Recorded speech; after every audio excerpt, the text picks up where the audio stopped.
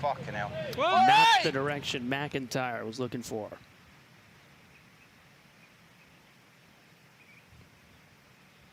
And that is trouble. That is trouble. He let us know what he thought of that tee shot.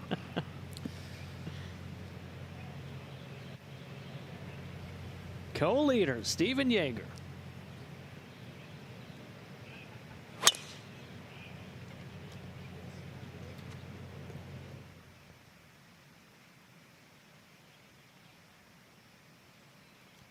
Oh boy. There is a fairway there somewhere.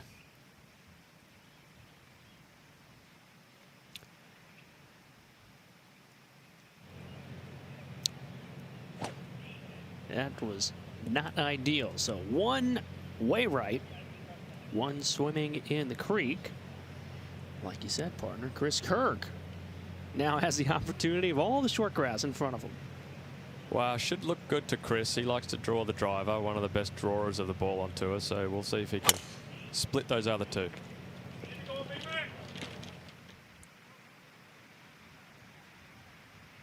Job done. Rinse and repeat.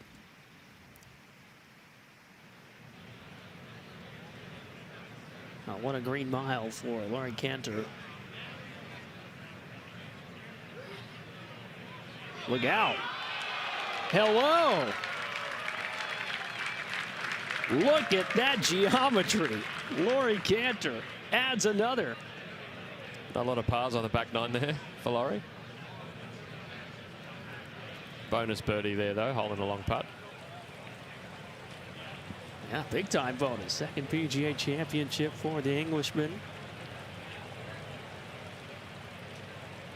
Up on the 18th green.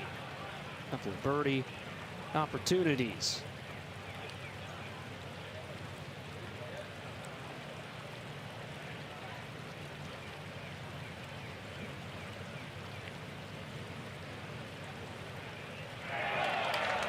Good way to finish for Michael Kim. Always nice to birdie the last. That's a great finish on this golf course. 4 under in the last 5. A lot of people will be buying that one later in the week.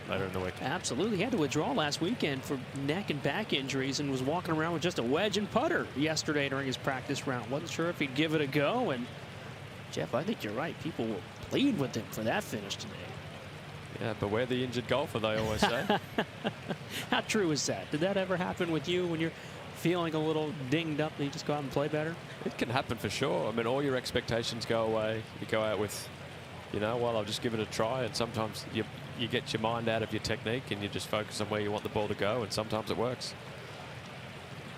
Thomas Dietrich to join the birdie party.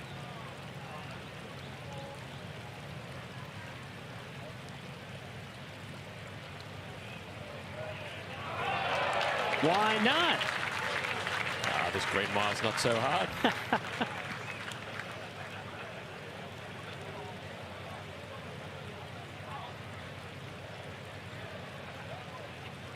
There will not be many groups that walk through 18 with a clean sweep. Harris English, don't mess this up, partner.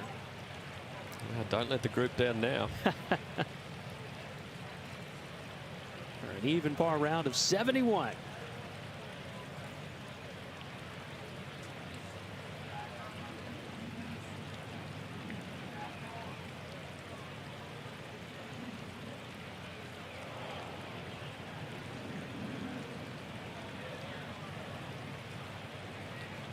Always makes it harder to make your putt when the two in front of you make theirs. You hit the best shot in there. They put all the pressure on you. Shame. You still take 4 on 18 every time, though. Absolutely. When you look at today, now that we're starting to get some rounds completed, what's a good score in your mind, Jeff? If you're one of the players going out this afternoon, if you're Harris English, is 72 okay at the end of the day? I think so, yeah. I think anything around even par. You'd love to be under par. You're still looking at where Scotty Scheffler is, where Xander is, where McIlroy is, the guys who you would expect to be there towards the end of the tournament, and they're all around that number. Scotty's 1 under par. Siwoo Kim at the 17th.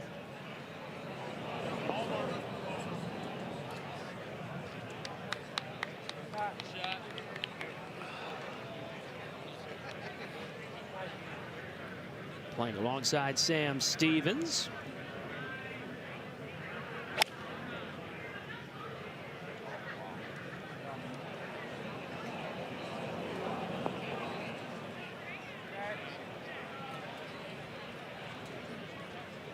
Good start to the week for Sam Stevens.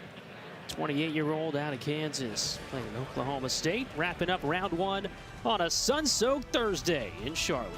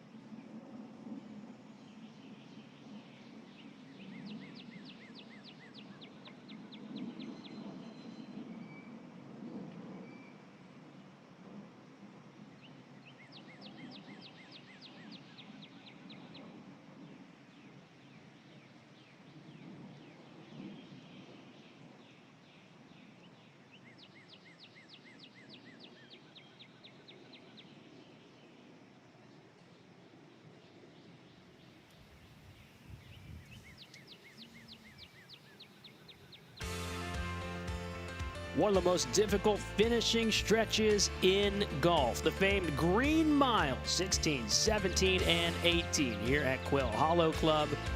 Jeff, it does not take long to crunch the numbers and realize this is really hard. This is a tough stretch of golf, yeah. I mean, 14, 15, you've got a chance to sort of, the last 2 chances on the course to make your score, and then you face 530 yards on 16. 17 super tough, and then 18. We find Robert McIntyre in the fairway bunker. Good break to end up in the bunker off the tee. It's going to be tricky from there, but that's a pretty good result out of the fairway bunker. All things considered, with how disgusted he was on the tee shot. Right side of the fairway.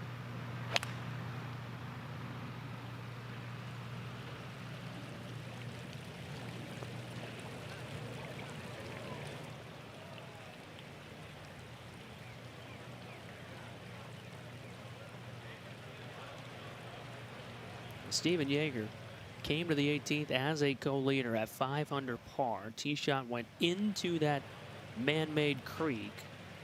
And so he is taking a drop here. Ball will be severely below the feet of the right-handed golfer. Get any easier here, Jeff? There's not a lot good about this situation, I don't think. Ball below the feet, really tough. He is getting to place the ball because it was rolling into the hazard, so hopefully the ball's not sitting too bad. The rough looks okay. He should be able to get this somewhat near the green, but very awkward. You can see how difficult it is just walking up that hill. It's going to be a tough shot. Got to be careful with the heel of the club catching on the swing. The ball could go a long way to the left, and with water on the left, you don't really want that.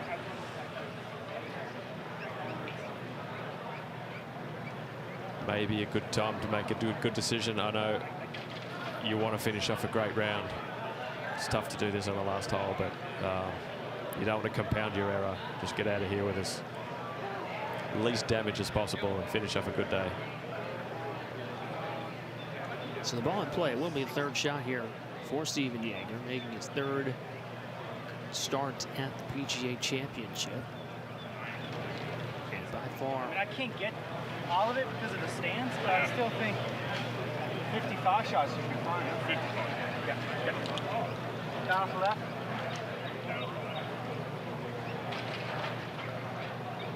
his best start in a major championship.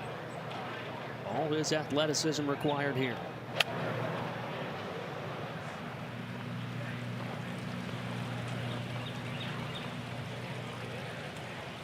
predictable result. As I said, you got to guard against the club turning over on a slope like that. So front right bunker, it's not a great spot. It's going to be really difficult up and down from there, but hopefully you can do that and finish off a good day. I'll be able to minimize that damage and join the group of 67s that have been posted. Meanwhile, a 17, couple long-range looks for Sam Stevens and Siwoo Kim. It is Stevens first for birdie.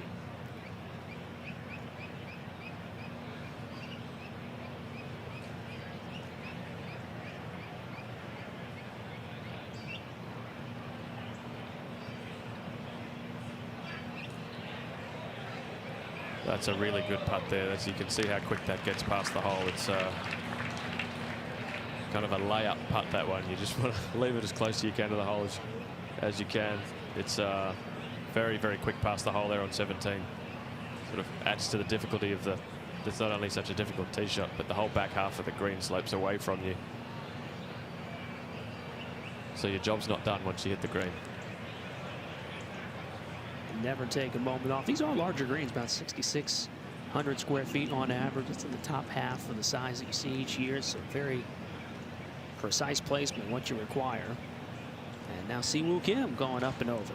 Siwoo out with the long putter. You never know which putter he's going to bring out onto the golf course, Siwoo. Seems to make any of them work, though.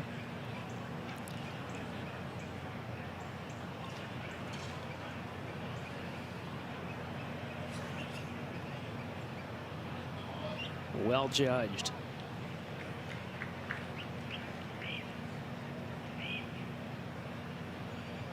'29-year-old South Korean that plays with so much energy and will likely leave with a par there in the heart of the Green Mile.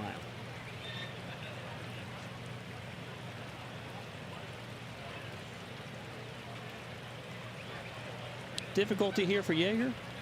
Yeah, this is not max difficulty, but very tough. There's a ridge, probably 10, 15 feet short of the hole. I'll let McIntyre go.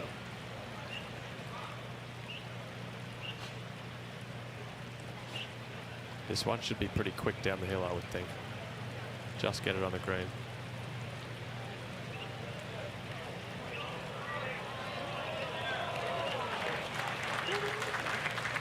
Well, he's going to get away with a par after that tee shot. He's very happy with that.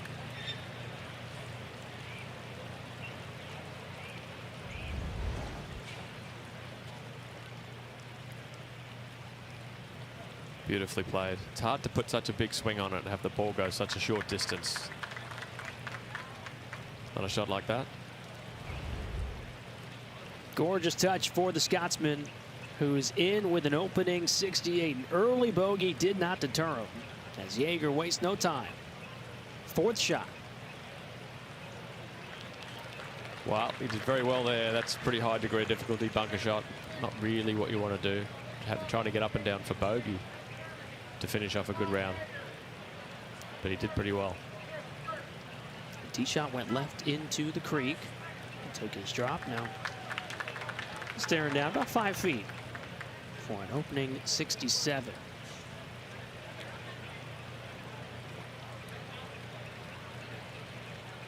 Putter in hand for Chris Kirk. Trying to steal a birdie.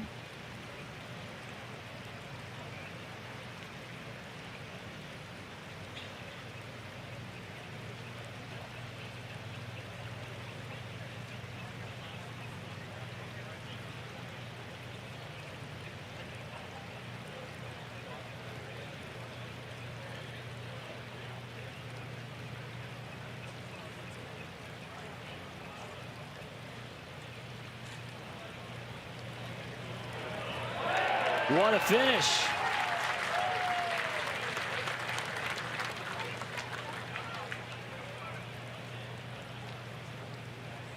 Chris Kirk picks one up. His lone back nine birdie at the difficult par 4 18. Well, for its reputation, we've seen a lot of birdies on 18 the last few groups. I think you're the good luck charm. Maybe, maybe. They knew Jeff was tagging in. It was time to pour in some putts. It's time to show off a little bit.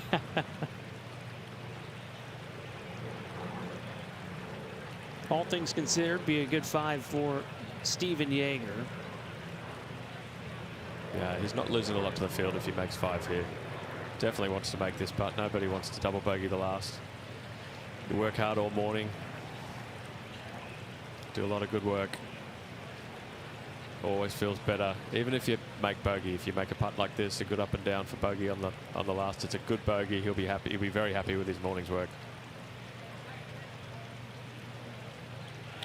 Dead center for Steven Jaeger, an opening round 67 for the 35-year-old German. His 10th major championship appearance, his lowest ever major round to begin the 107th PGA Championship in the house of 4 under.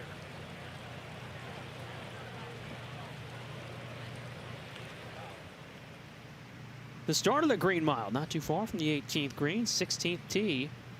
Harry Hall, the Englishman, 2 under. It's quite a wide fairway, 16, but it's such a tough tee shot because that bunker is right where you want to go. The fairway slopes a long way right to left, and it just pushes you to the further right than you want to go, and it's just a tough tee shot for a wide fairway. And you know you have to hit the ball really well because it's such a long hole. There are certainly bogeys out there at the end. So Ryan Gerard, the lone man standing at 5 under par, leading the way on Thursday at the PGA Championship.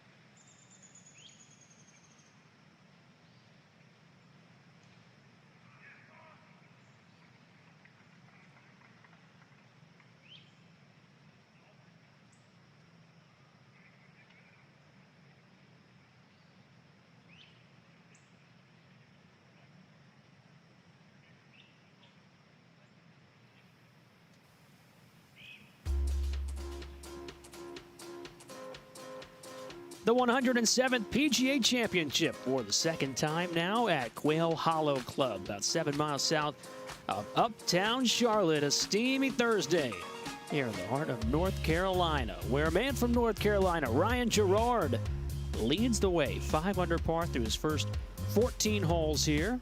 How about the captains, Keegan Bradley, Luke Donald playing well. Donald in with an early 67. Bradley wrapping up round 1 as well. Strong opening round for Ryan Fox, the New Zealander. Won last week in Myrtle Beach to punch his ticket to the PGA Championship. Alex Smalley was the last man in the field, and Steven Jaeger's made a bunch of birdies en route to that 67 he posted just a few minutes ago. We're hanging out here at the Green Mile. Harry Hall, the Englishman, 2 under as he arrives at the 16th. As more players this afternoon filter out onto the golf course, the strongest and deepest field we see each and every year, Jeff, and it's given us a lot of excitement here early. Lots of different styles of players on those first couple of pages. One of them we just saw, 1 under. It's Ben Griffin on 17T. Yeah, an interesting first day after such a wet early in the week. We've got perfect weather now on Thursday. Green Mile's been biting a little bit, but we've seen some success as well. Recently on 18, we've had some birdies. No birdies yet on 16. Good mix of players. All the talk before the tournament was long hitters only. We're going to do well here, but we've got a good mix. Luke Donald up there. Yeah. So it's obviously offering something for everybody. Lee Hodges lands aboard at the 17th. A long, difficult downhill par 3. That really illustrates the difficulty of 17, because that ball lands 3 or 4 yards further on. The ball goes all the way to the back of the green. Such a tough hole here to close. And the final man of this trio, Bobby Gates, one of the 20 PGA professionals. That's a beautiful looking ball flight there. Oh, Bobby. Beauty. Not so difficult at all. Beautiful shot. He landed it right where you have to get that forward bounce.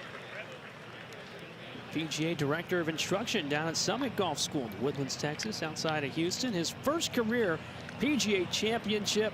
His first tee shot in competition play at the par 3 17th, and he stuffs it. Wow, Director of Instruction. I said book your lessons with him. That's he knows what he's doing. I think his rate just went up a little bit.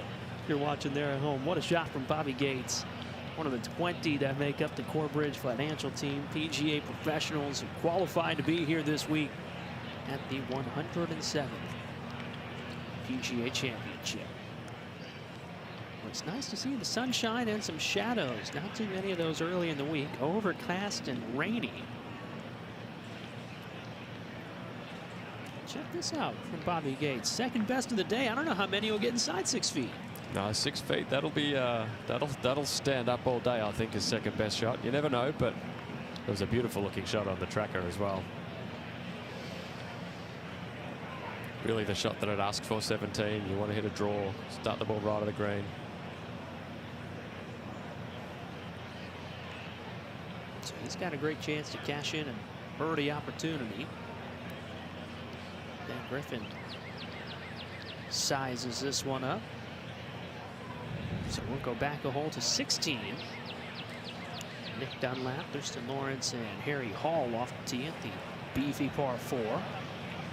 Yeah, 285 Nick Dunlap hit, and he's still got 241 to the hole.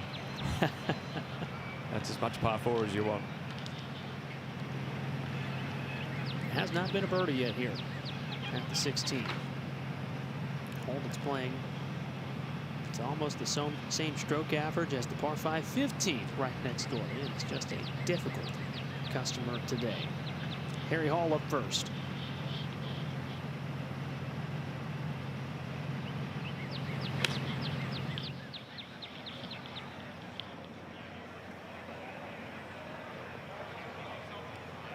That's a really good shot from there.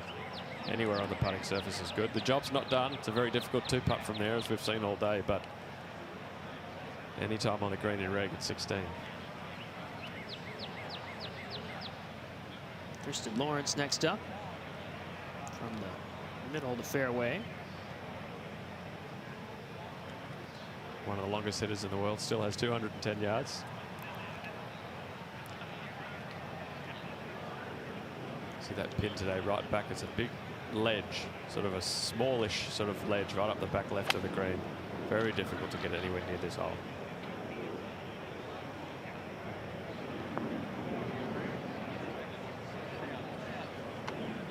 Almost. But that's what happens. You try to get it all the way back there, and the ball just gets repelled and goes over the green. Well, disappointment for the big hitting South African. Next door at 17, Ben Griffin second.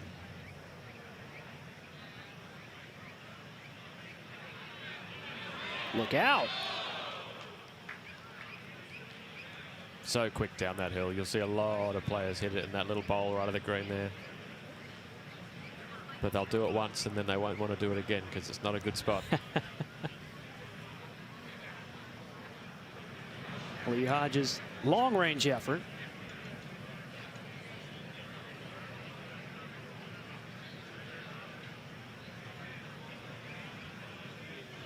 Might want to hit the brakes. Wow. It's a bit mean, isn't it? 230 yards, water on 3 sides of the green, and you put a big slope on it.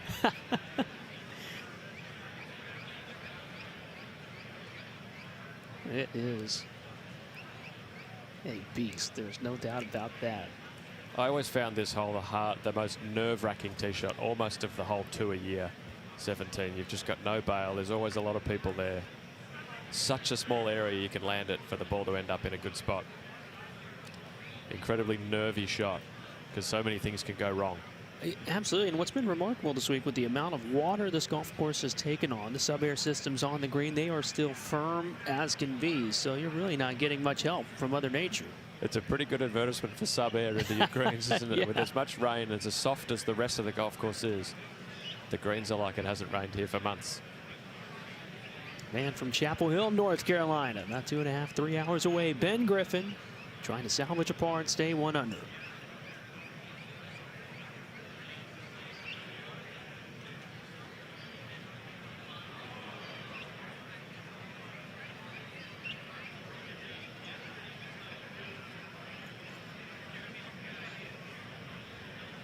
Another Green Mile casualty there, Ben Griffin.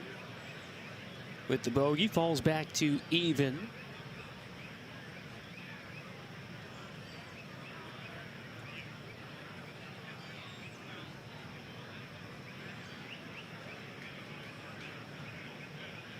Hodges, with his par effort, part of his game he's worked really hard on, has been the hiccup in his bag for a little bit, feeling more comfortable on and around the greens. All of his attention here, trying to get down to 2. There's always something in your bag you have to work on. And putting is so vital to your scorecard and your confidence level that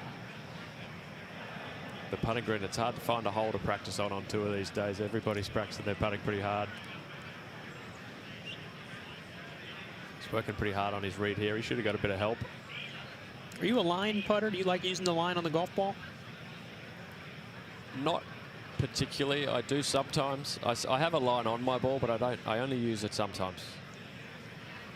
Well, and you make every putt you look at. You don't need the line, Jeff. Yeah. Sometimes I find my instinct is almost better than my eyes. But everyone has their way. There's guys who use the line and they're great putters, and there's guys who just have the blank ball and they're great putters too. One miss right, one miss left. Means the middle's open for Bobby Gates coming up. That is a bogey for Hodges. So he's 3 over with 1 hole left. Siwoo Kim, his tee shot went into the penalty area at the 18th, but now just trying to hack something up close.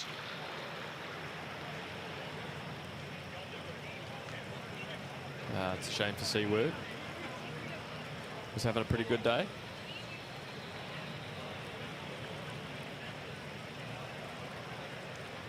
At least he's got hops. We know that. He's got hops. He's an athlete, Siwoo. Rico Hoey in the fairway.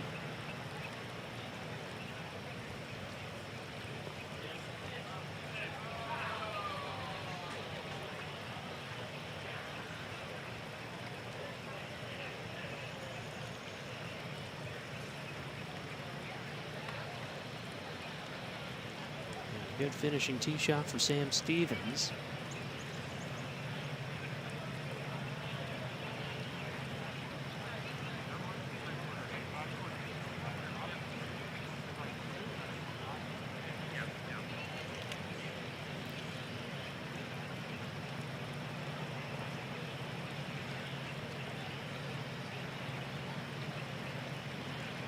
Good look for the middle of the fairway.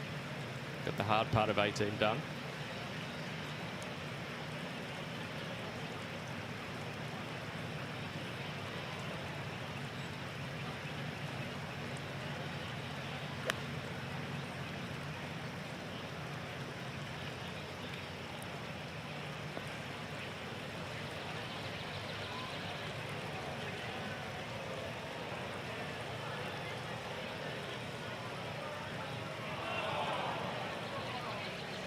Tough luck, perhaps, for Sam Stevens at the end. 16, Hall. Wow, from the putts I've seen on 16 today, that's one of the best efforts from down there. Very slow putt. Get it past the hole, he'll be coming back up the hill. After his tee shot, I get he's probably pretty happy to have 4 feet for par, I would have thought. So much can go wrong here. We saw the top 3 players in the world all make 6 here this morning. The green mile just magnifies your mistakes so much. There's plenty of hard holes in golf, but the last 3 holes here, it seems like you don't make bogeys, you make doubles and triples. 2 of the 3 toughest holes when the PGA Championship was here back in 2017 as well. It's the 4th for Siwoo Kim after his tee shots in the penalty area at 18.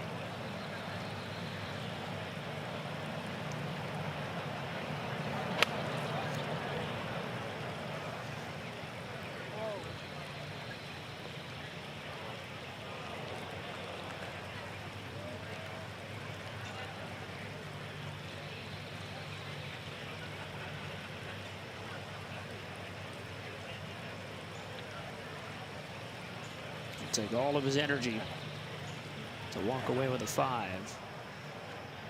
Kristen Lawrence, par putt, missed the green to the left.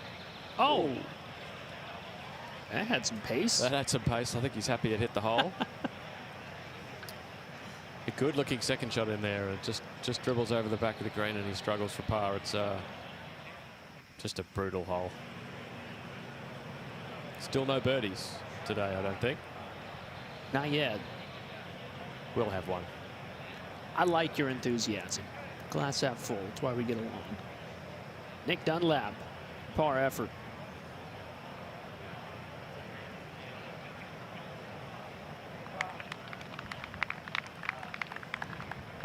It's a good solid save for Nick Dunlap.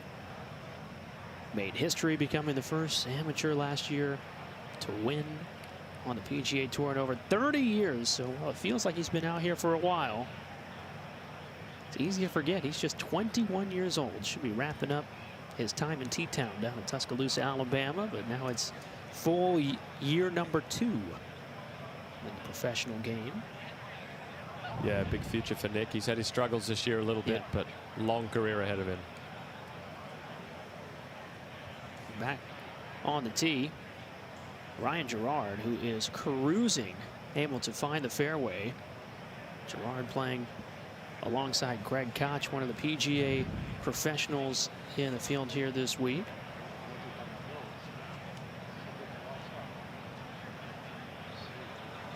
And wait on the green to clear. Gerard just made an eagle at the 15th, chipped in from long of the green to get to 7 under. So the lead right now is 3 shots for Ryan Gerard. Feels like he's almost playing a different golf course, but here we go, the start of the green mile.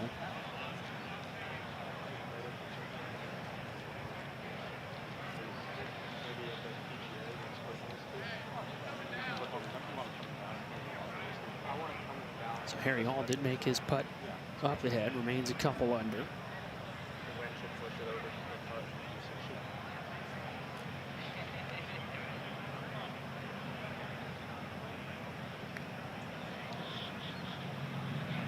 Third PGA Championship for Greg Koch, 39-year-old PGA assistant pro at the Ritz-Carlton Golf Club, Grand Lakes down in Orlando. And there is our leader, Ryan Gerard. 7 under par through his first 15 holes today. Just the 3rd major championship for Ryan Gerard, his first PGA Championship. With the presence of Yvette. Koch first.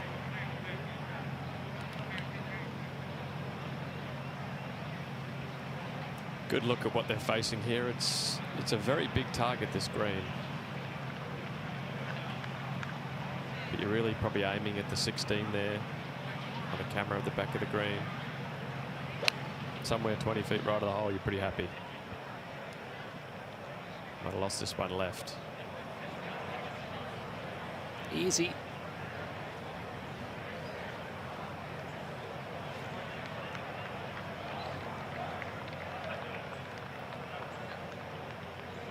Pretty much been cruise control today for Ryan Gerard. Check out that scorecard. A lot of circles that all add up to 7 under as he plays into the 16th.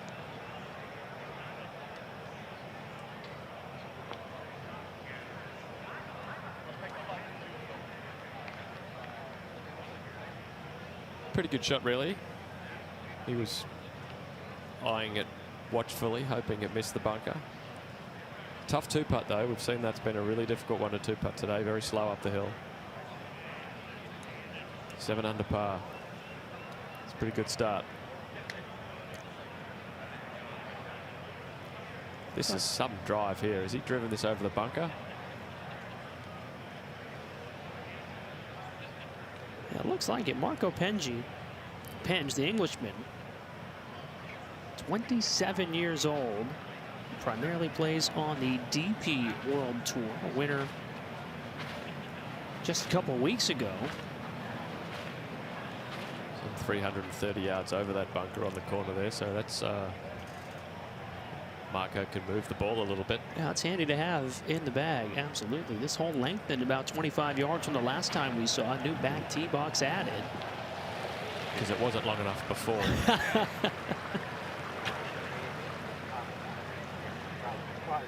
Big advantage to be able to carry it over that bunker. Early in the week, we didn't think we'd see anybody carry it over that bunker, but never underestimate how far some of these guys hit it these days.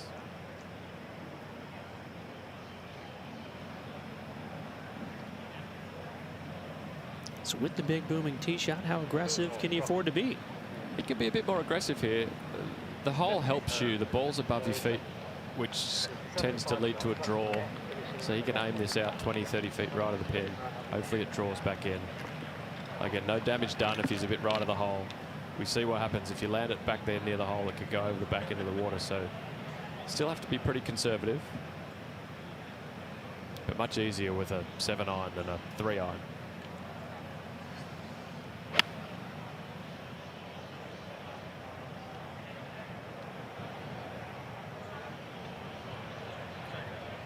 You won't be too happy with that one, I don't think.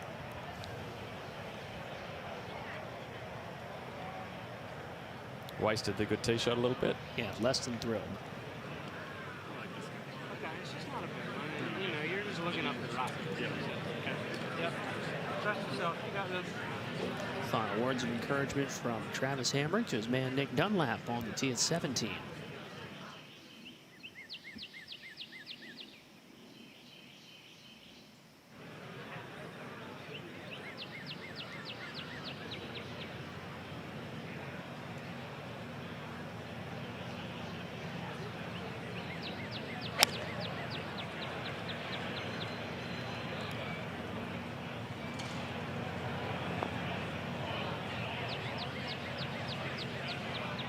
And now you see what happens. It just never wants to stop.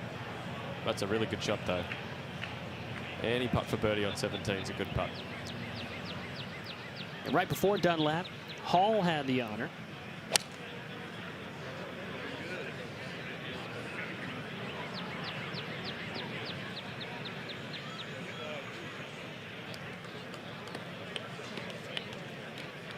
Very 90 win. No, it's not a ton of good right now. Big burly Englishman. Playing with the big hitting South African, 28-year-old Kristen Lawrence.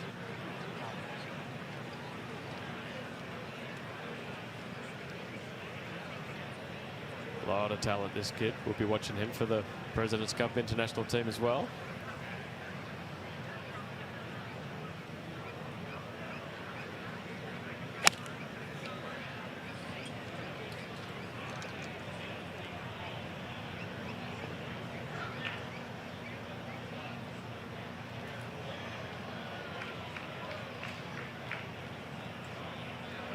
It's going to be a popular spot this week, I think, there.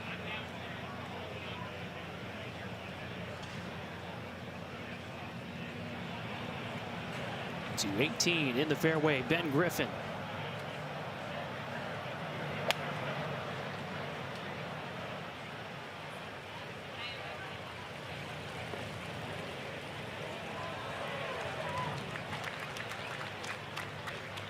Beautiful shot there for Ben. Starting to see a little whip in that flagstick. Not a whole lot of wind earlier today. Breeze kicking up a little. Plenty of under par rounds in progress right now. with all the rain this golf course has had, besides length, what's its biggest defense in round one? The defense is always the greens, I think. I mean, we all talk about the length of this golf course, and it is very long, and it is a big advantage to be long off the tee. But the greens are very difficult. That they're overseeded with Poa Trivialis this week, but the underlying Bermuda grass still has a grain that affects it quite strongly. Uphill putts are very slow, downhill putts are very fast. And if you get yourself above the hole in a lot of these holes, you're really just hoping to get the ball up and down. It's very difficult from above the hole. Penn still a long way away for his par. That is PGA professional Greg Koch. Just stay dry.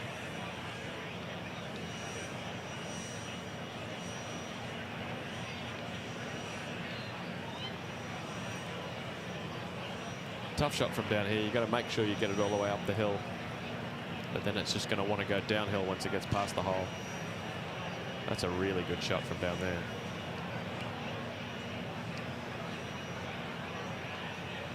"12 career starts on the PGA Tour for the assistant pro down at the Ritz-Carlton Golf Club in Orlando. A great chance to salvage his par. Well, check this out. Ryan Gerard, 7 under par. Jeff, thanks to a little greenside magic, his third at the par 5 15. Wow, this is a tough spot too. This is really quick. It's going to be braking pretty hard right to left at the end. In the hole indeed. Off the flagstick and down. When it's your day, it's your day. Great three. So Ryan Gerard leads the way by 3. 7 under par and a chance to stretch his lead.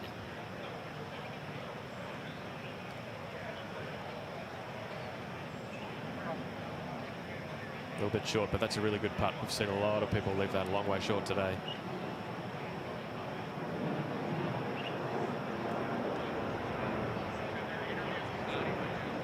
He is a North Carolina kid through and through. Born in Raleigh, played at Carolina.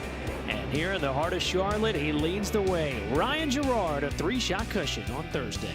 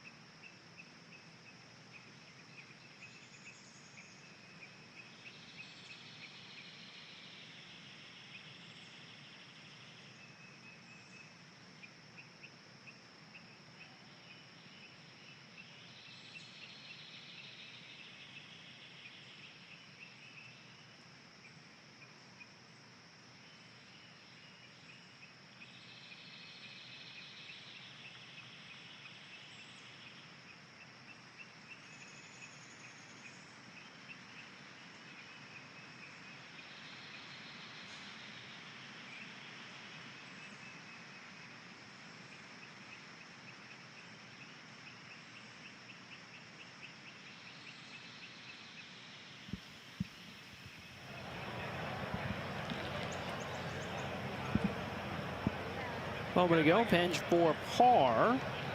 Pours it in. Wild made up for his bad second shot there. A 4's a 4. You write it on the card and you run to the next hole. Worthy of the smile as he heads to the par 3 17th. And now live with Ryan Gerard, our leader, trying to stay 7 under on what has been his day. Just 1 bogey on the card at the start of the Green Mile.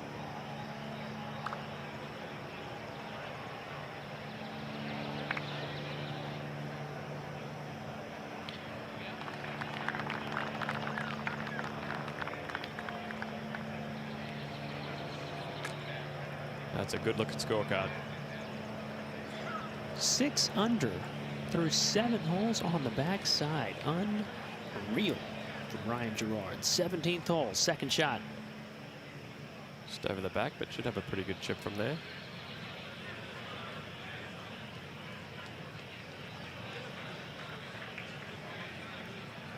Just a moment ago from the man out of Cornwall, England. And now Dunlap for birdie. Well, we saw what it does. Probably breaks a couple of feet left to right. One of the putts on 17, you can be a little bit aggressive back up the hill.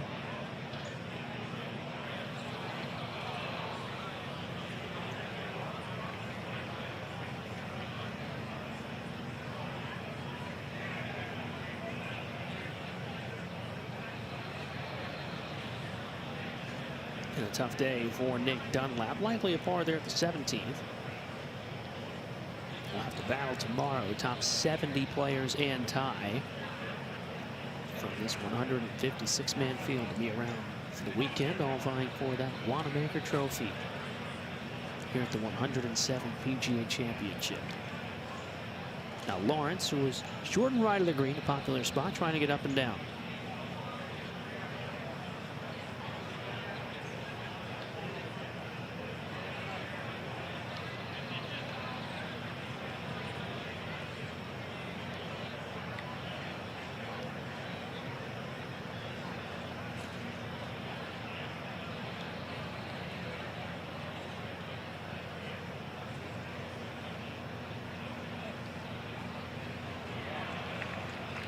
Nice up and down there. Left it in a spot where he could have an uphill putt.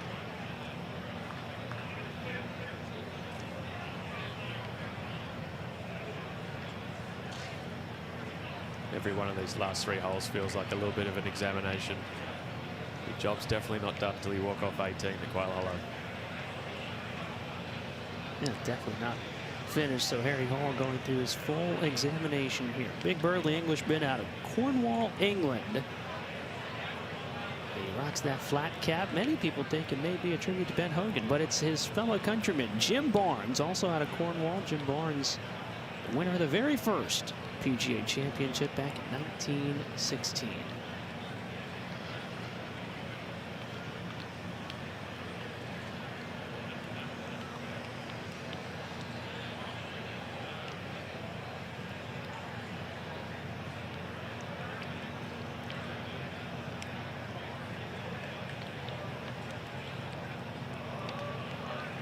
All the research on that putt worked out. Pretty stylish golfer, Harry Hall. If golf doesn't work out, I think Peaky Blinders will always have an opening for him. I like it. You got to pick your own style. Yeah, absolutely.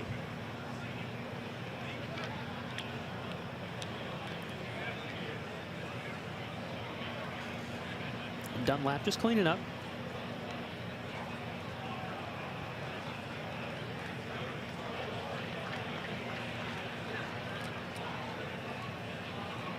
So Dunlap in with a 2-putt par, which clears the green for Ryan Gerard, our leader, making his way to this difficult par 3 17. Just got to step up and hit a big boy shot, Jeff. You just got to step up. That's right. As I said, this is a very nervous tee shot. There's nowhere good to miss this hole. Short left, long, all in the water. Right's a very difficult up and down. So you've just got to stand up. It's a 4 or a 5 iron for most of these guys. Maybe a 6 for the long guys.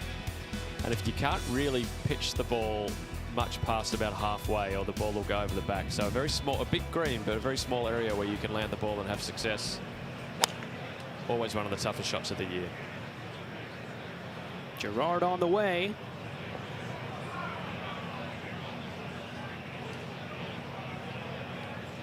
And a very popular miss on 17 over to the right there. Pretty tricky from over there, though. The chip, you've got to go up the bank and then very quick down the hill.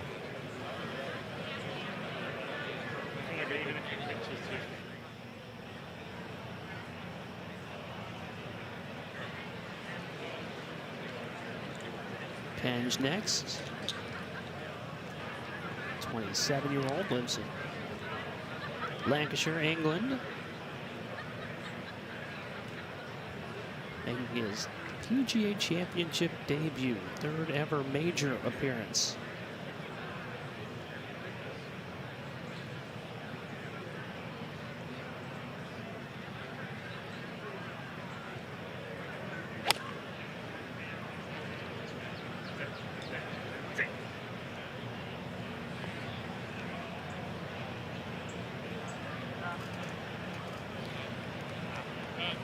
Pretty good shot. He was begging for it to sit. He knows anything that lands in the middle of this green can run into trouble. Yeah, absolutely. Anything left of the hole and anything sort of much past the middle of the green, it just hits and it scoots and it goes all the way over the back.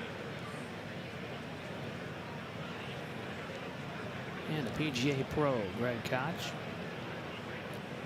Four-time North Florida PGA Player of the Year in his section.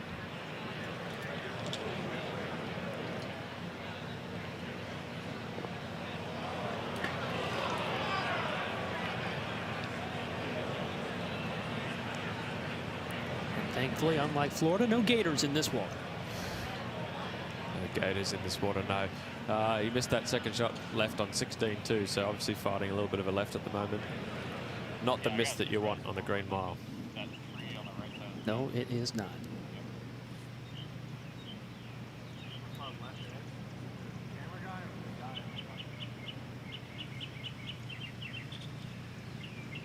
It's the guy in the white.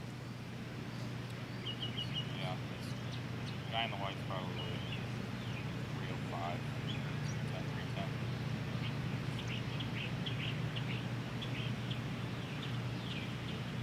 Keith Mitchell crunching the numbers. Now see a bunch of groups beginning their round. So just the 7th hole today, off to a good start. 2 under through his first 6. Yeah, he's been playing well, Keith. He's such a beautiful ball striker. Drives the ball great. Not sure what numbers you have to crunch here on 16. Just did a long one. Come on, Win. Hold it.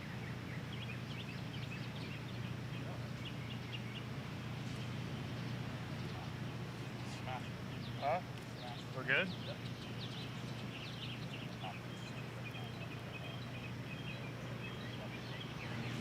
It's pretty muted for Keith. Usually more buttons are undone. Yeah, he runs a little bit of style too. Old school visor. Yes, he does. Cashmere Keith. Harry Hall at 18. Picking up the tee is always a good sign. Yeah. That was pretty. That was a beautiful drive. Par 5. Yeah. I love that. 17-8, 16, 17 and more about the second shots. 18's definitely mostly about the tee shot. If you can find this fairway. Which Nick Dunlap does not. Maybe left of the creek. Left of everything. He'll get a drop out there a little bit to the right because of that grandstand. But that was a long way left.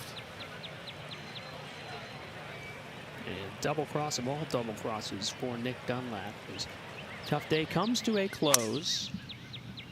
Stay right. Bob Sowards, PGA professional at 16. 56-year-old getting it out there. Found the fairway.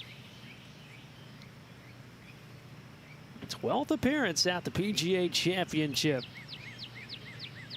For the director of instruction at Kinsale Golf and Fitness Club out in Powell, Ohio. We know they're all watching Bob out here. I was watching Bob on the range. Lots of head covers, practicing the long medals. He knows that this is a big test for him the next few days. Such a cool deal they get to play in this tournament. All the members at home that'll be tuning in. Very exciting to see their local man come out and play against the big boys in the PGA. Always been a cool part of this tournament. It absolutely is, and it's always great when we get some of those Cinderella stories. Michael Block a few years ago, T15 at Oak Hill, become an everyday man's hero. And who knows, maybe one of those will unfold here this week. But right now, this day has belonged to Ryan Gerard. He is 7 under par, 6 under on the backside alone, and he's got the putter in hand. You like this play, Jeff? Well, it's certainly an option. Looks like he's a little bit on the downslope, but so it's probably the the safest choice, I think, from here. These fringes are cut, these surrounds and approaches are cut so tight this week. If you're not feeling 100% with a bit of loft in your hand, putter's always a safe go. This is a tricky one to hit with loft, so putting is usually, your worst putt is always better than your worst chip. And especially when you're 7 under, the hands are probably not feeling quite like they were at the start of the day. Pretty good choice, but we'll see. It's going to be slow up the hill and then get fast when it gets near the hole.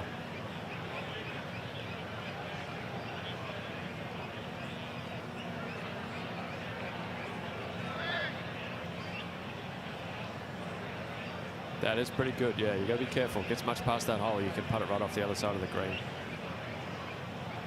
Maybe part of the hesitation as well on why he didn't want to go with the wedge, blast something by. Yeah, when the fringes are so tight, putting is very attractive. Yeah, especially when you've got to be feeling it a little bit. 3 shots in front in the PGA. It's usually the safest choice to hit the putt. Might be not the funnest choice, but it feels very comfortable in the hand. You get to take the strike. You don't have to worry about a bad strike. You know you're going to strike the putter pretty well. It's just picking the speed. Most things have gone well today for Ryan Gerard, low man on the golf course, wrapping up round 1. Penge now for birdie.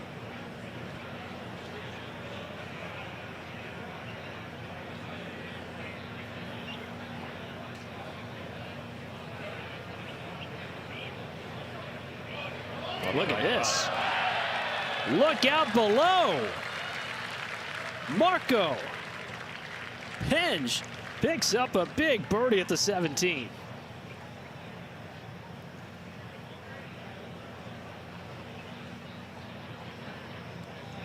.49-footer goes down for the Englishman.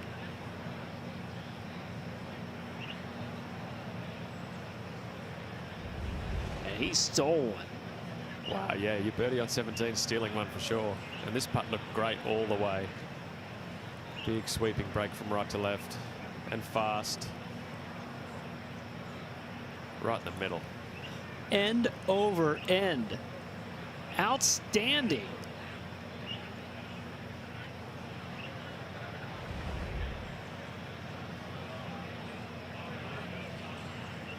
Penge a couple under with 1 hole left now. Koch went into the water off the tee, head up to the drop zone, about 135 yards from there. Knocked his wedge by the hole, this for bogey.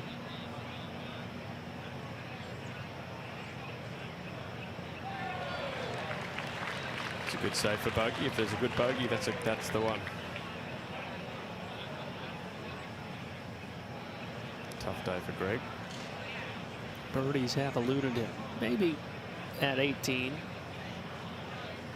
Always a difficult end there. And now Gerard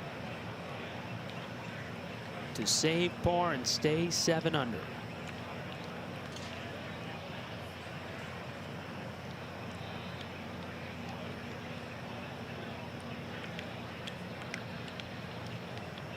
Can't get too aggressive with this one. It's very easy to hit this one 3 or 4 feet past the hole, so he kind of just has to dribble this one into the front of the hole.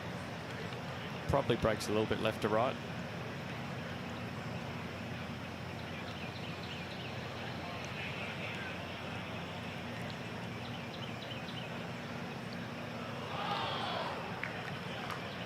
First back 9 blemish, yeah. Yeah. He held his attention.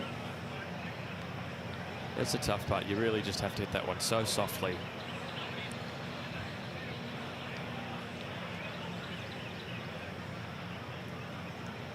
First blemish, but the green mile's going to catch a few people out. Very difficult to come through unscathed on these last 3 holes.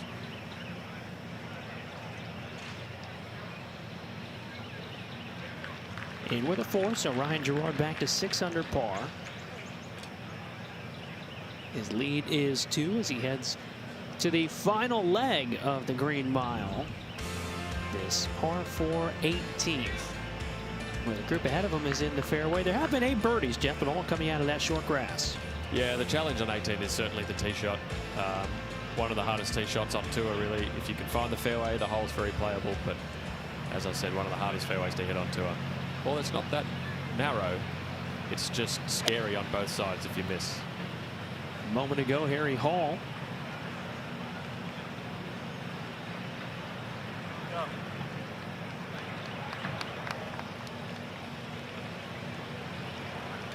He'll be sort of satisfied with that. So Nick Dunlap got everything sorted out. Relief taken. His second shot from way left.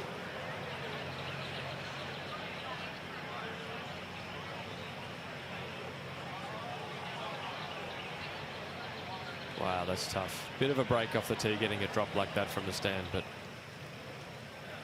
just wants to go left on the 18th. Sort of sums up the day for Nick Dunlap. Big tee shot for Lawrence. If you haven't seen him play before, he hits it miles. He hits it a country mile. Strong young man. A lot of big future for this kid. Very talented player.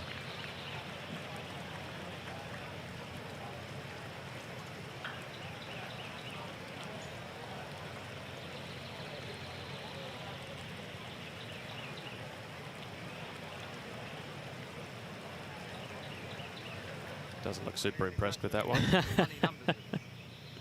Biggest part of the fairway. It's the most neutral shape in the bag. You know what I mean? I'm hitting the draw off the edge of the track. You're bringing it flat down, yeah? Yeah. You're hitting stinger. So Penge Yep, you've got wind out the left. looking for his optimal flight here on the 18th. Yeah, you can see there that there's a little bit of a diagonal that you're hitting onto. It's not straight down the fairway, so you sort of got to take a little bit of the creek on. You want to aim it out towards that right bunker, but you know you're not going to be able to hit the green from that right bunker, generally speaking. So you sort of have to take the water on, hit a really good shot. The hole's still 496 yards, so it's still 2 pretty big hits to get it there in 2. So just a hole you have to get out your driver and hit it well. And this almost looks like it may be a mini driver gaining popularity now. It does. Well, we did see him hit the ball over the bunker on the 16th, so I think Marco's a pretty long hitter. Big advantage to be able to take less than driver here.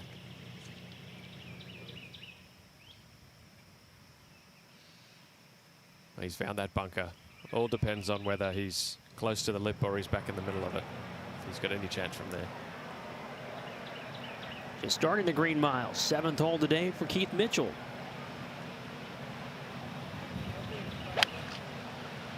Aiming a long way right, trying to hit a draw in there, it looks like.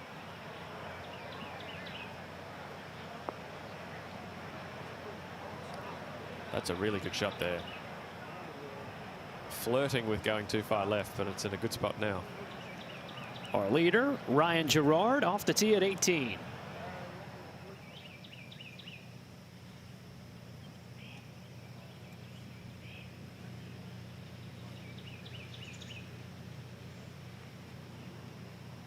Once again, it'll depend on where he is in that bunker. Up the back of the bunker, you've got some chance, but they're very firm bunkers after all the rain, so the ball tends to run towards the front. The Canadian Adam Hadwin, 16th fairway.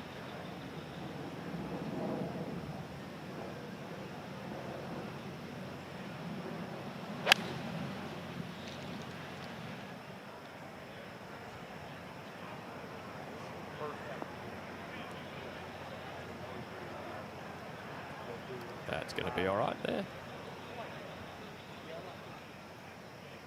Breeze picking up here on Thursday afternoon, the first round of the 107th PGA Championship from the famed Quail Hollow Club.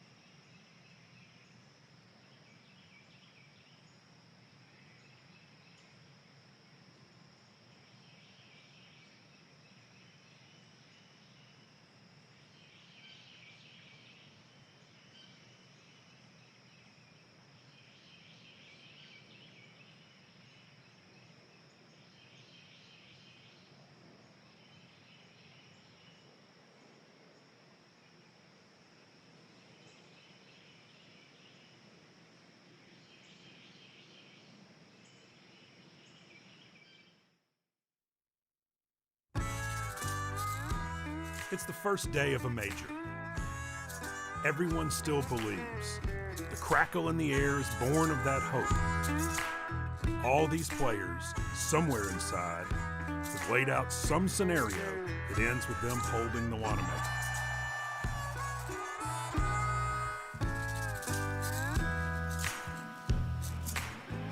Who will hoist that Wanamaker Trophy come Sunday night in Charlotte? Will it be Harry Hall? This would be an opening round 68. The lacked a little giddy up. Yeah, putting up a pretty steep slope there. It's like a little tier in the middle of the green there on 18, so a little bit of work to do.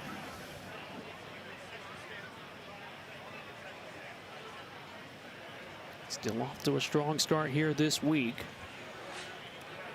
where Ryan Gerard, the leader, makes his way up the 18th fairway. He did find that right-hand fairway bunker. All location dependent here, like you outlined, Jeff. But here, Ryan Gerard just making your first back nine bogey. How do you avoid compounding damage at the end of what's been a really good day?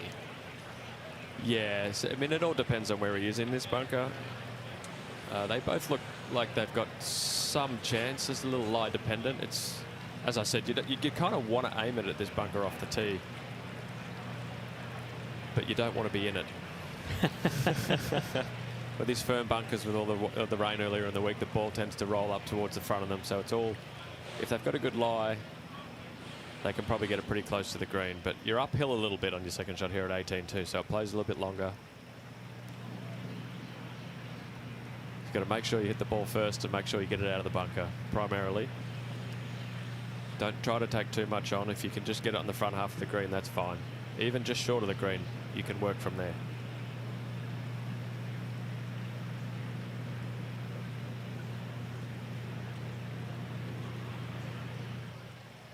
So Penge, the Englishman, in there first. He just made a big bonus birdie. Almost a 50-footer went down at the par 3 17th. And while they assess things at 18, we'll go to 16. Adam Hadwin pitching his third. Nice shot, Adam. Very tidy player, Adam Hadwin.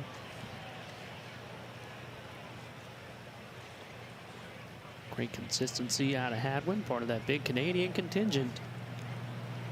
Another International President's Cup player. Yes, he is. Past. We're hoping to see him in Medina next year.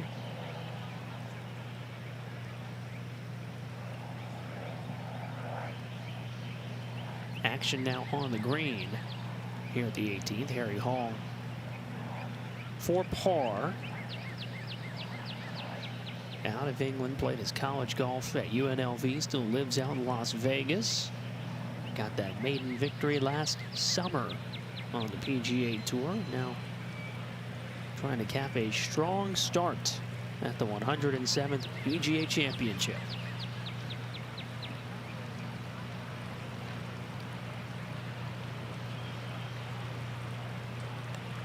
Nice putt. That makes lunch taste a little bit better.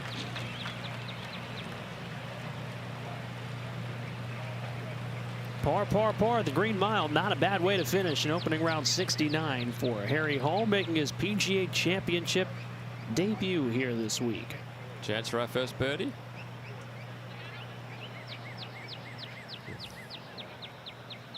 Nearly. Great try, though. He'll take a 4. Yes, he will. And run to 17. 16th hole, pitching a shutout so far.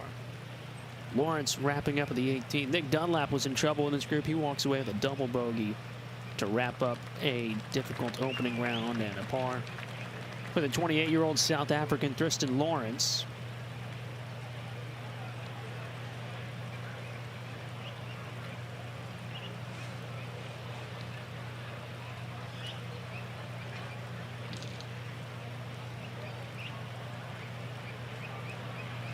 Which will clear the way for our leaders group. Ryan Gerard in the fairway bunker alongside Marco Penge. The lip an issue here at all?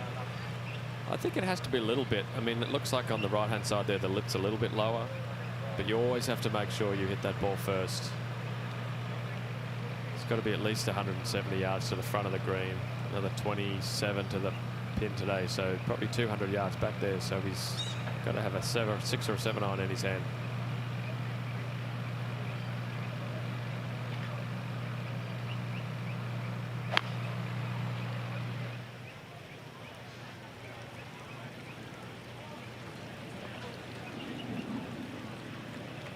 All in all, pretty good there. Anywhere putting after being in that bunker, you're pretty happy with that.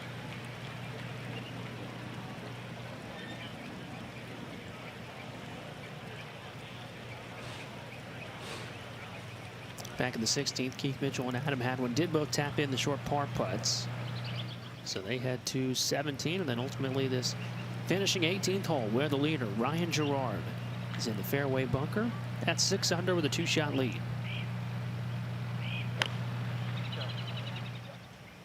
Looks like he hit the face of the bunker on the way out. No real damage done, but not how he wants to finish his round. We'll see if he can get it up and down to finish off his 6 under.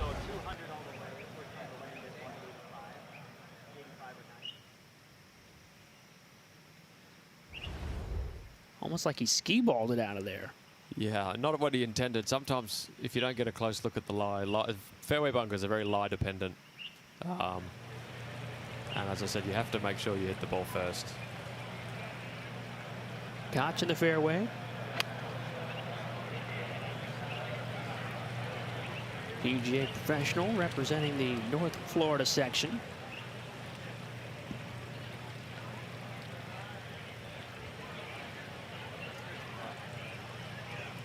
What's going through your mind here if you're Ryan Gerard? Obviously, it's only Thursday, right? But feels like it's easy to get ahead of yourself and make a bigger number than you should, maybe. For sure. It's tough finishing on this course any day of the week, but when you're leading the PGA for the first time, it's tough to bring it in. He's had a great day. Hopefully you can get this one up and down. No real damage done on that second shot. As I said, that all the trouble's off the tee on this hole, and you hit it in the bunker and you complicate the hole quite a lot. But he can get this one up and down. He'll get a good number. Hopefully his head's probably spinning a little bit, but take his time. Get a good number. Try to give himself just give me a good putt for par is really all you're looking for. As you say, don't compound the error. But things start moving very fast in your own brain when you're leading major championships. Sometimes it's hard to have your head not run away with you. Well, you've won a major. How'd you slow things down? Wow, they're going very fast. Yeah, I don't know. I don't know how. Sometimes I don't know how I made it work. It just happened, you know. But I'd been a little bit accustomed. I'd been in the mix a few times, and I think the first few times you get in the picture in these big tournaments, it takes you by surprise about how much more nervous and how much more pressure you feel than a normal tournament. And for most normal players, it takes a few times to experience that, to get a bit more comfortable. By that time, I was a little bit more comfortable, I think. But you still, it feels a lot different on the inside than it looks on the outside. Just the 7th major championship round for Ryan Gerard, his PGA Championship debut here this week. Beating everybody so far at his 3rd shot into his final hole today.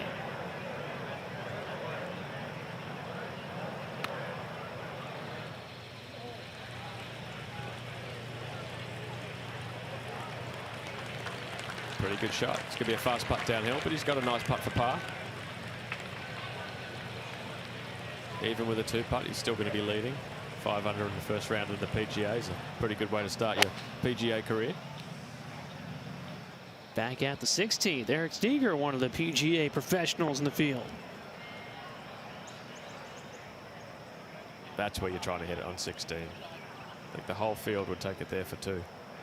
First career major appearance this week for Eric Steger, PGA golf instructor, repping Pebblebrook Golf Club out of Noblesville in Indiana.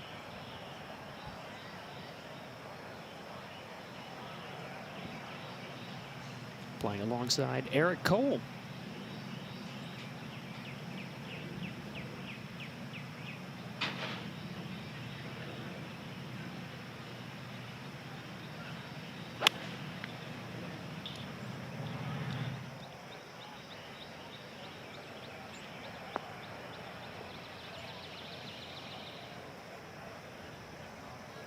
Another very good shot. Yeah. Pin high in 2, uphill putt. Maybe we can take the lid off the birdies on 16 in this group. I hope so. 16th hole has been a brute. Eric Cole, PGA Tour Rookie of the Year a couple seasons back, has an opportunity to be the first maybe. The Aussie Cam Davis out of position. He might choose to hit this one off the path, because that might be a better option than dropping it in the pine straw there, which will be interesting to watch.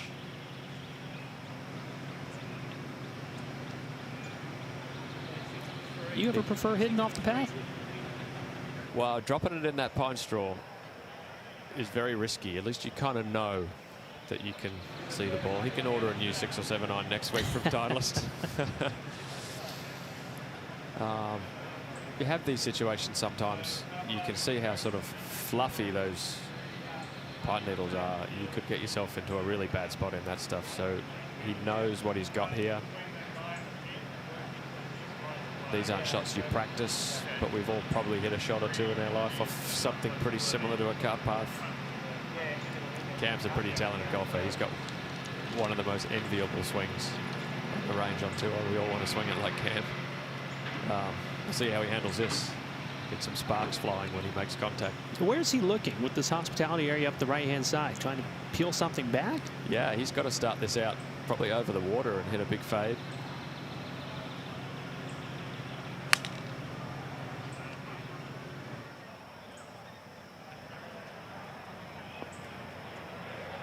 And all in all, that's a really good result from there. I think he'd be very happy with that. Cam Davis, the hands and the athleticism. Now a chance to get up and down. 18th hole, Koch is first.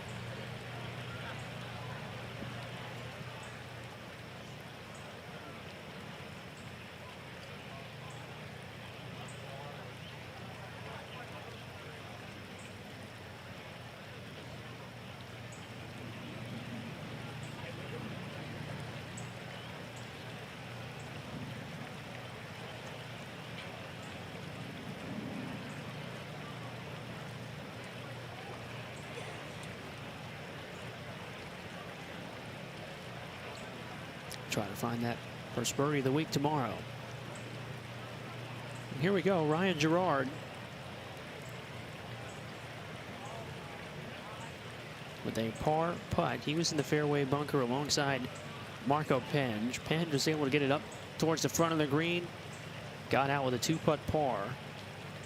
Gerard caught the top of the bunker. And from inside 100 yards, wedged it above the cup. A chance to post 6 under and sign for an opening 65. Very quick putt, this one.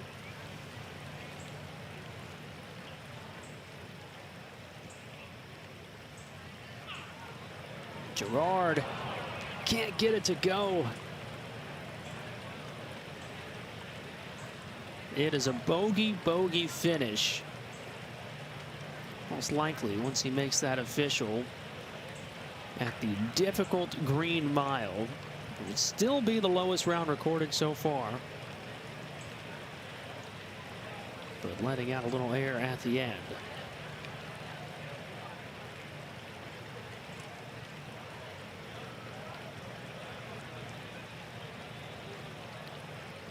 Koch wrapping up here.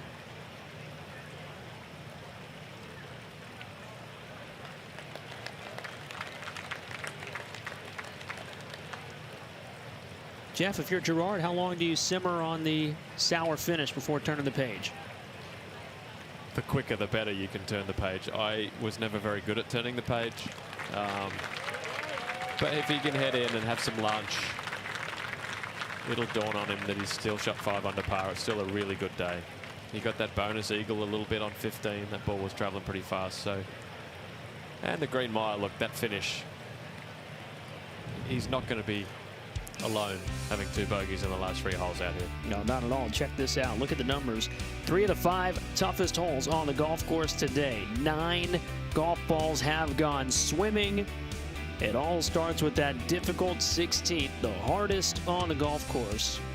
And of course, 17 and 18, no bargains either. Par 3 in the heart of the Green Mile, 17, where we find Keith Mitchell.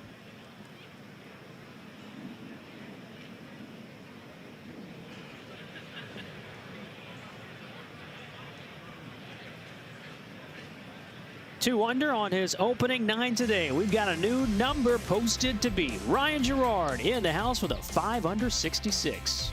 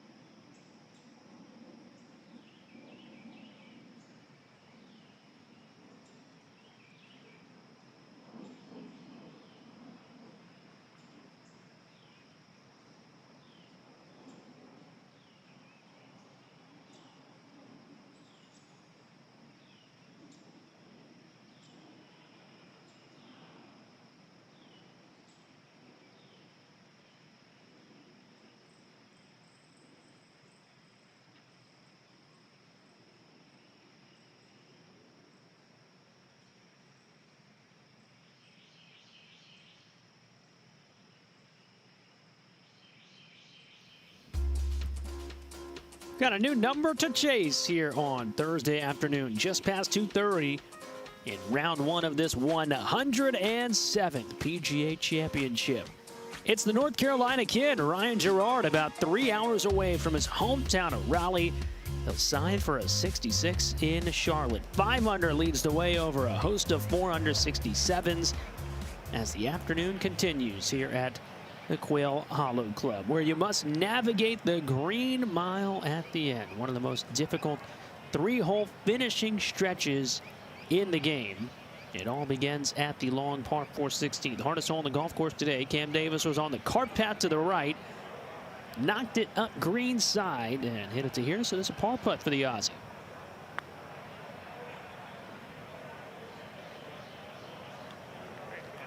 Ho-hum 4.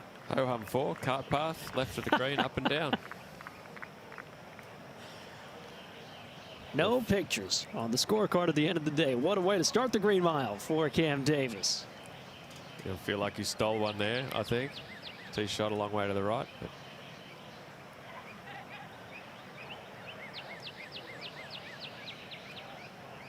Eric Cole found the green, trying to make par the more traditional way, 2 putt from 30 feet if it goes down.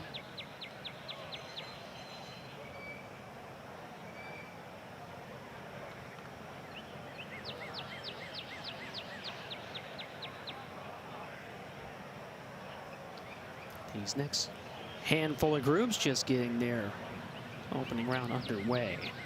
So it's the 8th hole of round 1 for Adam Hadwin and company. Green side at the 17th. now this is a difficult shot. Found himself into the first cut of rough. Has to take the loft this time. Can't do the putter from there. Has to fly this on the green, and once it gets on there, it's going to be very quick.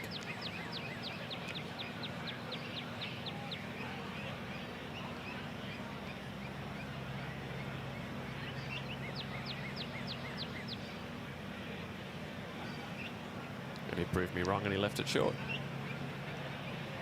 Very fine line here between leaving that shot short and hitting it well past the hole. Will leave plenty of work for par for the Canadian, Adam Hadwin. Playing his 9th PGA Championship here this week. Missed the cut when we were at Quail Hollow back in 2017.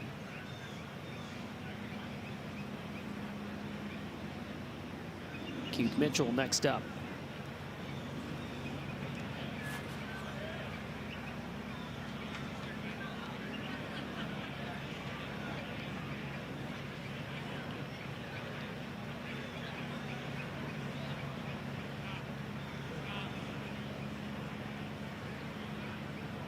Beautiful short game, Keith, usually, but as you can see how quick that gets past the hole. No easy shots here on 17.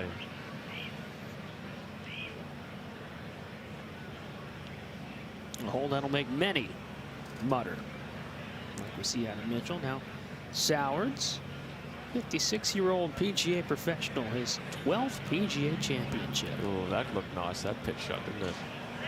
Oh, yes, it did.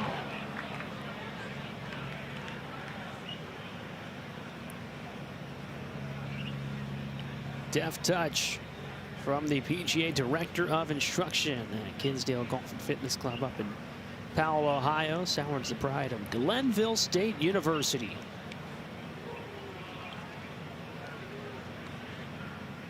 Nearing 30 years since he played in his first PGA Championship back in 1997.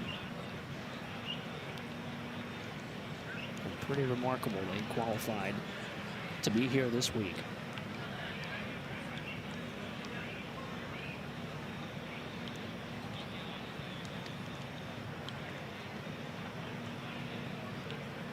Adam Hadwin sizing up a par putt.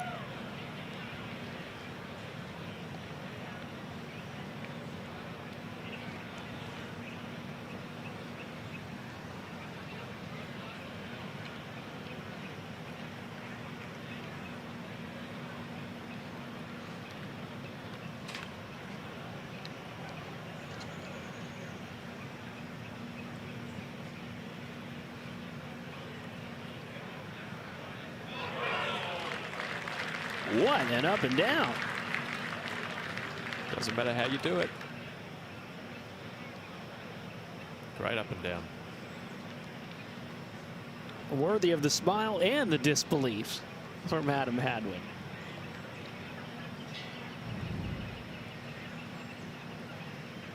Back at the 16th.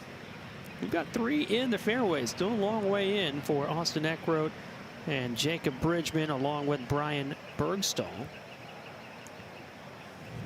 It's the Oklahoma State Cowboy, Austin Eckroat, first to let it rip.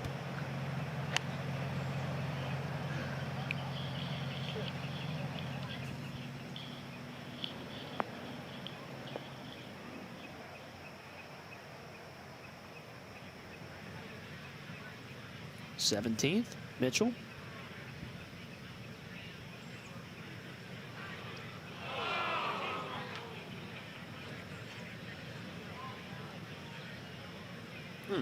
Frustrating bogey. It looked like he had a pretty good putt there. Very aggressive. He's been the 18-hole leader 3 times already this year. Keith Mitchell has gotten off to red-hot starts in 2025, but it's been about keeping that momentum. See if the trend continues. Tidy up and down there from the pro, Sowards.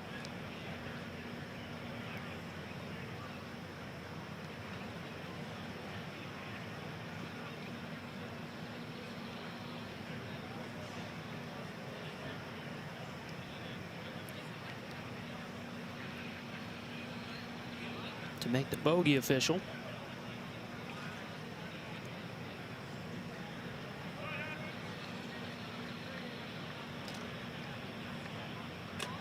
Looks less than pleased.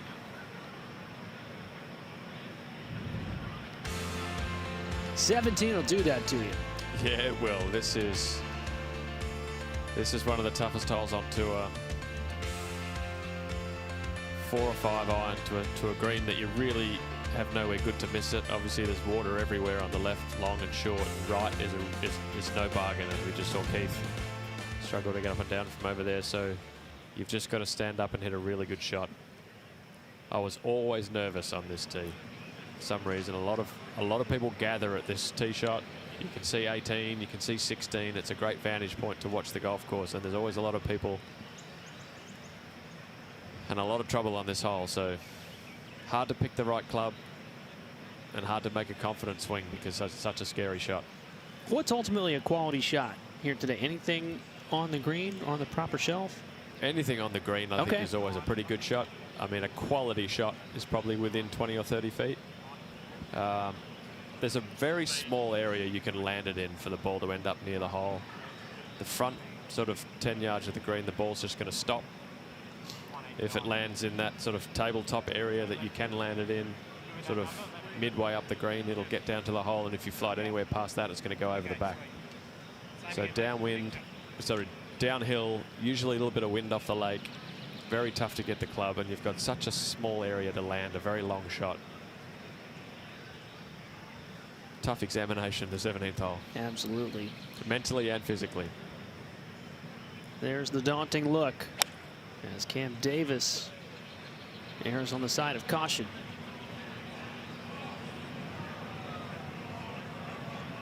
And that's always a very popular miss here.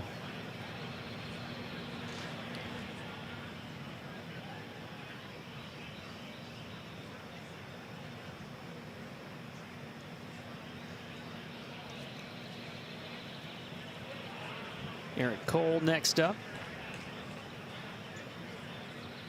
See a lot of players now tucking their shirt sleeve under their armpit, kind of like he did there. What are they trying to achieve?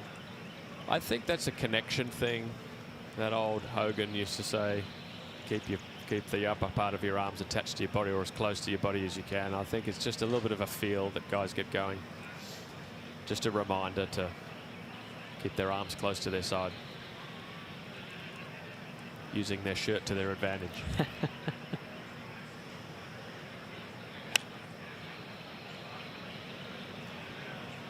Trying to hit a big draw in there.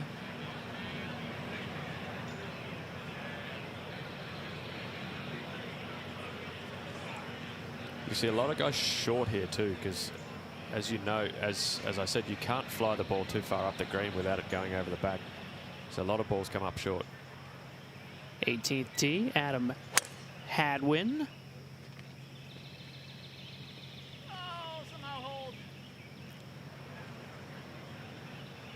Golf ball listened. Always nice when it does that. Doesn't always. Back to 17 on the tee with Eric Steger, 36-year-old PGA professional.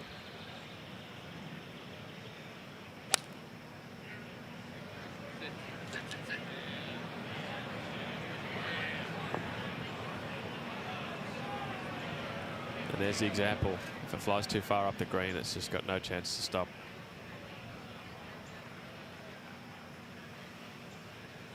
Spectators around this green probably wonder why everyone's finding it so hard to hit it close to the hole. But always easy to be that armchair quarterback.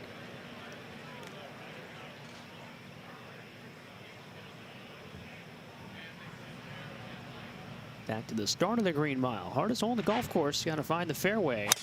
Great start for J.J. Spawn.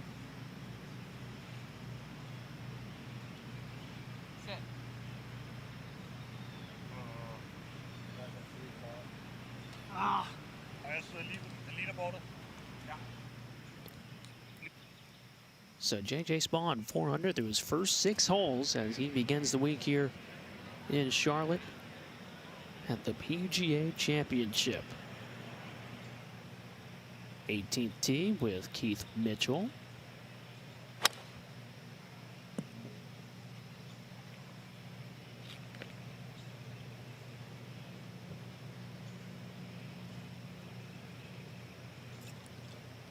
Keith going through it a little bit at the moment.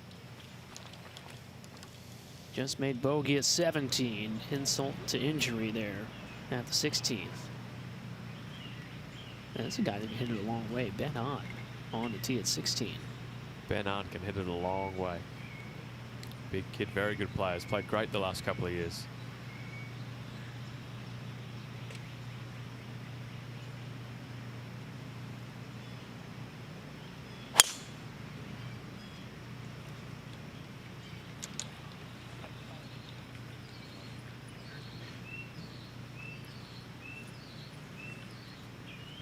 That's going to be a fun one to watch.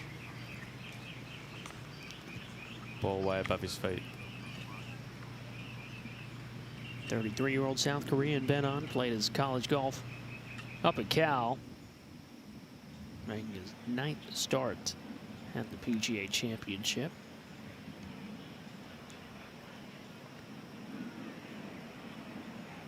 That's Austin Eckroat going through it a little. Start the green mile. This is a bogey putt at 16. Okay.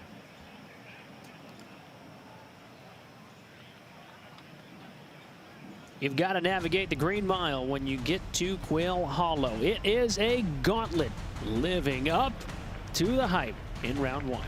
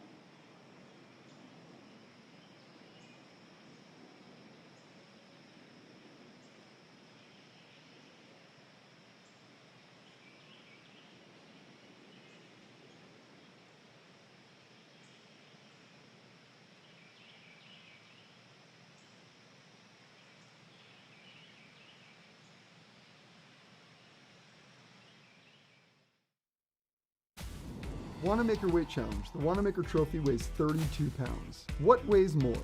The Wanamaker Trophy, or this is a perfect one for you, an average 2-year-old child.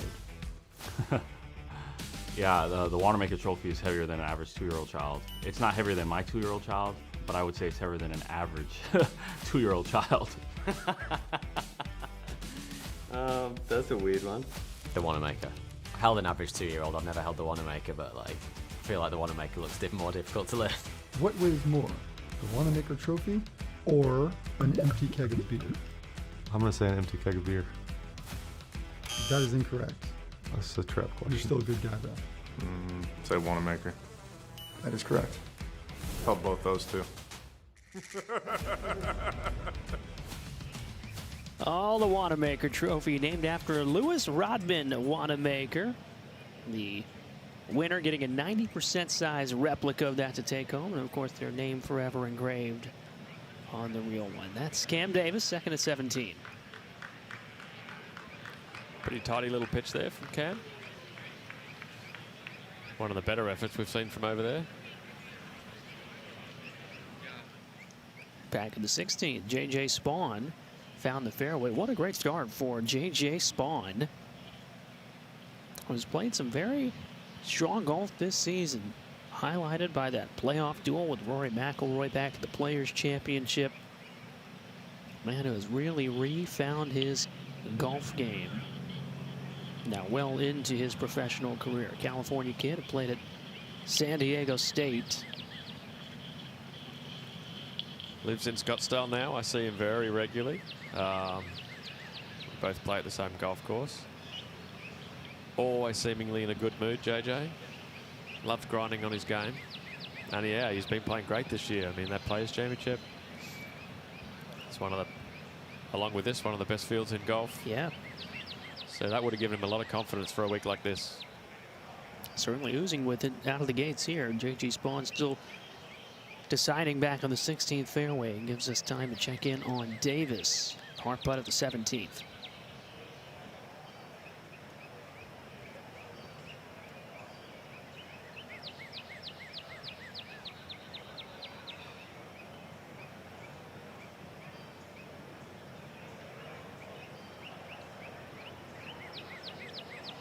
Too tidy up and down to start the green mile. A couple of good saves there on 16 and 17.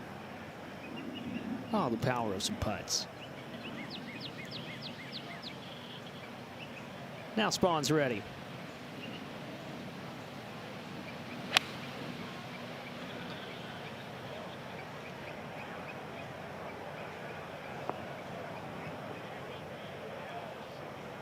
Now that's a good golf shot. Wonderful shot. See if JJ can give us the first birdie of the day. He is feeling it today. JJ Spawn. Dead aim at the 16th. Wonderful shot.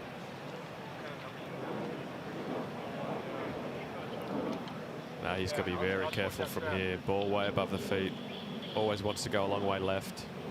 You know you can't miss it left here. He's got to give this a veer out to the right.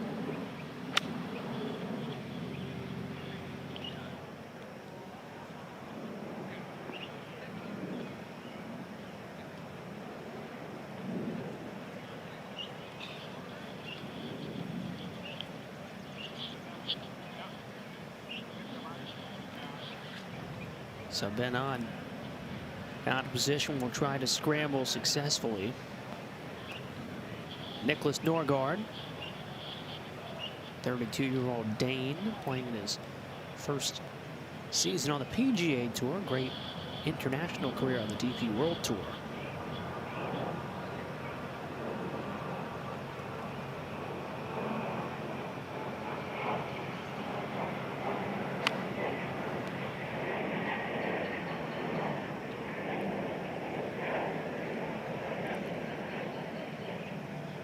Up a little bit short. Geez, they're teaching some good golf swings in Scandinavia at the moment. Yes, a they lot of good are. swings coming out of that area. And they're usually under a ton of snow. It's pretty remarkable the run that's been happening from up there. This is at the 18th. Tee shots for Mitchell, Hadwin, and Sowers. Keith Mitchell in the lake. That's a good cross section of what can happen here on 18. One left, one in the middle, and one right. Hadwin in the middle. He's the happy one in the middle of the fairway. Less happy now, but he can get that one up and down.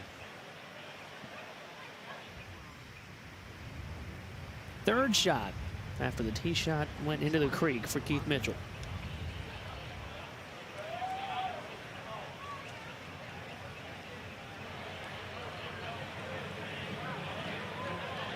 All in all, a pretty good result from there.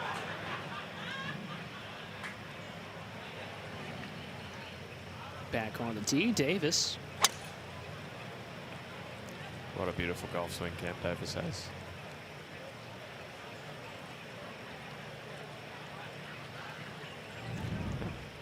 Pretty good result too. Effortless power. 317 off the tee. That'll play anywhere, especially here on this finishing hole. Such a difficult hole. It's all about the tee shot really. Water up the left, bunker on the right. You just have to split the two. You have to take the creek on really off the tee and hit just a long tee shot. It's 496 yards as well. Second shot plays uphill, so two good golf shots and not a flat green either. There's still there's a lot of motion on the green. Still have to make sure you keep it under the hole. Eric Cole next up.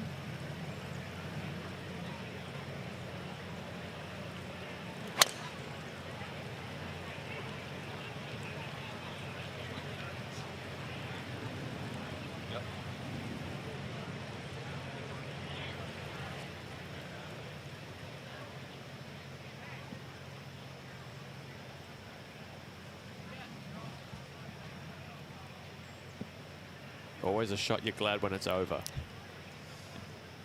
You find yourself on the fairway, very happy with that. Big sigh of relief. After making bogey at 16, Eckroat on the tee at 17.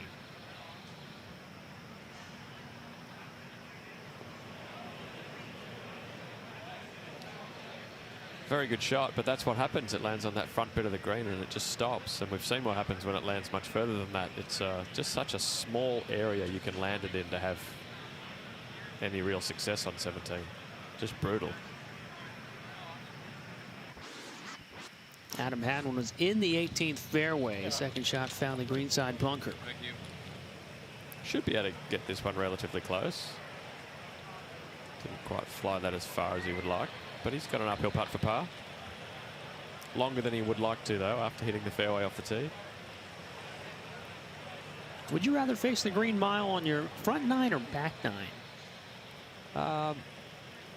Front 9, I think. Okay. For sure. You've got a bit of time to undo the damage. If you get over to that front 9, it always felt kind of nice to get through it. But it's a satisfying, I mean, you know they're so hard. It's a satisfying stretch of holes to play well, too. I mean, we're all competitive athletes. We like the challenge. We don't like it when it doesn't go well. But it's great to have the challenge of like the 3 hardest holes in a row on tour, probably, and to bring in a good round. It's incredibly satisfying when you get it done. 9th hole today for this trio. Keith Mitchell rinsed his tee shot long way away on this par effort.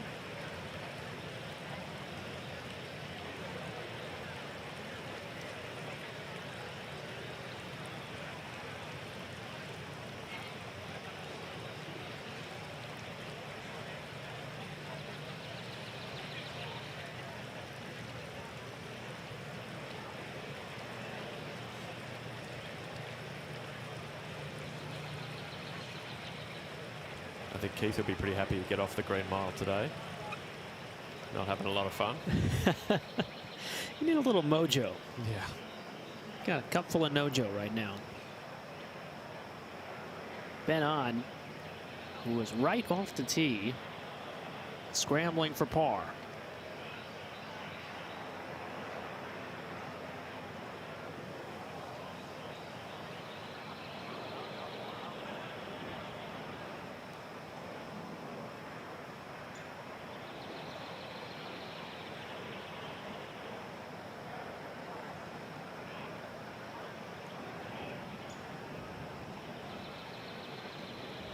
Plenty of bogeys at the 16th today. No birdies yet. The hardest hole on the golf course, but maybe somebody in this group can deliver. J.J. Spawn hit a beauty and is off to a sensational start. 4 under through his first 6 holes, and this would be an exclamatory start to the green mile.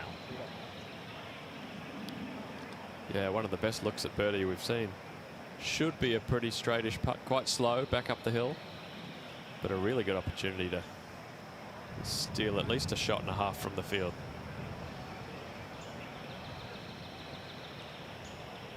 For a share of the lead.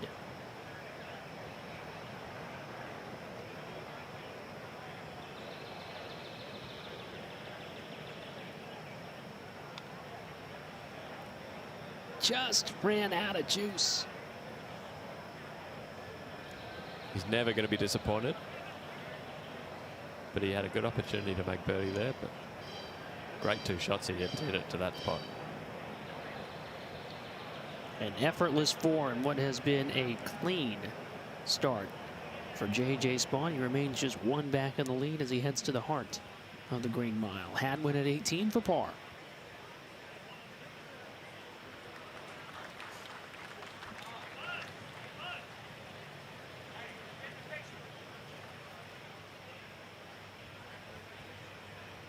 One over as he makes the turn to the front side. And Mitchell makes back-to-back bogeys. But all things considered, okay 5s there. Yeah, even par on the front 9. I mean, he was under par and he made 2 bogeys, but he's still going okay. He's got the front 9 to go. As you said, a great first-round player this year.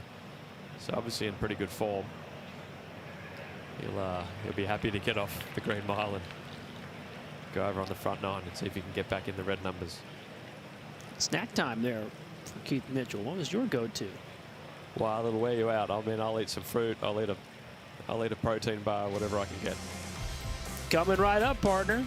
Steamy Thursday afternoon, round 1 of this 107th PGA Championship.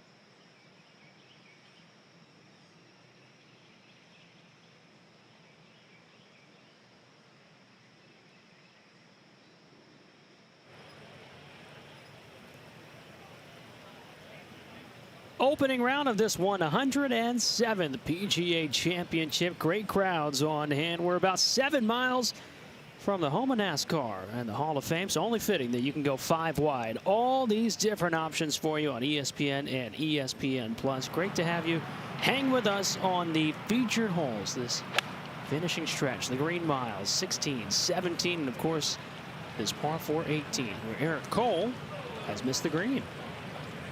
Same bunker we just saw Hadwin get it up and down from, though, so he has a chance, but disappointing once you hit the tee shot. As I said, once you hit this fairway, you feel like a lot of your battle is done on this hole. Still some work to do. Cam with a perfect tee shot here.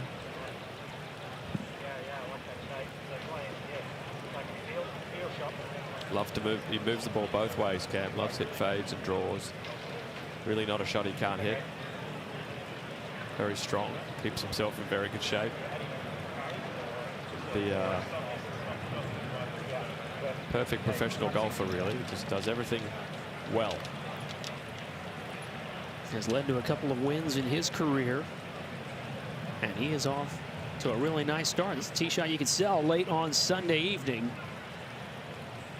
Looking to take advantage.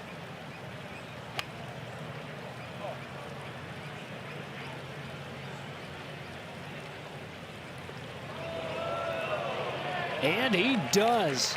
Beauty from Cam Davis. Can sell the second shot as well, I think, for quite a lot of money. That's 2 really good shots up 18. Great start to the tournament for Cam. Great start to the tournament for J.J. Spawn as well. 4 under through his first 7 holes. An effortless par at the 16th thanks to a couple of quality shots. And now needs a quality long iron off the 17th tee.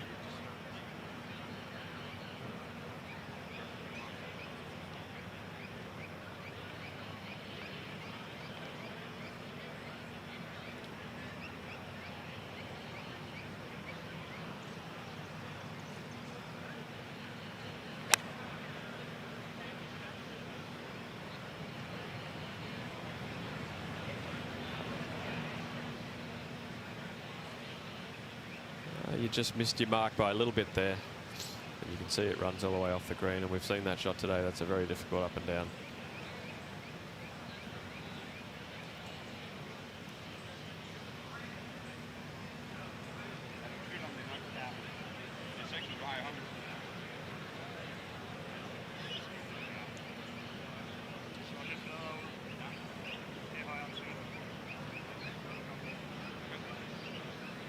Norgard next up.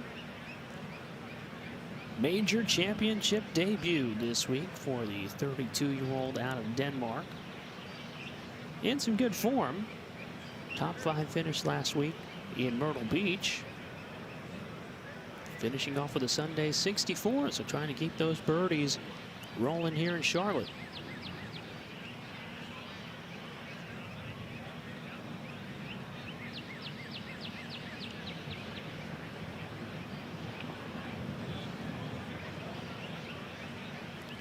First time at Quail Hollow, he's not scared of going left for the pin on 17. You can exhale now. Wow.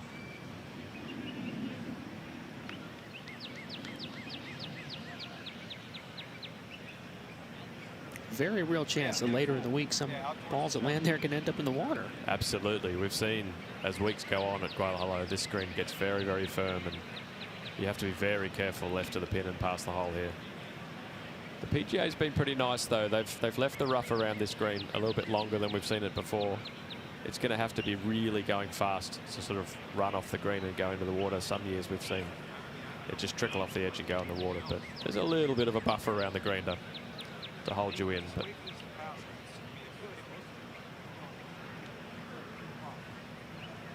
trying to work out the wind here. The wind is often very tricky to pick on here on 17. The lake does something funny to the wind sometimes.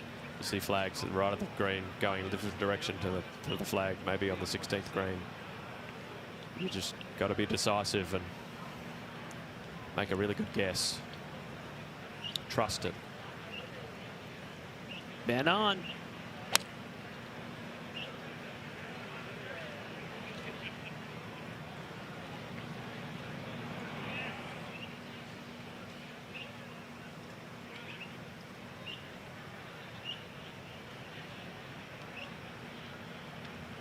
Back at 18, left of the creek. Third for Eric Steger, the PGA professional.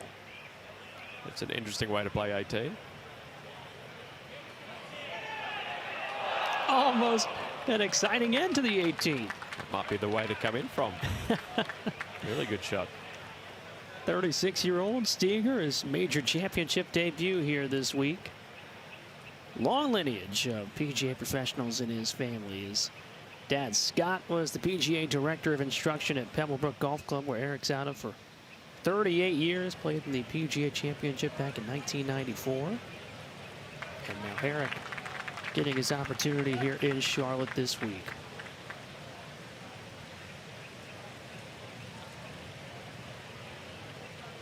Where the sun is out and shining. Rain on Monday and Tuesday. Almost 5 inches over the last 10 days. Golf course trying to dry out. Eric Cole's third a moment ago.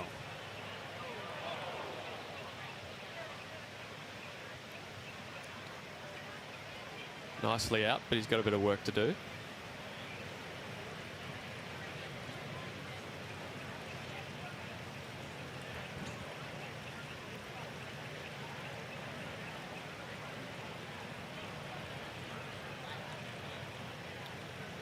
Still not inside Cam Davis' second shot. 2 terrific shots from Cam Davis. So Cole trying to salvage his par. A remarkable story when he got onto the PGA Tour a couple seasons ago. The consummate mini tour grinder. Over 50 wins on mini tours across Florida. Kept chasing his dream. The son of 2 professionals. Worked his way at long last to the PGA Tour. Took home Rookie of the Year honors. And now has carved himself out as a very consistent player. One of the top 50 last year. He is in all the signature events and becoming a mainstay at the majors as well. It's a great place to learn your craft at the mini tours. You don't have all the advantages of the PGA Tour events. It's a great up and down for 4 there on 18. You don't have all the advantages of the equipment manufacturers and the great yardage books and the caddies. I mean, you just have to learn your craft, and you learn how to put a score together on different courses every week. Not a surprise that someone who sticks in that long and does well as soon as they get out here.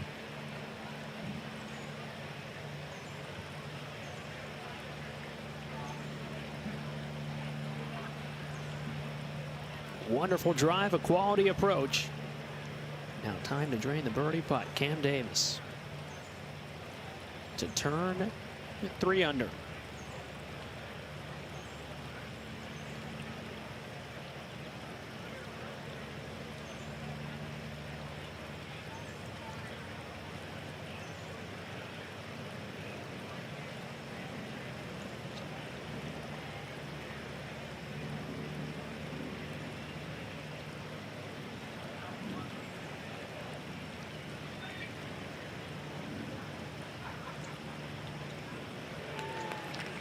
What a 3. Cam Davis birdies 3 of his last 5 on the way out and is 2 shots back, making the turn. 16 with Aaron Rye.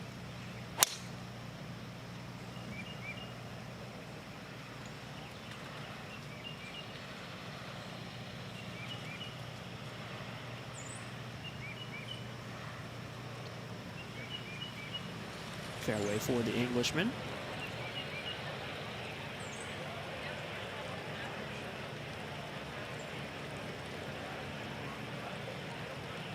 Almost went down for Steger. Looking for the save.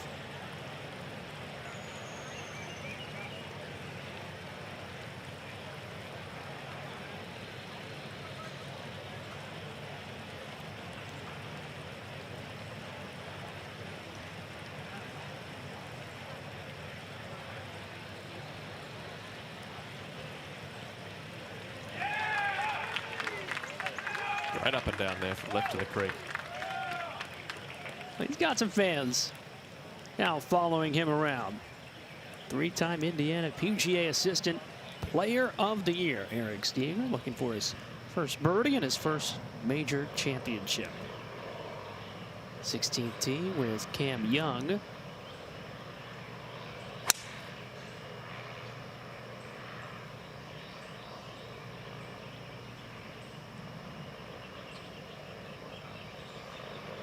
There's a great drive on 16. Such a great long game, Cam Young. Surprised he doesn't do better in some of these bigger tournaments. It's always the question, right? When, almost not if, for Cam Young. 7 runner-up finishes his rookie season, but still looking for that first win. Ben On runs it by at 17.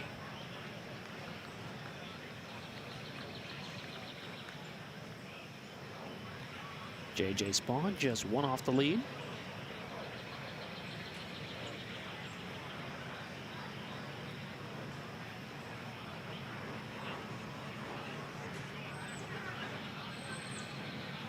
So difficult to hit that pitch shot next to the hole.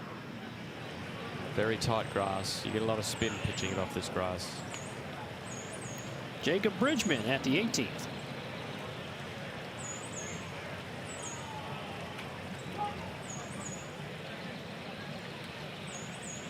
That will be an interesting third. That's going to be a tricky shot from there. Major championship debut this week for the PGA Tour rookie, 25-year-old out of Inman, South Carolina. Playing alongside the 26-year-old two-time winner, Oklahoma native Austin Eckroat.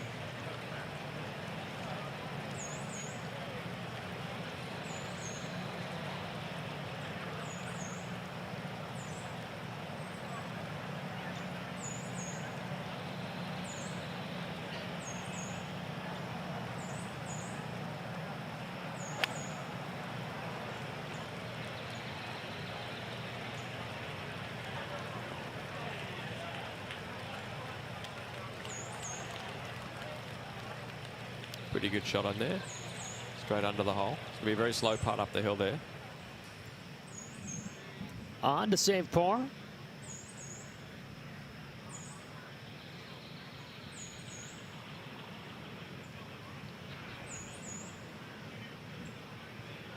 Another player's game is really sharpened when he went to this long broomstick putter. Always had the length.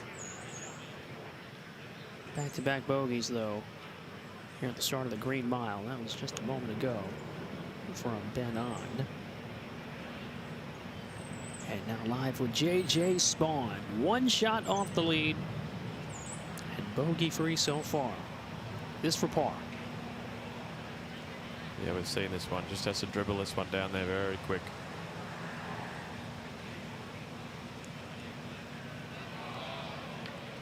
Great try. Looks like they're having trouble reading these putts. A lot of putts are shaving right and left, so it's obviously a difficult one to read.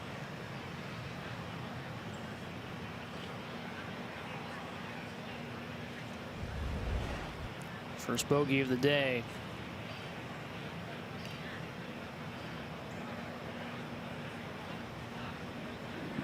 The way the green is, you'd swear it would break towards the back of the green there, and I'm sure that's what he might have been expecting a little bit, but it went the other way.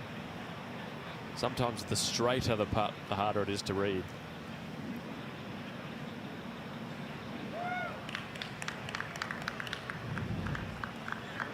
It's funny how that happens, always looking for the break. So J.J. Spawn falls 2 off the pace with plenty of golf left as he heads to 18. Here are the tee shots over at the 16th. 3 good ones, Rye, Highsmith, and Young, opening up the Green Mile.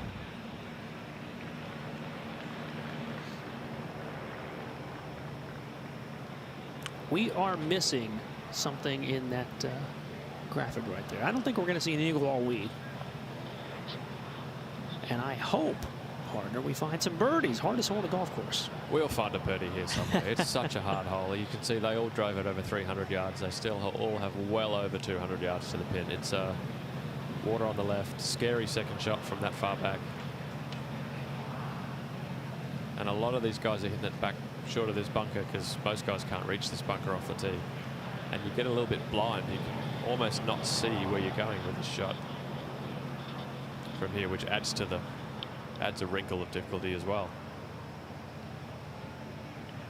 Back in 2017 when the PGA Championship was here, just 25 birdies or better. That was the fewest on any hole here on the golf course. Year in, year out, that is the story at the start of the Green Mile. Looks like Aaron Rai went for a little more club. The least amount of birdies, and they still added 30 yards to the hole. Wasn't difficult enough. Yeah, he's taking a head cover off here. Awkward stance next to that drainage thing. See who handles this.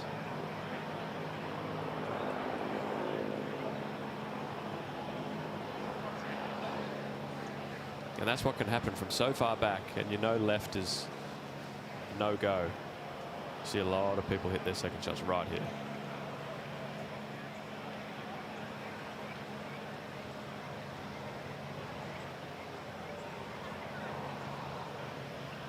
Rookie season and a rookie winner. One of 8 first-time winners on the PGA Tour this year, so he is into the majors. It's the bucket hat wearing southpaw, 25-year-old Joe Highsmith.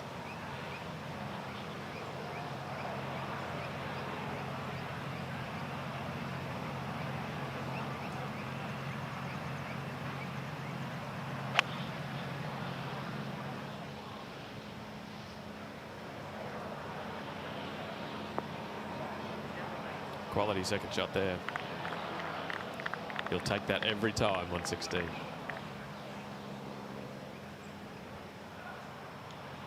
You ever rock the bucket hat? No, I always found it got in the way of my follow through. Sure. Yeah. Uh-oh. Norgard. No good.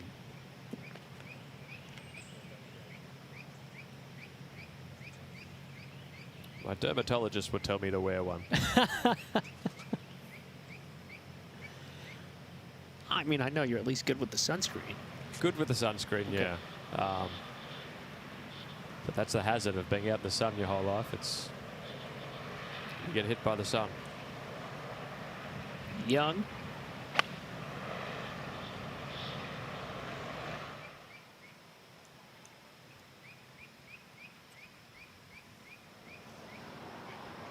A little bit long, but he'll take that.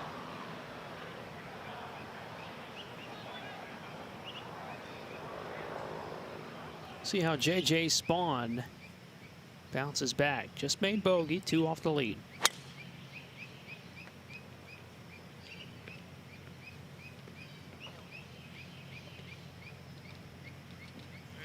He'd be very happy with that. Especially after the man in front of him hits one way left. It never makes it easier. Ben on now.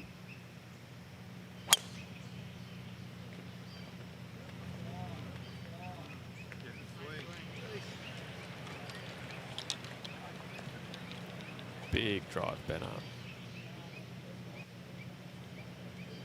Well, JJ poked it out there a long way. He's thinking the same thing. Got a bit of sneaky speed. Yeah. 2 good ones from Spawn and on. Here in the opening round of the PGA Championship, 7 miles south of uptown Charlotte. A beautiful Thursday at Quail Hollow Club here in round 1.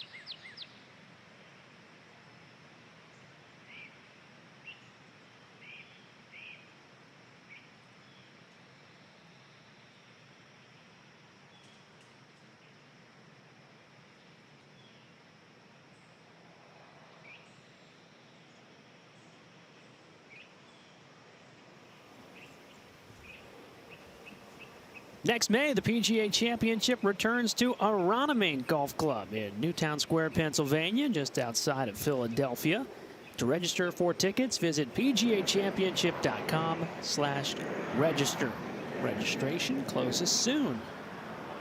It'll be great to get back up to the Northeast and wonderful golf fans up there. Always well attended when we're here in Charlotte. Second time the PGA Championship being contested at the famed Quail Hollow Club, where the Green Mile causes fits. And Aaron Rai escapes with magic. First birdie of the day in dramatic fashion at the 16th. Well, we got one. Not the one we expected. What a great shot from here.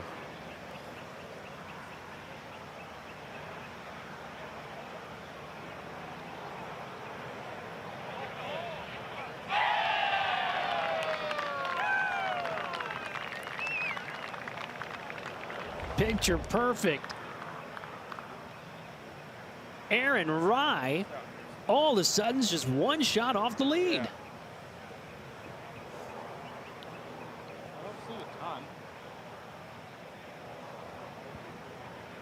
What a stretch. How about that? Maybe everyone's been trying to play the hole wrong by hitting it on the green in two. Let's just miss it way right. Putts are overrated. Absolutely. That was remarkable.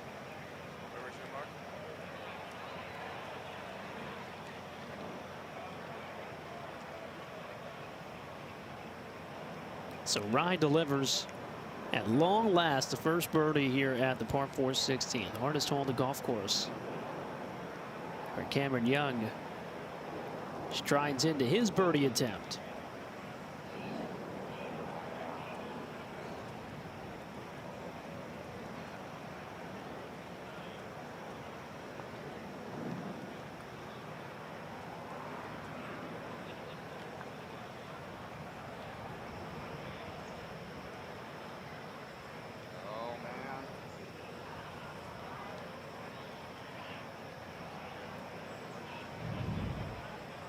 Not quite enough on the effort for Young.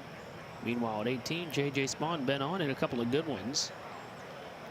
Norgard just outside the rope line over there to the left. But it will be Spawn first up. Just made his first bogey of the round. So he's 2 shots back.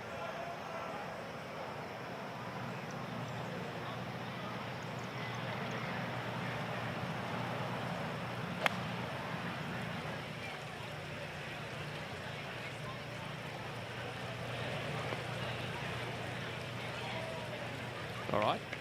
That's a very good shot. Pin high in two. It's difficult to hit a pin high here at 18. Uphill, difficult to pick the club. Big ridge before that pin. Not totally happy with that. He should be satisfied. You golfers have such high expectations every shot. Oh, I know. Hard not to when you got the world-class game, right? Well, we're never happy. On.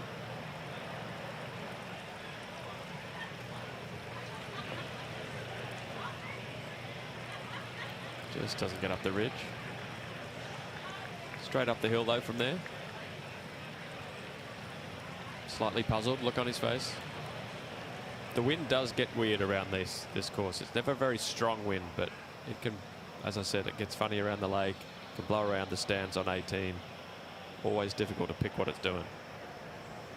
At the 16th, Young for par.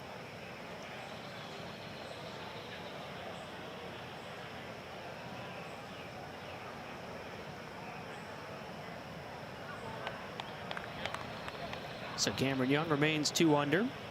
4th PGA Championship for Cameron Young. T3 finish a couple years ago at Southern Hills back in 2022.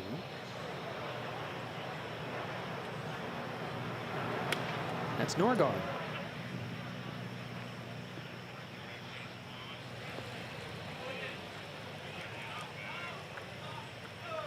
Very good result from there. Anything can happen with the ball that far below your feet. Excellent shot. It's going to be quick down that hill, but we've seen that shot. Not super difficult. Great result after driving it way left of the creek. Fairway at the 16. Tom Hoge, almost one of the great iron players in professional golf. So solid, Tom Hoge. Seems to play well very regularly. Great golf swing.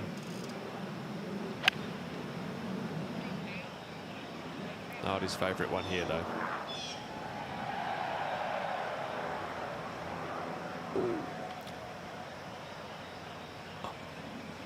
Exhale, Tom. Exhale. Stay dry. You won't know that till he gets there. That was an un-Hoagie-like shot. Patrick Rogers, Stanford Cardinal at the 17th.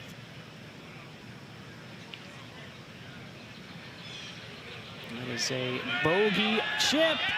Yes!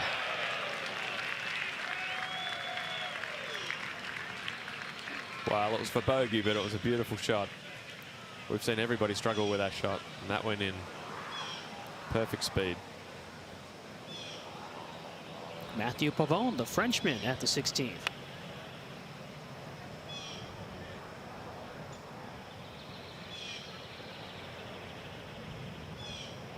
Well, we saw a birdie from up there.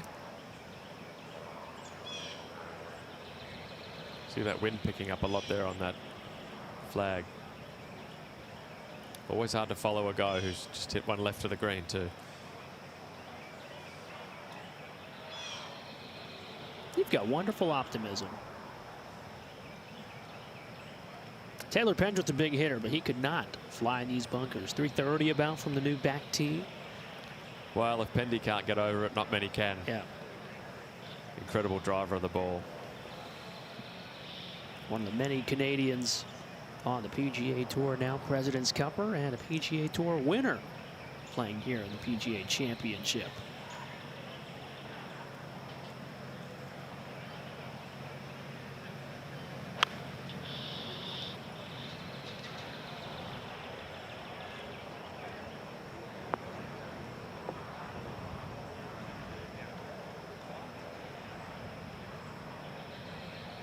A little bit unlucky there. That was a great shot out of the bunker. Only a matter of time, I think, till Taylor gets right up there in the mix in these majors. He's a very high quality player. Norgard. It's his third birdie effort. He's not pleased. I think gets away with a 4 though on 18 after that tee shot. I think he should be he should be okay. The interesting thing about 18, often there's a lake, but this is a very narrow creek. You see a lot of balls go left but not be in the water. So you see some very interesting shots from left of the water here. Balls above the feet, balls below the feet.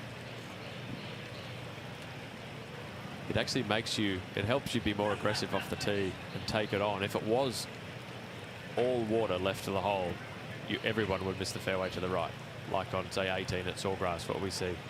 But because it's a narrow creek and it's not really definitely going to go in the water, you maybe take it on a little bit more than you normally would. A very intricate, interesting design from George Cobb and company. We watch Ben on for birdie. Bingo! That's a bounce back. After 2 bogeys to begin the green mile, he caps it with a circle. Wow, 1 over for those 3 holes is pretty good. You know, nice to make a birdie on 18. You leave it straight under the hole, you can be aggressive on the putt. And as you said, he's wielding that long putter pretty well these days. Certainly is. Aaron Rye just stole a birdie at 16. Here's the encore.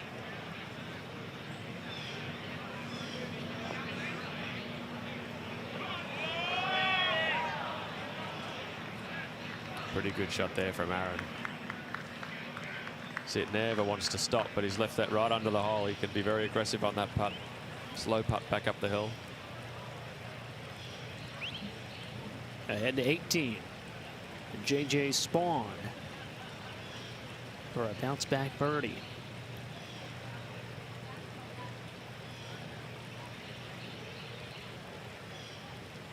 Most players we've seen here miss this putt to the right, so it obviously breaks a little bit more than people are seeing.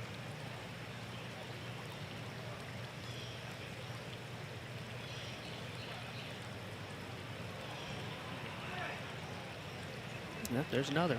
Same story again. It must be a little trickery going on there.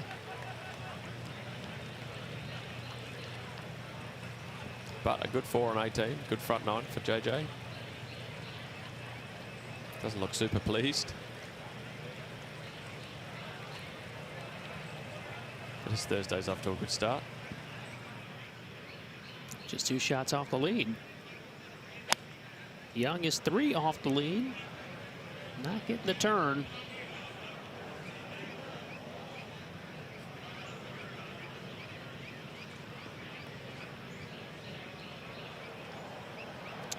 Tom Hoagie has hiked up the pants.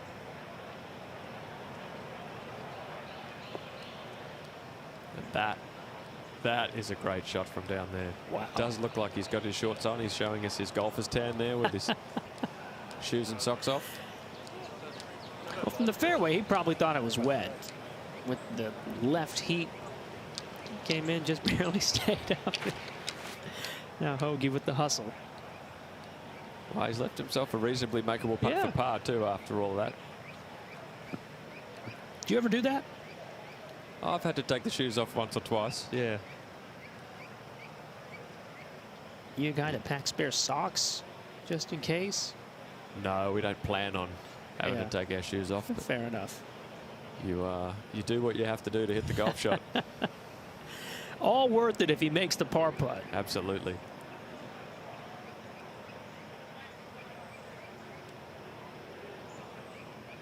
Do you think the water was cold?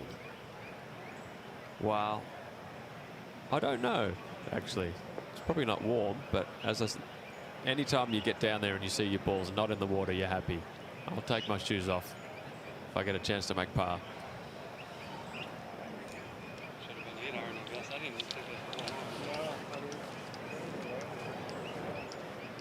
So Tom Hoagie lacing them back up.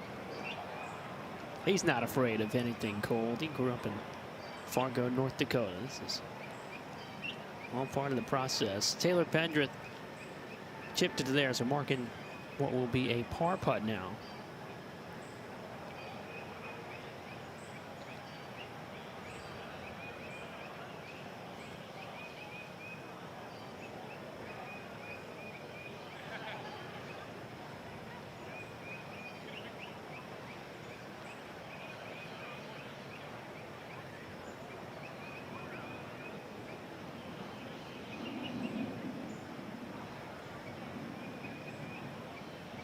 Trying to avoid dropping a shot. 33-year-old Canadian out of Richmond Hill in Canada. Now lives down in South Florida like so many professional golfers.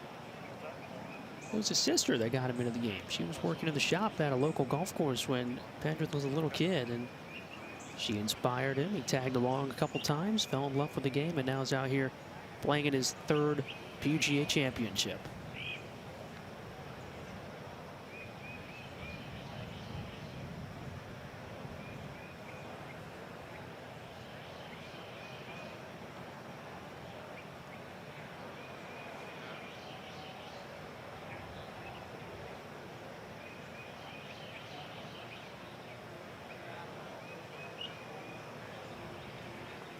My sister ran away from the game because my parents and I were all obsessed with golf. She thought golf was very boring. So I think all of us being into golf made her go the other way. Sure. Can't do anything my brother's doing. I got to do something else. That's a cool story.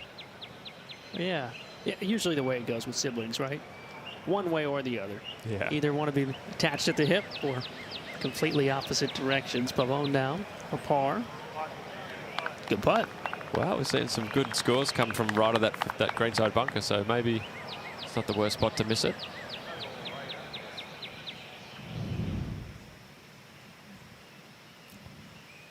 Well, here you go. Average proximity about 60 feet at the 17. Not a whole lot of players getting it close. Good aggressive shot from Aaron Rye. You know, a chance for back-to-back birdies as Cameron Young flops away. Pretty good shot there from Cam. Difficult being in the rough, not being able to get any spin on the ball. Knowing how fast it is past the hole. Really had to play quite conservatively there. Feet are dry, shoes are on. Tom Hoge for par.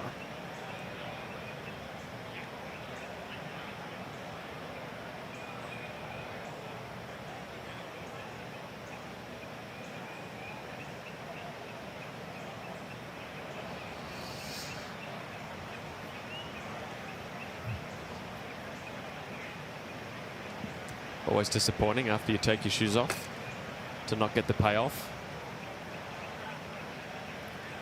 You ever watch Full House? I did watch Full House. It's like Stephanie Tanner. How rude. How rude, absolutely.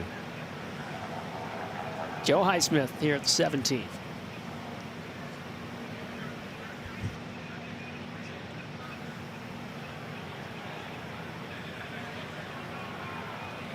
Another player we see leave it short there. Such a scary shot.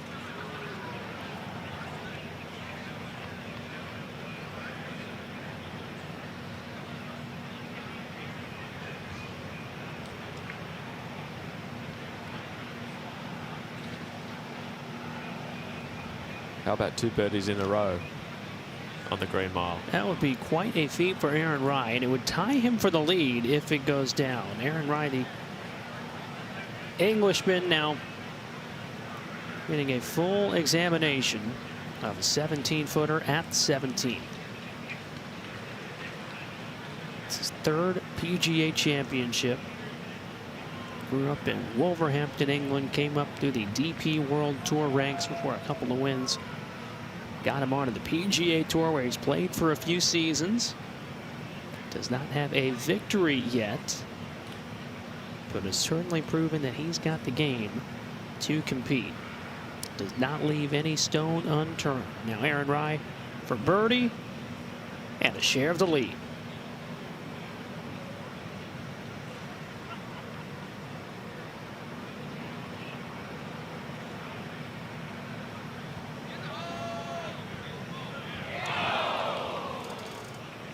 We were talking about how rude. Wow. What a great try. Oh.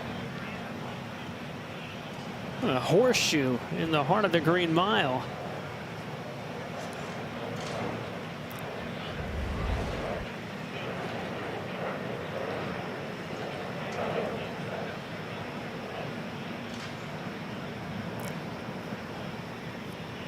The disbelief. Oh, he took that pretty well, really. Oh, that did everything but disappear. If there's a way that you get robbed of a birdie at 17, it just happened to Aaron Rai. But still a great start, 4 under through his first 8. And Highsmith will try to save par.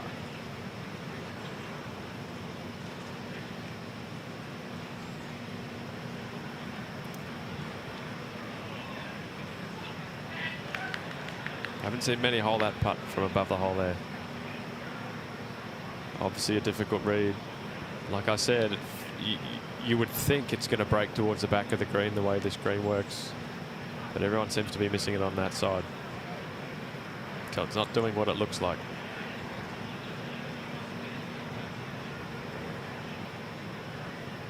It's pretty incredible. We get the good fortune of watching that over and over and over again. See the trends emerge. And how all the pros see, feel, do the same thing. Yeah, I guess we all see it the same way. I mean, we hit so many putts and we read greens so often and learn these things. And if the whole tour seems to think the ball's going to break to the right and it doesn't, then it really is a tough putt to make. Young's turn. Someone's going to make this putt.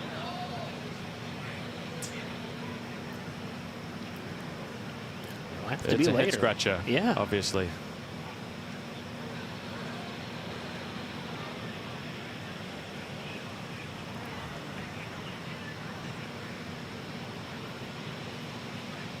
Likely a par for Cam Young here.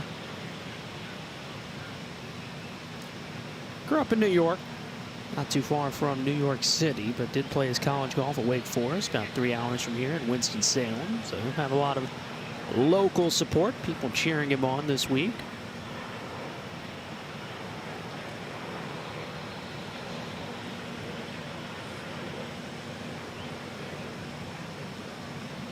Four back with 10 holes left.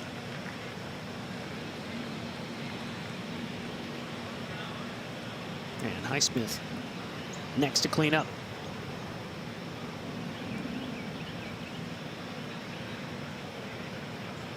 Pretty remarkable what he did on the weekend at PGA National.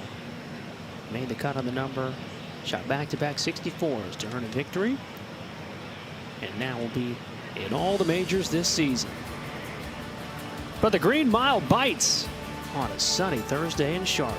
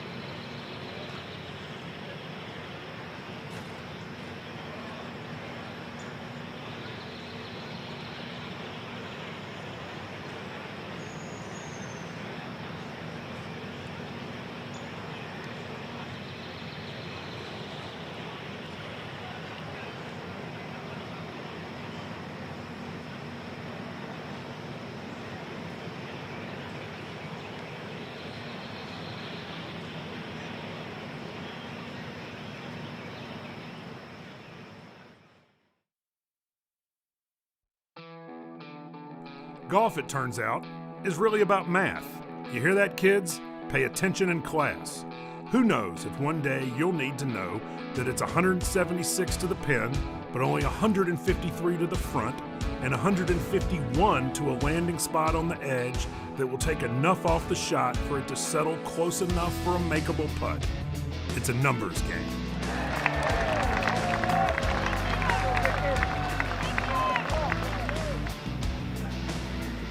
Certainly is a numbers game. The 107th PGA Championship. A lot of numbers coming down the home stretch. And Aaron Rai one back off the tee at 18. Certainly Aaron, one of those players who likes to dive into the numbers of the game too. A lot of guys very analytical and dive into the stats and the data of the game, and Aaron's one of those. There's a lot to be learned in that area. You that kind of player? As we watch Richard Bland at 16? I'm really not. I find it fascinating diving into them. I get some information sometimes, and it usually sometimes matches what I thought, but sometimes you learn a little bit. I think the younger guys who learn with all this data and analytics, it's a great way for them to play. But for us oldies, I think we've just got to go more by feel. You're more athletic, I get it. That raw talent. It is interesting as Young tries to peel it back to look at that divide between the numbers and the feel. How it's changed over generations. Yeah, I mean, it's there's a lot to learn there. Yeah. I think sometimes if it gives you more belief in what you're doing, then it's a really good thing for you. Gives you something to trust. If you work on numbers on the range, on your TrackMan, when you get out in the golf course, it's easier to trust what you're doing. But for some guys, they just like to look and then hit. Highsmith. Anxiously looking. Shouldn't be. It's perfect.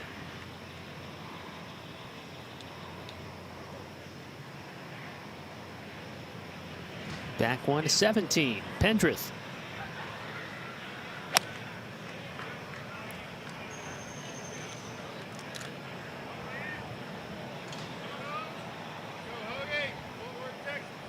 What do you think of his move in his golf swing? Unique, right?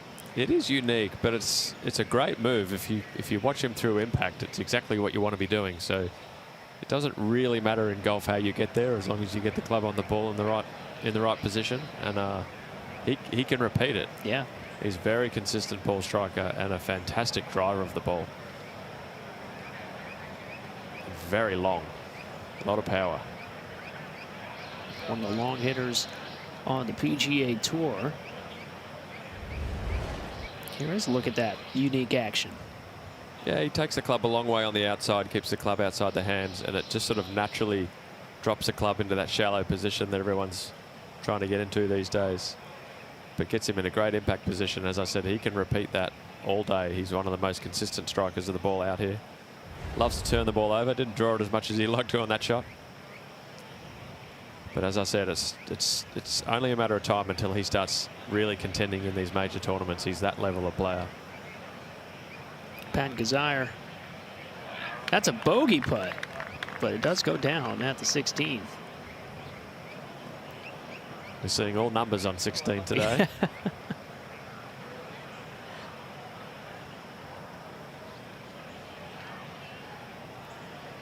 A four-time winner, now one of the elder statesmen of men's professional golf.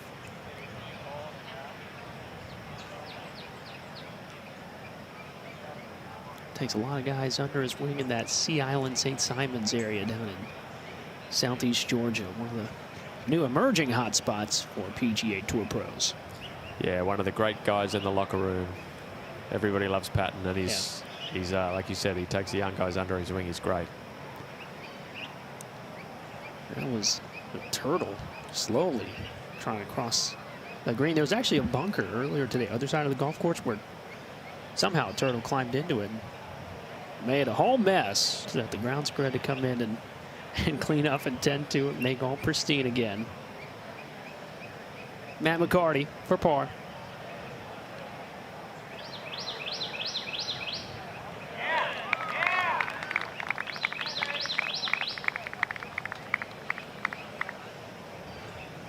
For the last 12 months for the 27-year-old. Born and raised in Scottsdale, played his college golf in California. Got that rare 3-win promotion off the Korn Ferry Tour, and then immediately 3 starts later, last October, 1 on the PGA Tour, and now is in all the majors, making his PGA Championship debut this week. Tee shots away at the 18th. A couple of good ones, and Rye over in the bunker examining.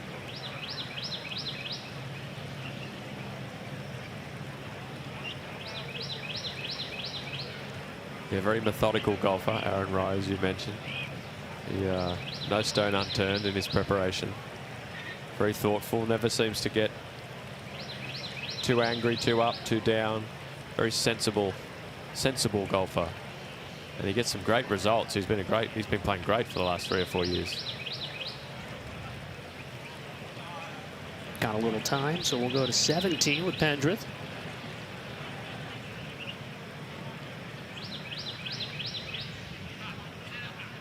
One of the best efforts we've seen from that spot. We like that putt from under the hole rather than that fast one down the hill. Now Rye ready. What's the checklist you go through for a fairway bunker shot? Yeah, it's make sure you get a steady stance, because your feet can slip around on the sand a little bit. And number one is you have to hit the ball first. Any sand before contact is going to kill the shot totally. And it's very lie dependent. Sometimes you can get some lies in fairway bunkers that you just have to get it out. But we play in such perfect bunkers these days on tour that generally you get pretty good lies, and we can manage it usually. It just depends on the lip in front of you and what sort of shot there is. But Usually better than being in the rough if you're in a fairway bunker. 200 on the nose for Highsmith.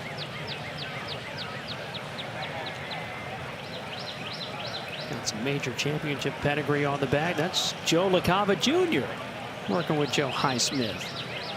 Joe LaCava Sr., of course, now working with Patrick Cantlay, but caddy for Tiger Woods for a while. So I'm sure the elder LaCava gave his young buck maybe a little advice on the big-time stage. Oh, I'm sure, yeah. His father, one of the great all-time caddies on tour. Caddy for Fred Couples for the longest time. Tiger Woods.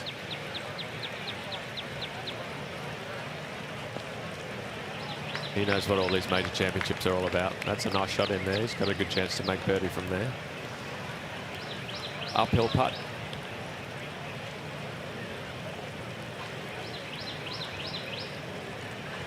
There's Joe Jr. along with Joe Highsmith.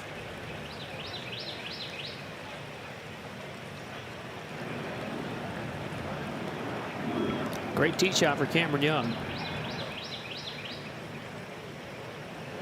Should be no more than mid-iron here for him. Great tee shot. He's always very long, Cam Young. Excellent long game. In fact, excellent all-round game, really. As we said, it's just a guy we're waiting to have a big week in a week like one of these. Just a short iron in here to 18. Just a short iron for Cam Young from 174. Maybe an 8 iron. You're looking to hit this one pretty close.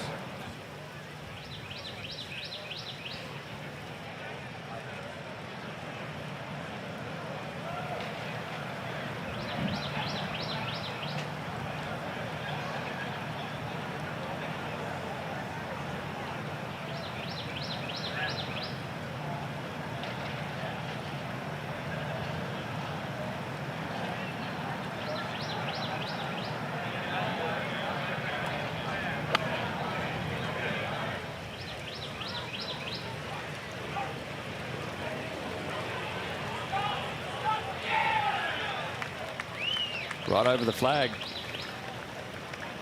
Fast putt down the hill, but a great shot in there.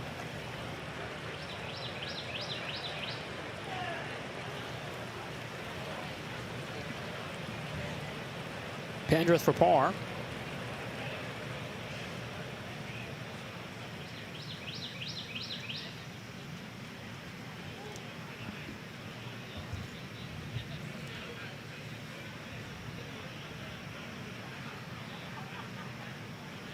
Drops him back to even par, which is 5 shots off the lead here on Thursday afternoon in the Green Mile, where it can feel like a slog to the finish.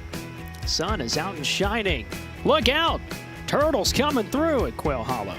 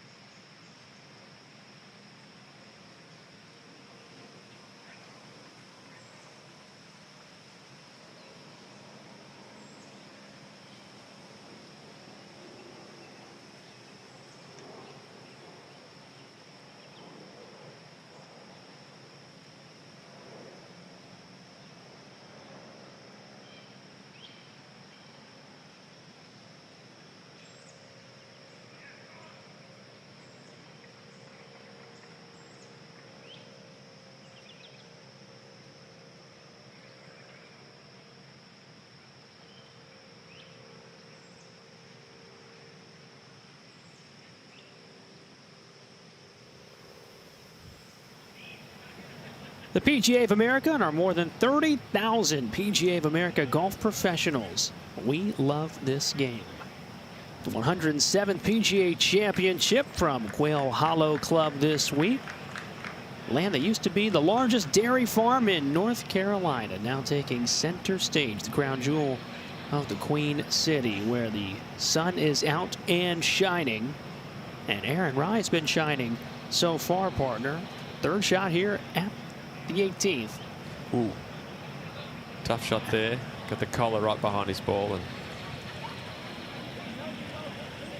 not his best. He'd been making the Green Mile look pretty easy first 2 holes. Catches up with everyone.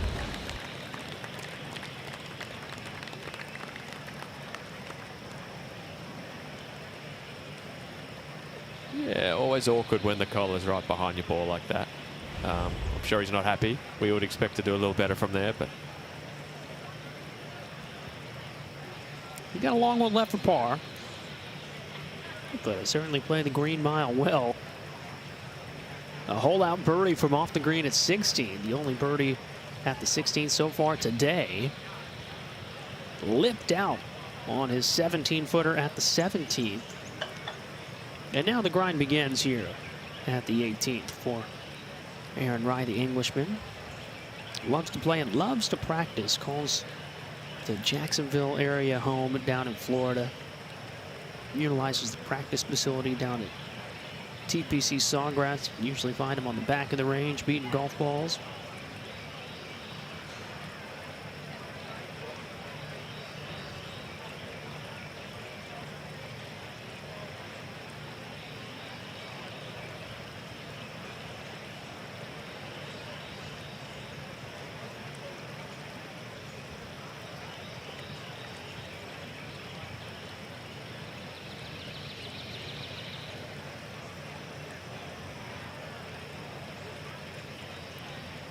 This would keep him 1 off the lead.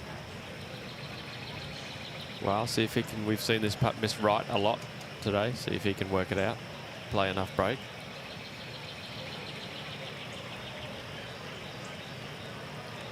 Gets another one.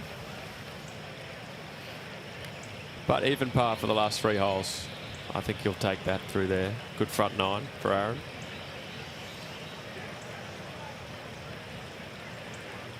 Part of the big group at 4 under. Ryan Gerard, first year on the PGA Tour. First ever PGA Championship, was all the way at 7 under before he got to the Green Mile, but back-to-back bogeys for Gerard. Finished up what was ultimately an opening 66. Nobody has caught him quite yet. Aaron Rye, along with Cam Davis, have the low rounds in action. A couple of players 3 under are on the golf course, but no really big moves. And really, Jeff, when we look at that mini leaderboard, a lot of mega names who have been all the chatter coming into the week, notably absent. Yeah, I mean, all the talk leading in was McIlroy, Scheffler, DeChambeau, Justin Thomas.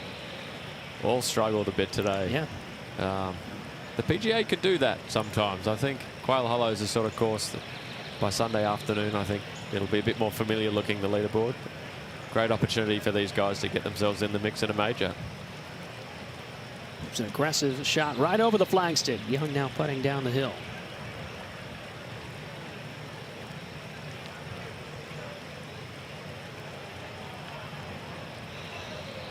Didn't get the break he wanted on that one. Hard putt to be aggressive, though. Very quick down the hill there on 18.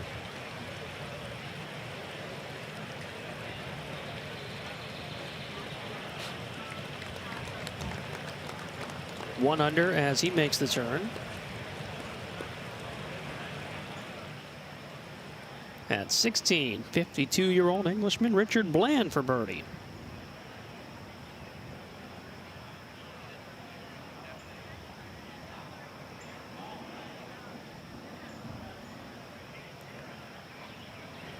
Senior PGA winner Richard Bland did tie for 7th in Korea a couple weeks ago. Now Highsmith, birdie putt of the 18th.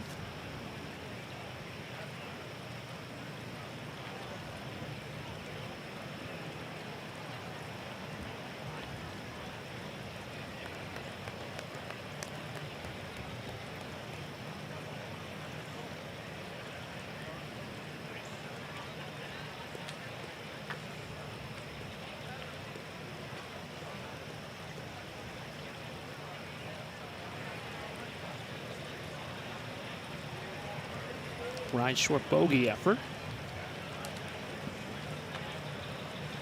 Were you a leaderboard watcher at all, Jeff, especially early in tournaments? I would always look. I think Thursday is a good day to look, just to get a sense for how the course is playing. Am I finding this harder than everyone else, or am I actually genuinely playing well? Sometimes, especially in these majors when it's difficult, it's hard to tell what a good score is, but if you look at the board, it usually gives you a pretty good idea of what you're facing out there and how you're doing relative to everyone else. But towards the end of the tournament, I didn't look too much. Right off to a good start there, 3 under making the turn. This is Kazire's second. Wow, that's the best we've seen from over there. That's a great shot there from Patton. So is there a point where you made the conscious effort not to look at the leaderboards?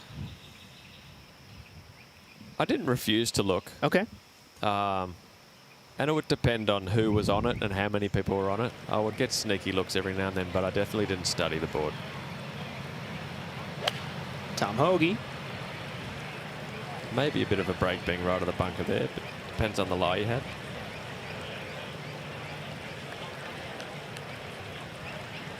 Must have been a good break. That's a great shot there into 18. Same putt we just saw Cam Young have. We're up this week, not overly long, about 2.5, 3 inches before its last mow on Wednesday, but it's pretty dense around the property. It's pretty dense, and all that rain we had earlier in the week, I think, is going to make it play pretty heavy. And now the sun's going to come out, so it's perfect grass growing weather. So it's gonna get a bit longer and thicker during the week. Sign me up. Pavone.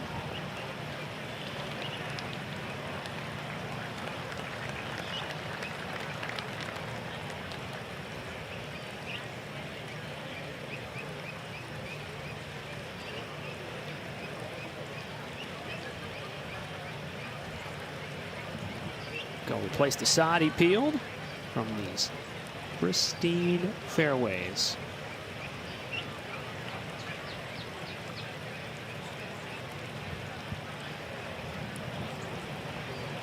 Keith Wood, golf course superintendent, his team of 130 have done an outstanding job keeping Quail Hollow in tip-top shape. Pendrith in the garden spot.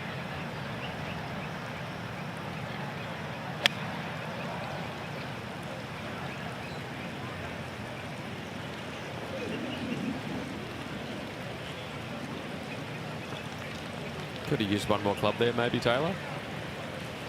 But yeah, as you've mentioned, the golf course, this is always immaculately presented for us when we turn up to Quail Hollow. One of the best conditioned courses we play anywhere in the world.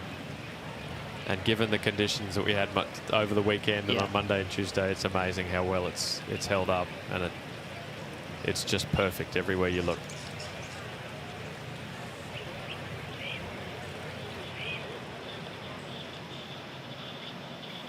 Back of the 16th, start of the Green Mile with one of the young stars, Michael Thorbjornsen.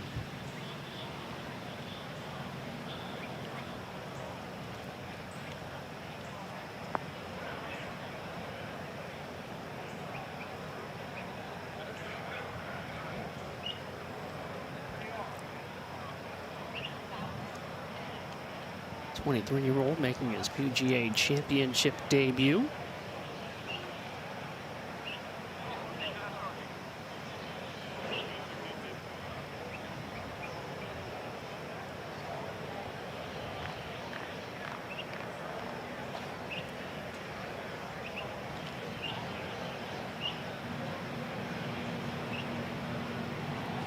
Kazire after that beautiful greenside shot. Yeah, beautiful shot. That's the best effort we've seen there from short right of the green. And we've seen a lot of shots from over there today. See if you can capitalise.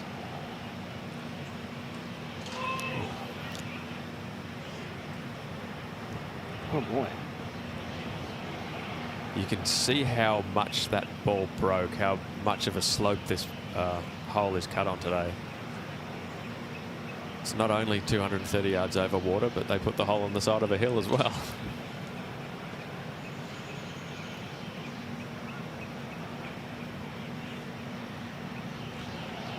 That is a sour 4. for Pat Desire. Back-to-back bogeys to begin his green mile.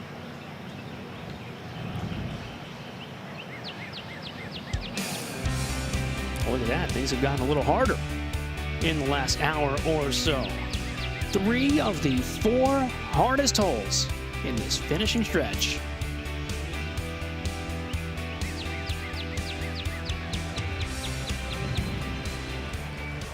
It's a tough place to get it in the house. You know, you get through 15 and you know your job's not done. It's just getting started. Has led to so many memorable finishes at Quail Hollow over the years. This is where things will all come to an end. We'll hand out the Wanamaker Trophy on the 18th green on Sunday night. Right now, Taylor Pendrith putting for birdie.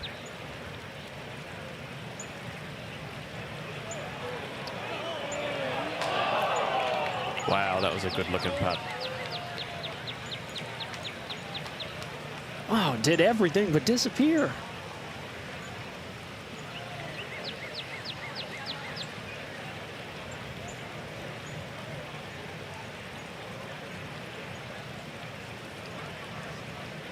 What an effort. Par won't hurt. Certainly beating the field average.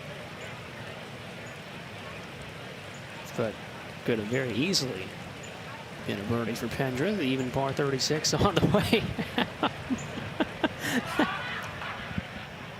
Jason Duffner's not afraid of anything. He's just trying to get back home. Now, I've got to give the Turtle credit. He's moving pretty quickly. He is. He's getting going. Is some speed.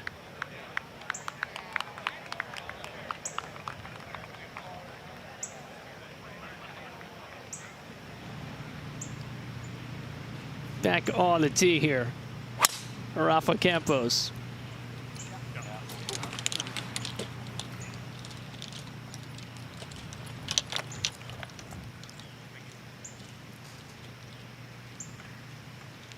That is well done. He became the first Puerto Rican since Chichi Rodriguez 5 decades ago to win on the PGA Tour when he broke through in Bermuda in the fall. What a week for Rafa. Became a dad on Monday, and then Sunday night was a winner. And it sure would fit in with this flower pattern. Beautiful day here at Quail Hollow Club. We're at the 18th. The Frenchman Matthew Pavone's got a chance to pick one up.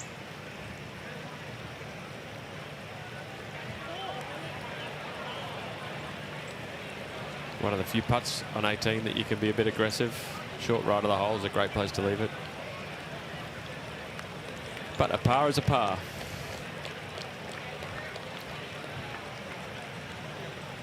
Is that much easier to say now on this side of the game with the headset on?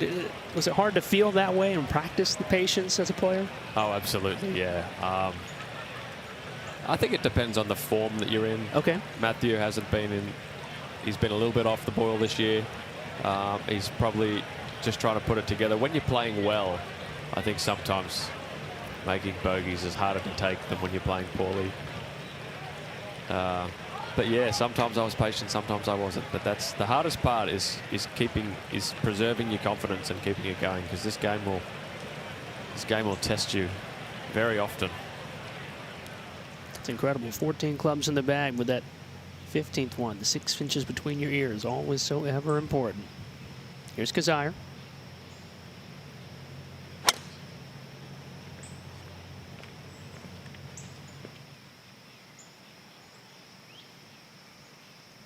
He Hideki'd us. He didn't seem too pleased, but worked out fine. It'd be great at bocce ball out there. Tyler Collett on the 17th. He is one of the PGA professionals in the field here this week. So I might want to sit down.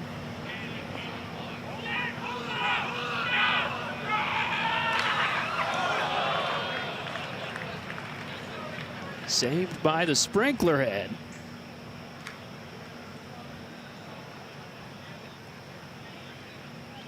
That little bit of rough they've left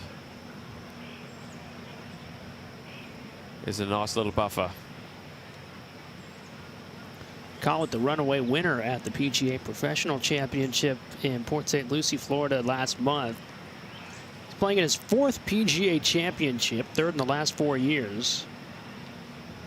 That was a 10-shot win at the PPC for Collett, who's going to get a lot of starts and opportunities because of that. All right, the turtle is gone. So Jason Duffner is ready to putt for par.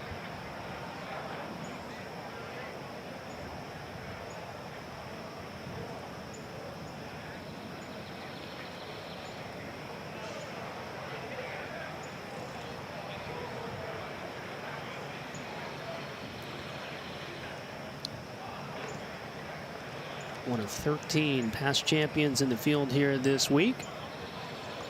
The 2013 PGA champion, a young Jason Duffner. Look at these locks. And up at Oak Hill in Rochester. Rainy down the stretch, but it was Duffner who prevailed.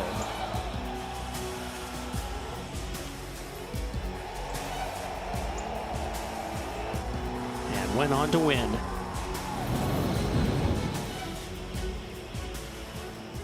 Playing alongside Sean McKeel, who won 10 years before Duffner back in 2003. Also at Oak Hill.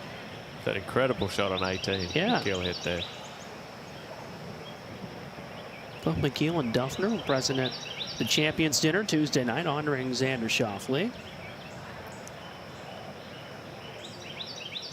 All right, let's take a look. 0-3, Oak Hill. Sean McKeel. What a golf shot this is.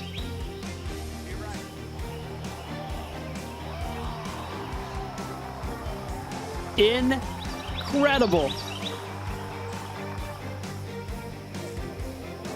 And the putt you dream of.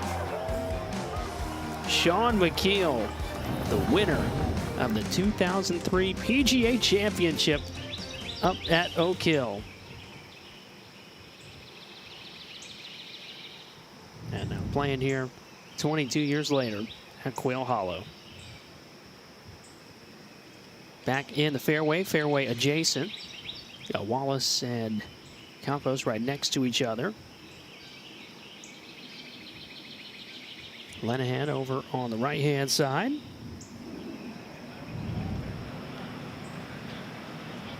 Another one of the PGA professionals, Ryan Lenahan, PGA Director of Instruction. Walnut Creek Country Club, South Lyon, Michigan, representing. First career major appearance. This is a tough spot. I think he's just going to have to lay it up from here with this tree in front of him. He'll be a long way from the hole too. Pitch it out on the fairway. Try to hit a wedge or something onto the green and give yourself a putt for a par.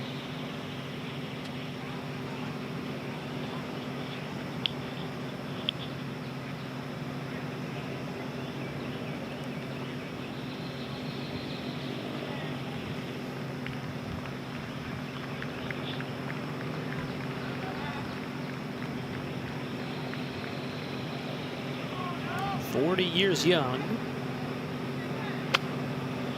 and is just playing for position.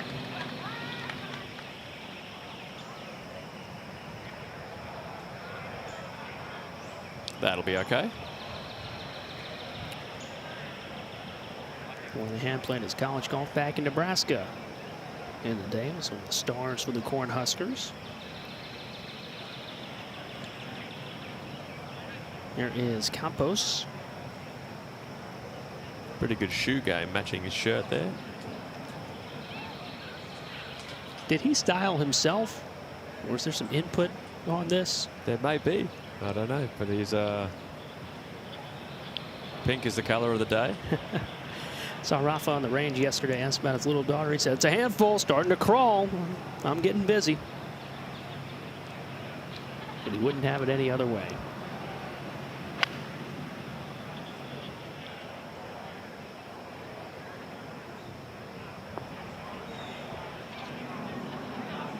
I'll go back to the crawling stage. Mine's driving now, so that's, oh man, that's a lot scarier than crawling. How's that going? That's interesting. All right. Yeah, it's great. It's the best. And you've got a chauffeur on the road trips. Keep your feet up. Absolutely. The Englishman, Matt Wallace. Good tee shot for him as well.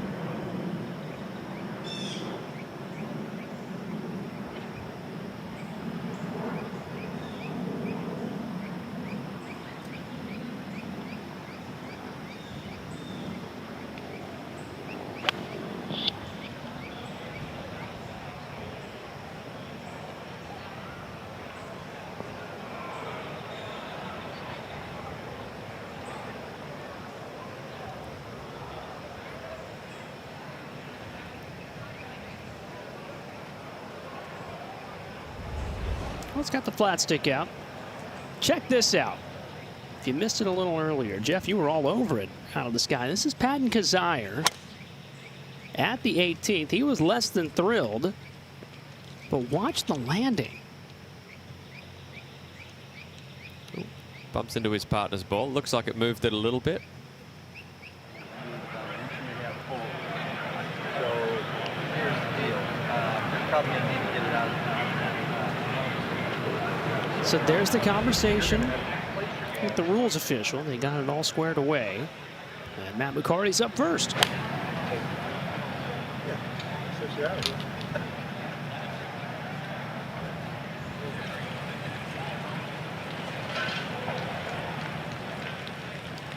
Looked a little anxious about that one, but it's okay.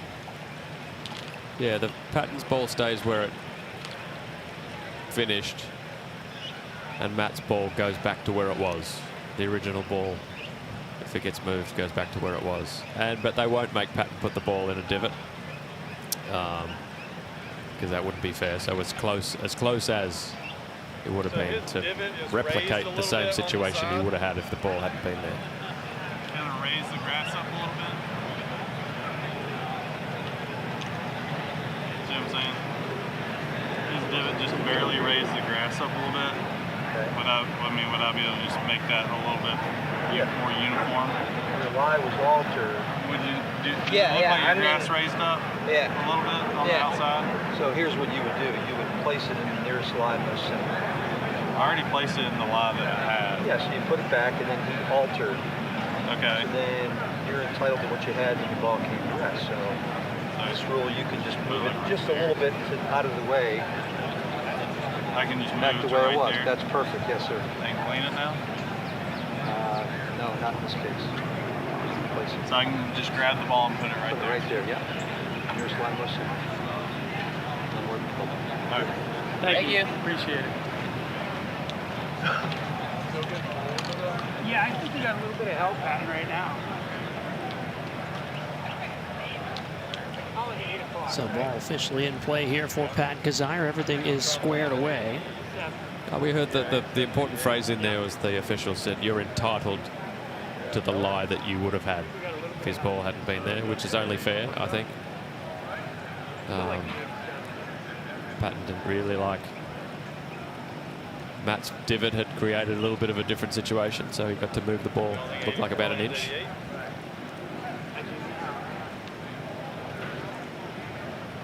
Always scared to put your hands on the ball.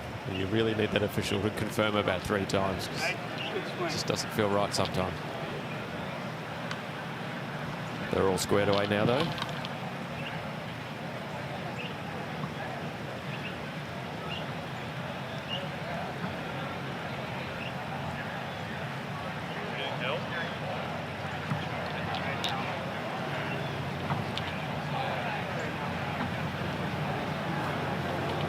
We talked earlier about how tricky this wind can be. Kizzire working with Dean Emerson as caddy, trying to figure it all out. Yeah, it's a funny spot. These big stands sometimes can, you get lots of flags to show you where the wind is going, but sometimes these big stands can make it whistle around in there, change directions a little bit, gets a bit confusing. And this is a hole where it's really difficult to hit the ball pin high, so you really want to know what the wind is doing.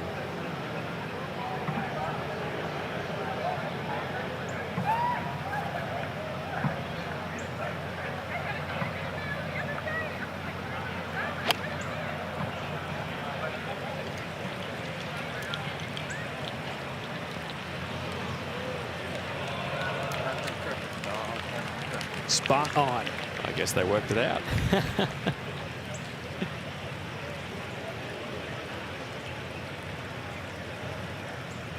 Just earlier, another one of the past champs in the field here this week. Jimmy Walker, birdie putt at the 17th.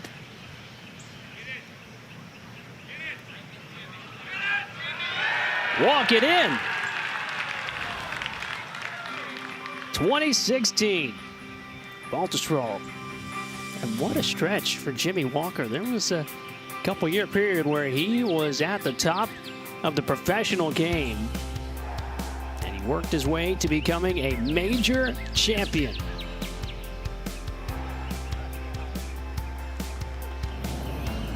Nine-year anniversary of his triumph and winning the Wanamaker. And a big bonus birdie. Bonus birdie there on 17. Yeah, that was a fantastic win for Jimmy. Had been one of the hardest workers on tour for a long time. Always saw him on the driving range hitting balls. Always working on his game. Wonderful guy. Everyone was happy when he had that run at the top and won his major championship. At a great course like Baltusrol too. Yeah.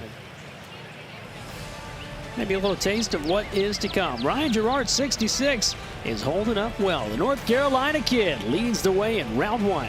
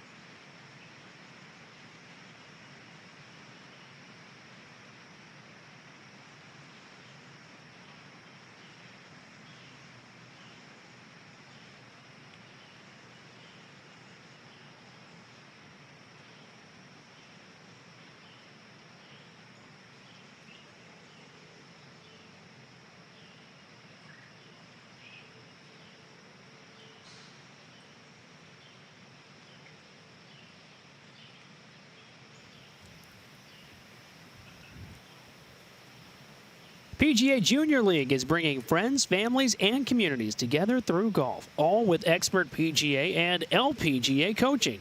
Find a team near you at PGAJuniorLeague.com. Well, we have seen a lot today. Eric Cole at the third, making the turn. The par 3 fourth.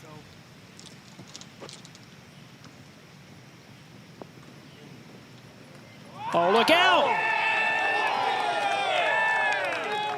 A major ace for Eric Cole.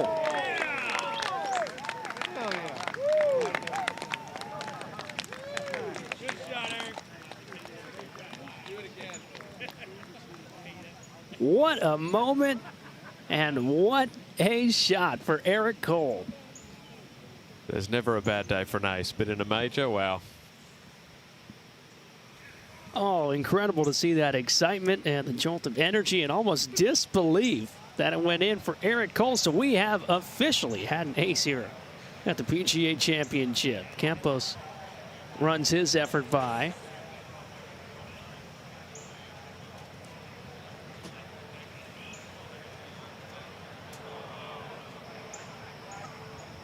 But knocked it in for par. No trouble there for Campos. That was just a moment ago.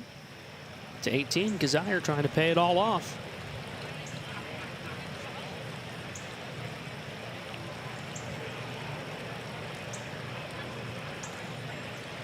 We've seen that a few times on that putt too. They're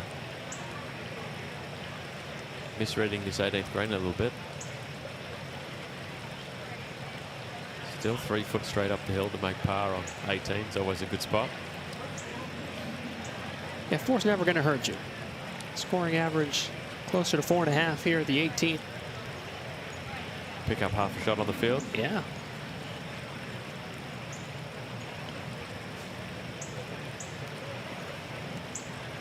Xander got back into that winner's circle last September. I was out in Napa Valley, so I wonder how he celebrated. Probably a couple good options.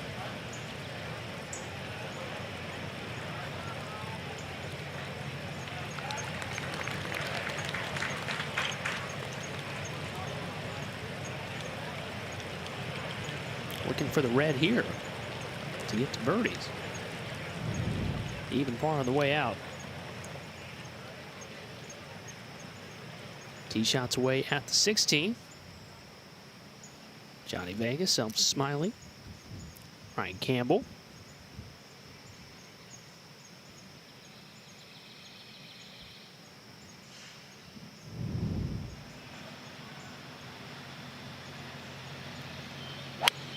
Metal flies. It's a long way back there, yeah.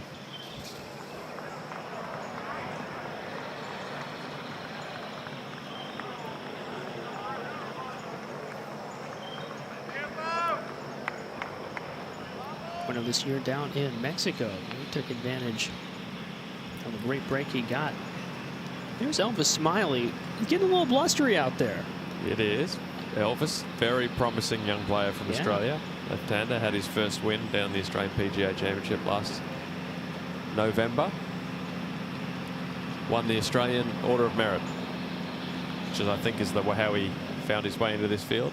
But big future for this kid. Just 23 years young, first career PGA Championship. A youngster from Queensland, Australia.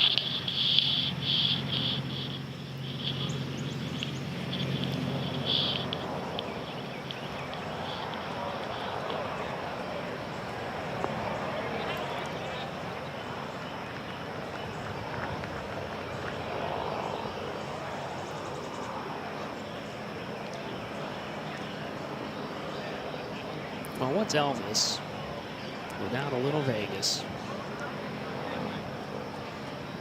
Time to roll the dice. And to continue, well done there. Johnny Vegas out of the pine straw. All depends on the lie here.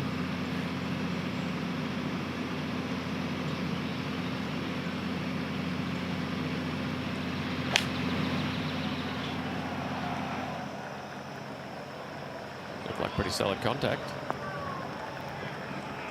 Really good shot out of there. Another one of my hopefuls, my international team. Great players, played at President's Cups before. Big, strong guy, too. And has given himself a chance for birdie. Home stretch here of round one of this 107th PGA Championship. Been a pleasure, partner. Mark Donaldson, Susie Whaley tagging in. They, along with the rest of our great crew, will take you the rest of the way on Thursday in Charlotte.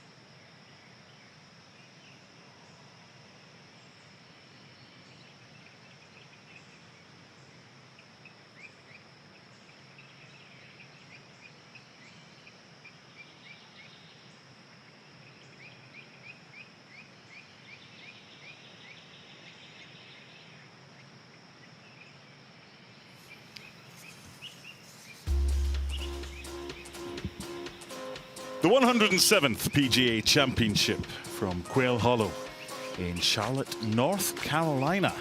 There's a few names there we didn't expect, and some names that are very pleasant returnees to a major championship leaderboards. It's busy and jam-packed at the top on a beautiful opening day from Quail Hollow. Temperatures far too hot for a Scotsman. Mark Donaldson alongside Susie Whaley for this one. She's used to conditions like this. I just need a little bit more practice. How are you? I'm fabulous. I feel like I need a little powder in that pitcher. Let's not start with talking about makeup. We're here to talk about golf. Yes, we are. Yes, and we are on the 16th, the 17th, and the 18th. Oh, the scary three.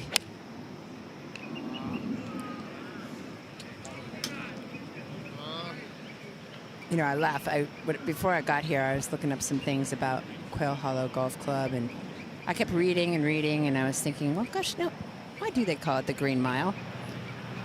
And as I was looking more and more, I thought, well, that's a horrible name for the last 3 holes based on what it's about. Yeah. But now that I've watched the carnage there today, I completely get it. Richard Bland on 18 with a sumptuous effort. Yeah, the Green Mile, 16, 17, and 18, that doesn't measure a mile. It's 0.7 of a mile. It doesn't measure a mile. I couldn't figure it out. Of course it's green. We're on a golf course. And then I found it was all about the movie. Yes, indeed. It's a beautiful day, and we kind of deserve this after Monday, Tuesday, and Wednesday, where we had to get our waders on to get around. Yeah, true. And guess who's got Gore-Tex footwear? The woman sitting alongside me. She knows. I do. Keep your feet dry. Still soggy underneath, but the course is in wonderful condition, overlooking Charlotte in the distance. Jonathan Vegas of Venezuela for birdie on 16.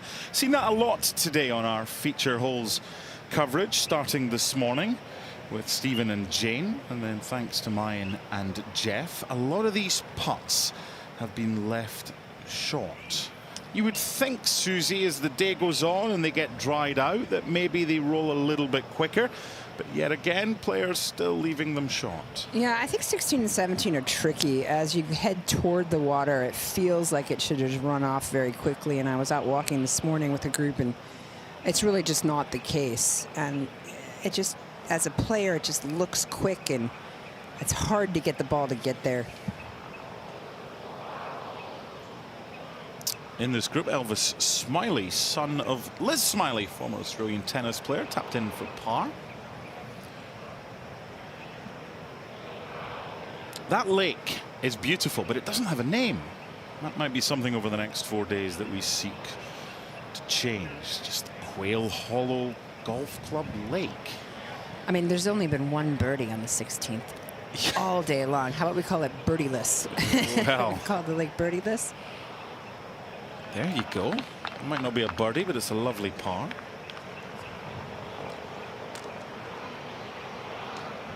Going along nicely, starting on 10. Sometimes psychologically starting on 10 and finishing on 9, it's not great, but here you don't have the Green Mile as your final 3 holes. Those are holes 7, 8, and 9. So I'm just looking for little positives. I think that's smart. Currently, that front 9 headed out 1 through 9, playing just under 36, 35.94. Back 9 playing quite a bit harder at 36.65. So to your point, kind of nice to get it behind you. Okay. As someone that is a fantastic teacher of golf, if us mere mortals are facing a shot like this that Rafael Campos has, automatically you think with the water behind that that's a concern. We've got them kind of sprayed all over the place here. What's the key, whether it's Rafael Campos or whether it's Matt Wallace or Ryan Lenihan in this group as well? What's the key to not decelerating through the shot, and with the lie that these guys have got onto a green that's pacey with water at the back, what should we be thinking? Yeah, but you see our PGA of America rules official there. That's Robin Jones, one of our PGA of America rules officials, kind of helping him out here. But to answer your question, where it looks like he's going to drop unless you were to drop where Robin's feet are, is on a downslope. That makes it even harder because your club will deal off coming through and the ball comes out a little hotter. But in this situation, sometimes your best play is just bounce it up short, and if it were to stop, you're guaranteed your bogey and you're taking double out of the equation. Trying to fly it and hit the hero shot back there to that whole location is just a lot of risk. Of course, they can try to do that. But on the first day of a tournament, you're just trying to manage your mishits the best you can, capitalize on the holes you hit the ball well. And in a situation like this, it's all about double bogey avoidance.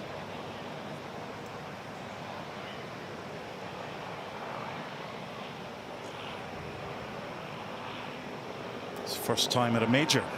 Ryan Lenihan, he's the PGA Director of Instruction at Walnut Creek Country Club in Michigan. He's trying to take it in your stride. It's little things like this. If you've got a shot that doesn't go where you want it to go, it's trying to live within the moment, not get overawed by things. Yeah, and I think, too, what happens at home, at least to a lot of my students that I've talked to, you tend to go quicker, and I'm not advocating slow play, but when you're in trouble, you've got to think through a couple different scenarios before you just choose and decide. Here's the tee shot that has left him where he is.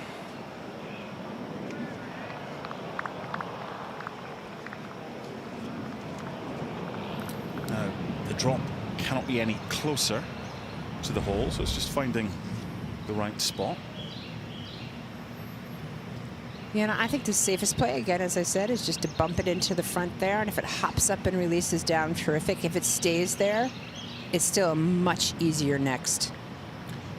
You also might have the option, I mean, this is a very lofted club, of sticking it high into the air and trying to land it soft, so it's not like there's just one shot. No, exactly. You just have to carry it farther, obviously, trying to land it a little higher. I think he'll try to land it just on the green surface. If it goes up high, if he's hitting this low, he'll hit it right at the beginning of that first cut where the rough meets the first cut.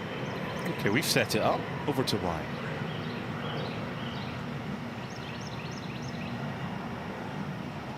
Yeah, so he just landed it right where that cut met the grass. He's trying to get it to feed down there, but that's really well done from where he was. It's safe. Obviously, a very difficult putt to save the par, but that should be an easy two-putt for him. And now we'll find out if these players or caddies have been watching our feature holes coverage from earlier today, when they would have seen that that putt is a lot slower than they think it is. Okay, next up from Puerto Rico, Rafael Campos. Yeah, that's beautifully done with his hands, but this is going to keep going quite a ways on him.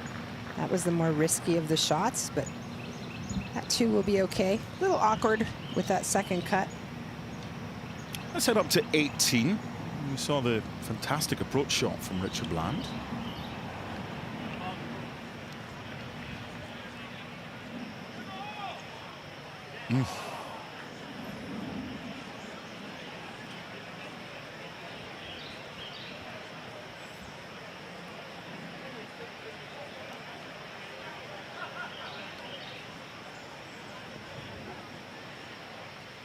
The 52-year-old from the south coast of England in Hampshire finishes off.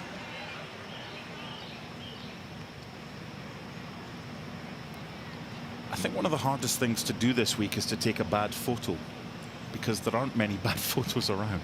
Yeah, it's a beautiful piece of property. Stunning. Walked the course last night, got some lovely snaps at sunset. To avoid the potential of slow play, players on the green have stood aside, and the players in the group behind, Jonathan Vegas, Elvis Smiley, and Brian Campbell will take aim.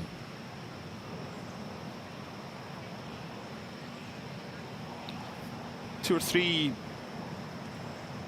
consecutive years we've had some crisscross holes where there's been stoppages. Here it's been pretty good pace of play at 5 hours 20 for a 3-ball. Could do it a bit quicker, but not bad. Yeah, and from here, you really want to start this just at the 1 on that camera tower if you're going to draw it in from right to left. Certainly not taking on anything left of this whole location. If that water is all grass, it's a totally different hole. It's just a psychological, oh, there's water. Yeah, and to your point, what makes this so difficult is this fall off on the right certainly isn't an easy pitch shot to a slope green from right to left.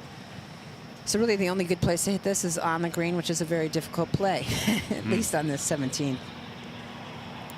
Brad Beecher on the bag for Elvis Smiley this week. Spent a lot of time on the LPGA Tour with Indy Park and Minjee Lee. Doing well, the Aussie.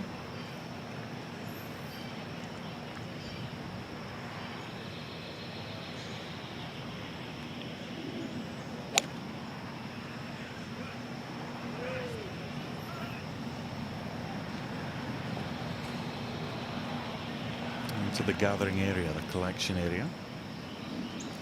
And Campbell will be next. Jeff Ogilvie was waxing lyrical about this young man's talent earlier today on our Feature Holes channel.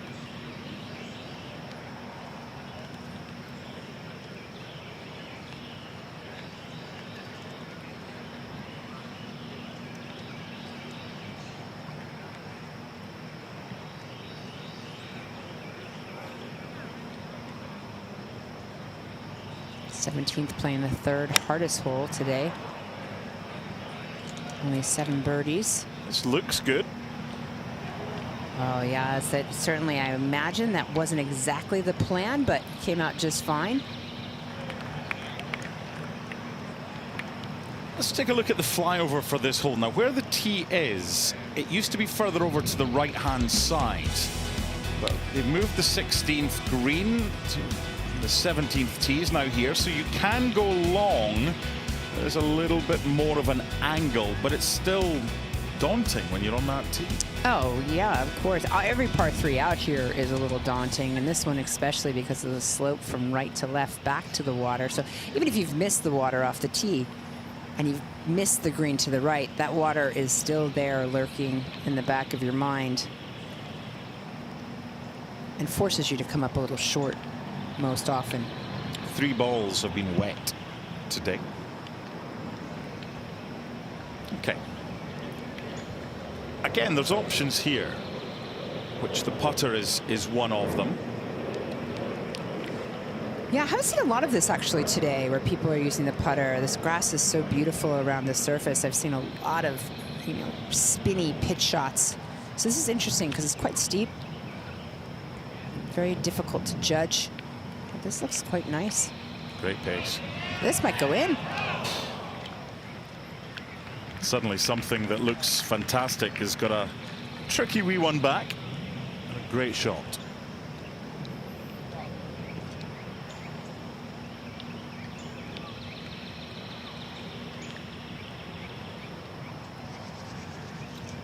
Might get a read here from Campos.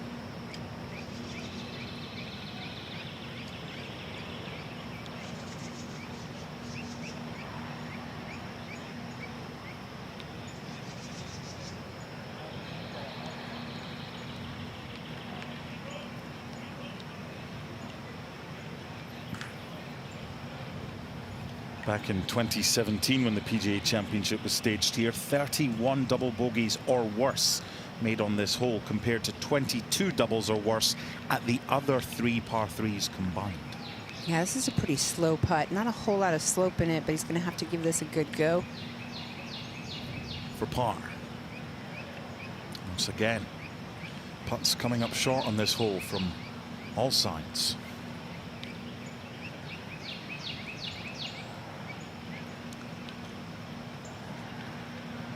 Color of pink are we going for? I don't know, I kind of like it. It's nice, but is it pink in capital letters? Because it screams pink. Yeah, I was going to go with fuchsia, but I don't think that's right. Maybe a little bit brighter than fuchsia. Yeah.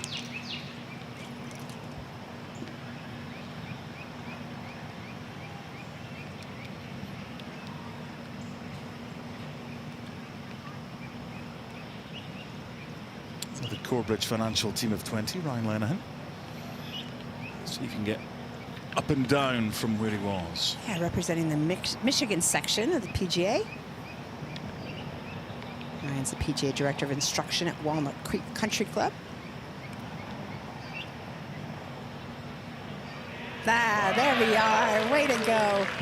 I mean, it's just so impressive what these PGA professionals do. They work full time and they keep their game at an extremely high level, and they have to earn the right to participate here amongst the very best PGA professionals in the country on course and playing ability. And you know, I know the PGA professionals, me being one of them, are incredibly proud to watch them out here competing.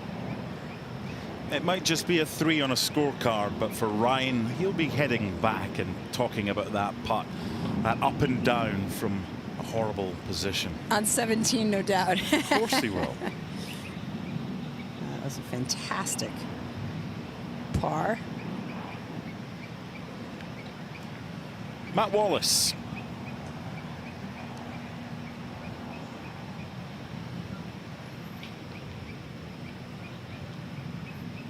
Yeah, not much to this. Just has to give it enough pace. Take a little slope out. It finds the bottom of the cup.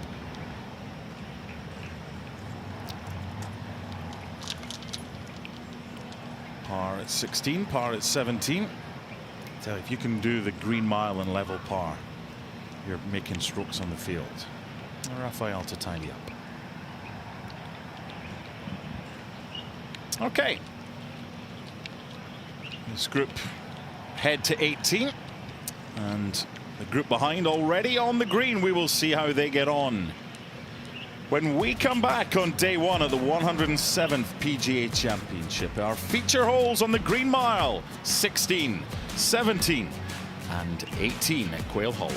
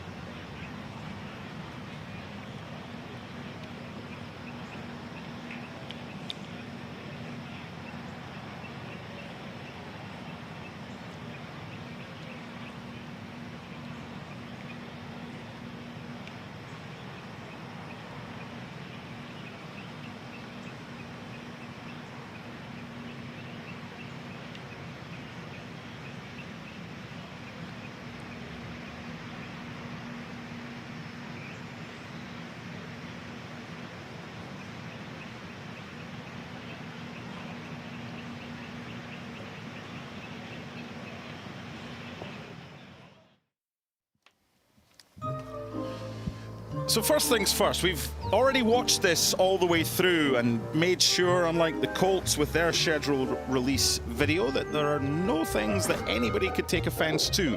However, there are 1 or 2 issues that the players will face on the green mile as they navigate their way around the course. I just wonder who this character is based on.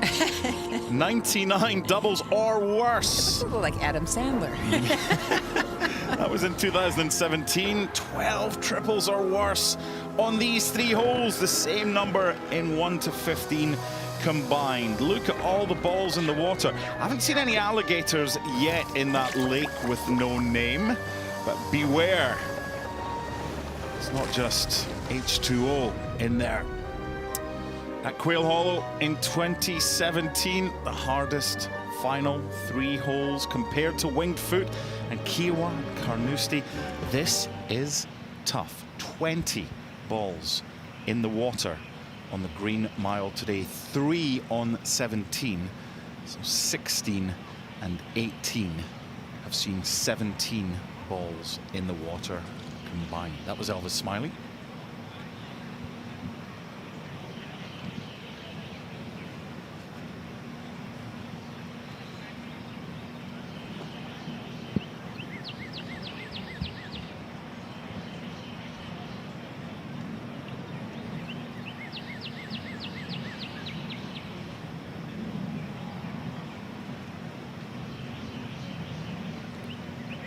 Players just marking their balls to allow the group behind. Kevin Yu marking Gross, one of the Corebridge Financial team of 20. John Kiefer to hit up and then walk round. This is one of the longer walks from 16 green up to 17 tee, uphill and head right to the back. 223 yards on the scorecard. Today, playing 227. The drop zone is 130 yards away. If you hit it straight into the water, or you get it wet.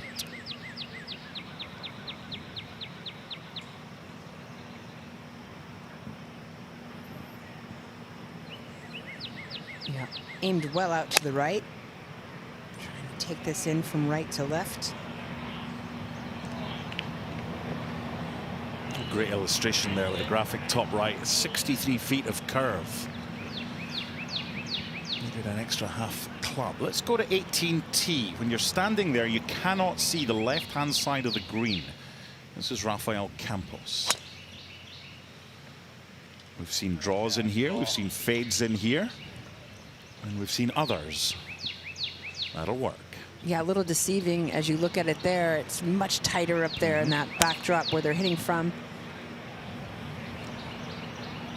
Well, this is safe, that's for sure.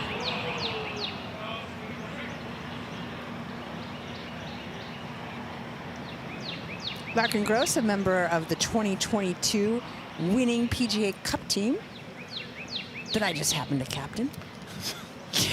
Okay, who had 27 minutes on the bingo card for the reference? There's no way I was mentioning it first because I knew you would. There's only 2 of your boys playing this year. I know it. Michael Block as well. That's right. That's right. We'll get to Michael in our coverage the rest of the day. Some good grips coming through. John Kiefer. Taking this in a little straighter than the 2 we just saw, at least from the alignment. So there's quite a bit of curve on this. It needs to settle out. Taking it to the left side of that hole is really risky, and wow, that just disappeared in that long stuff behind it, but safe and dry. Johnny from Baltimore. Lives now down in San Antonio. Baylor grad. You were out there earlier today. What have you seen the difference between the bounces when you get that high apex from earlier today when it was a little bit softer to compared to what Johnny just had there? Yeah, you know, it looks just a little, what's the real difference that I'm noticing, it's just a little breezier. This morning, I think it was pretty calm conditions. It started to pick up just a little toward the trail end of my walk out there, like around 115-ish, 120. So certainly they're dealing with more wind conditions, and the greens certainly have become a little bit harder, but they weren't super soft this morning either. You know, they have those sub-air systems underneath, which were so fortunate to get rid of a lot of that water.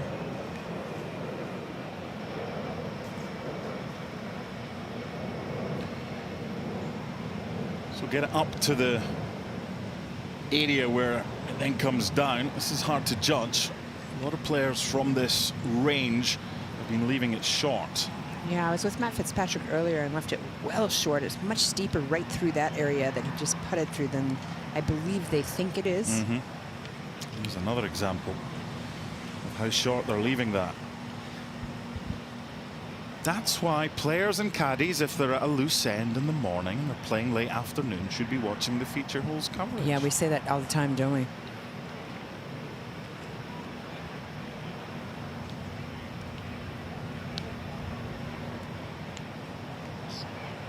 Jake Knapp.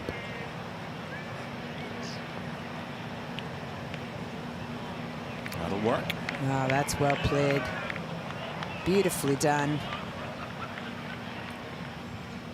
Let's go back to 17,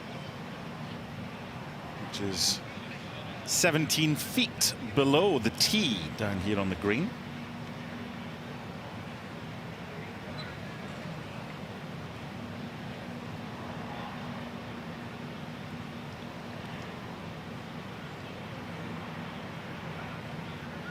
See if the pace can be judged by Johnny Vegas.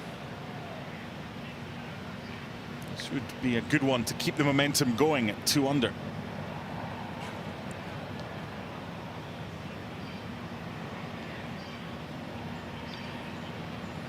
Unable to do what Ryan Lenihan did, but it's a tap in for Johnny.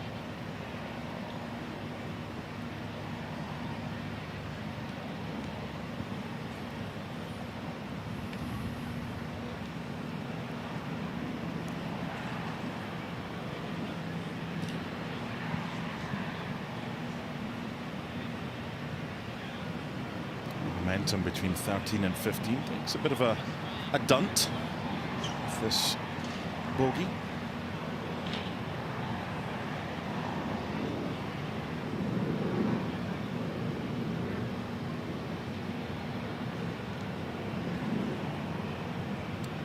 The lefty, Elvis Smiley.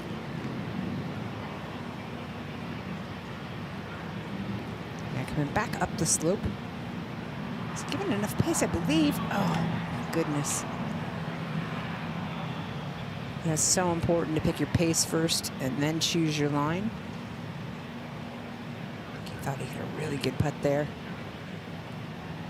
For that line, he needed a little more pace. Up to 18. Rafael Campos from Puerto Rico. Lovely swing.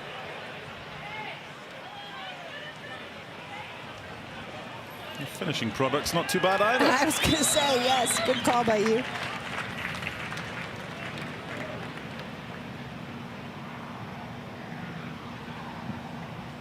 Back on 17 for par, Ryan Campbell. Yeah, this after coming up well short from the front side of the green, but That'll no, do. no foul? No, that'll do. Now the climb up to the 18th tee.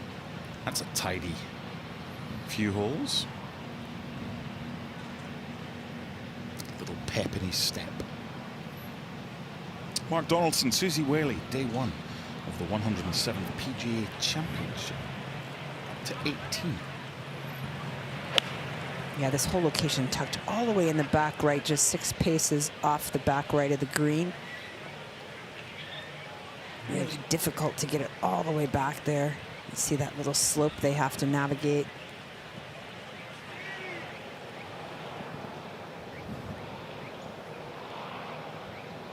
Jake Knapp, 16, started the day at the first, so coming to the end of his round, birdie putt on 16. Yeah, this would be for the second birdie of the day on 16. He's got to hit it. No.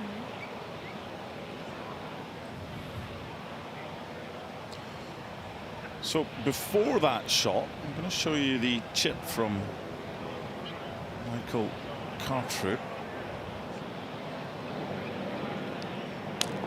Oh, my goodness. Wow. Michael is our PGA Professional Champion 2025. It's a great story about Michael.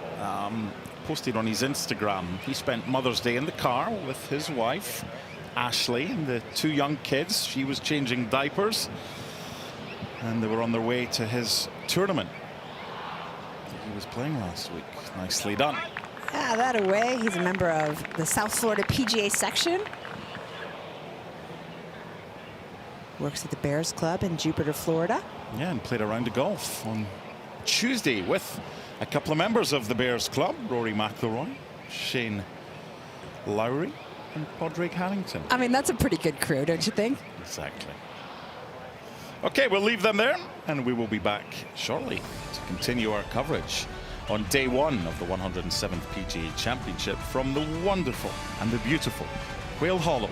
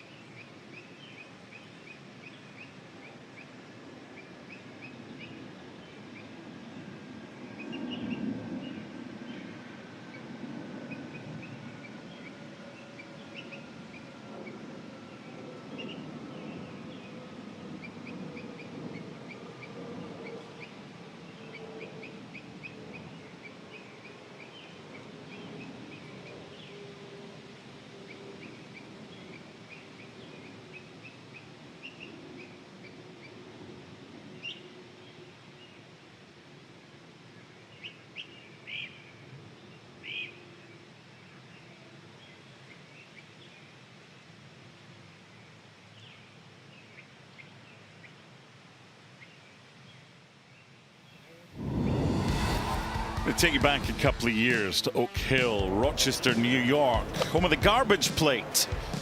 Michael Block playing with Rory McIlroy does that. The Block party, he's back again for another major championship. A lot of eyes will be on him this year once more. So what will he do in 2025? At no point in no time did I ever say I want to be on a tour. I don't want to be a tour pro. I want to be a PGA pro. And it was the best decision I ever made in my life. And it wasn't because I could play in the PGA Championship or a tour event or whatever. I just wanted to go to a golf course every day in my life. Ethan and I, my son, shot by shot, we just go to work. That's it. I clock in on each shot. I hit the drive, whether it's in the rough, whatever it is, I reset, I go to work, and I hit the best shot I can. At the end of the day, I add it up, and hopefully that's a good score. I'm pretty confident, to be honest, going into a major such as this. I'm hitting it very straight. I'm putting well. I'm hitting my irons well. I think you get the Carolina peeps on board with the block party, and we're going to be good. Why did you Photoshop his head into a photo? So Michael was the second one that's playing here that was on the 2022 PGA Cup team. We were victorious. However, Michael hopped on a red eye the day after clinching the point we needed to win his section championship in Southern Cal. That's an uncharacteristic miss for Michael. Yeah, I can't imagine he would have played too many shots like that when he was part of your team that won the PGA Cup. It just seemed very quick.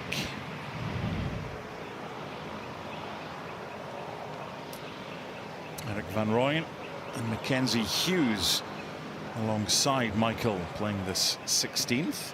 Tough one to control for Eric from the rough. Mackenzie, a good golfer out of Canada. And we set Michael up, talk about the hole-in-one in 2023 and the curse of the commentator, and his next shot doesn't get a foot off the ground. Yeah, welcome to golf, right? All right. Here's Mackenzie. I will say Michael is such a breath of fresh air and represented PGA professionals everywhere. People actually knew who we were and what we did, and so thankful to him for that. And a decent streak right now of PGA professionals that have made the cut in this tournament. Let's see if we can listen in.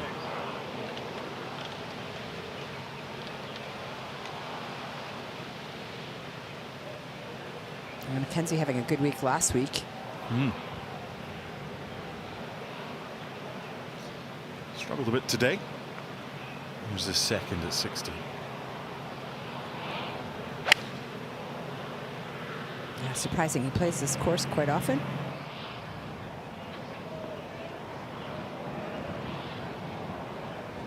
Certainly better in there than had it not have bounced in. Saw a lot of golfers when they had the chance playing out of that bunker over the past few days. Campos on 18 for birdie. Yeah, that's a really nice round.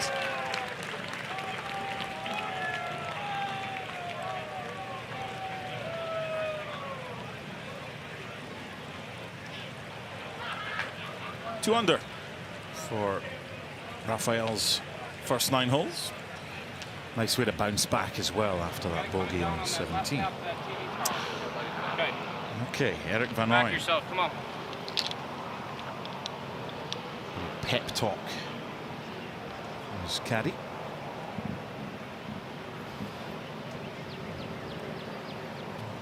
Alex Gilbert moves out the way. This will be interesting to see what kind of control he can get. Looks like it's sitting up a little bit in that rough. Yeah, easy to let this go too much to the left. Hard to get through it when you've got your left foot so much higher than the right and in the deep stuff, but looks like he held it off best he could. It's a good shot from there, because there's a tendency, isn't there, just where your body shape is, as you said, your left foot's higher. Why do we see so many normal golfers that don't play professionally hit it way left? Yeah, you end up hanging to your trail side on a slope like that, and when you hang on your trail side, the momentum passes you and the club flips, and typically the ball will travel far to the left, and you're just not used to getting through it, and that's why you're hanging on that trail foot. You really have to get yourself to get through it and up the slope. So as an instructor, you're telling your pupil to get all the way Stay through balanced Stay as balanced. best you can. I mean, there's plenty of slope sometimes that you can't necessarily get to that left foot, but you really want to try to stay balanced as much as you can, and then to make sure that if your lead side is your left side, that lead side is leading. Wonder how father and son will get on. Father golfing and son on the bag. It's the younger son, Ethan. Dylan's also caddied for his dad. Yeah, Ethan's quite a good player himself, so is Dylan, and caddied for him in the PGA Professional Championship to get him to this point. So don't forget about the second shot.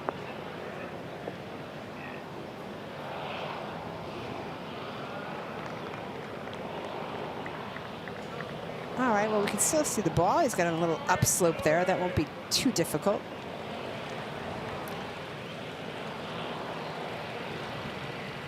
I'm sure there's many places we could go with Elvis in trouble and puns and referencing. I'm not going to go there. Cheap.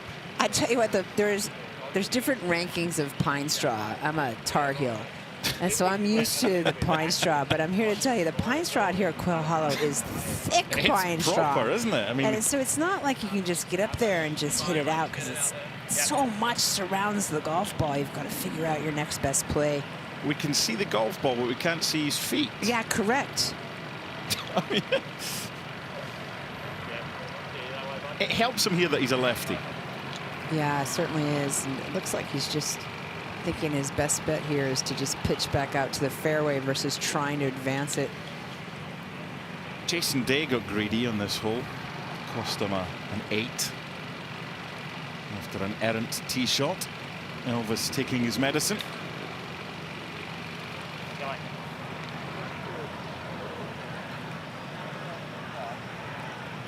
At least you know you've got a shot.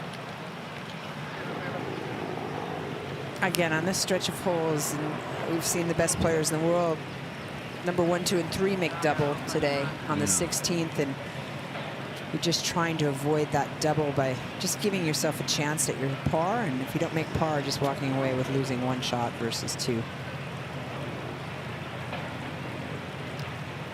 Tony Vegas. Yeah, these trees might just impact him a little. It looks like he's trying to take this low. Depends on the lie as well. See how far he can skate this down there.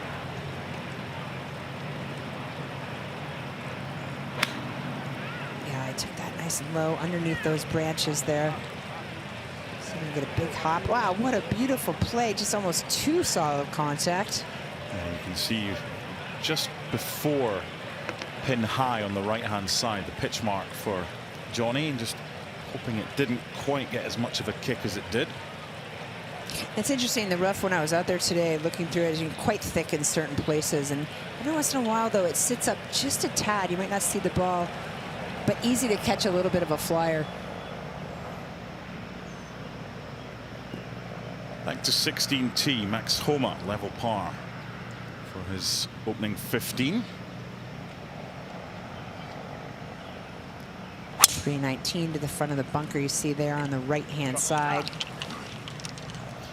Yeah, there's no real advantage even for the biggest of hitters to take on the bunker, because even if you get past, you do have a downhill lie, whereas this is a perfect lie and it's flat. Okay, third shot, Elvis Smiley on 18. Yeah, wind blowing just slightly from left to right. A couple paces left of this would be a good spot. Which is exactly what he did, and that's just beautiful to save his par. Elvis, talk to me about that par on 18. Was it just a normal 4? Yeah, just kind of hit it in the pine straw, chipped out, hit it within 6 feet and sank the par putt. Many ways to get a par on this 18th. Some are a little bit more obscure than others.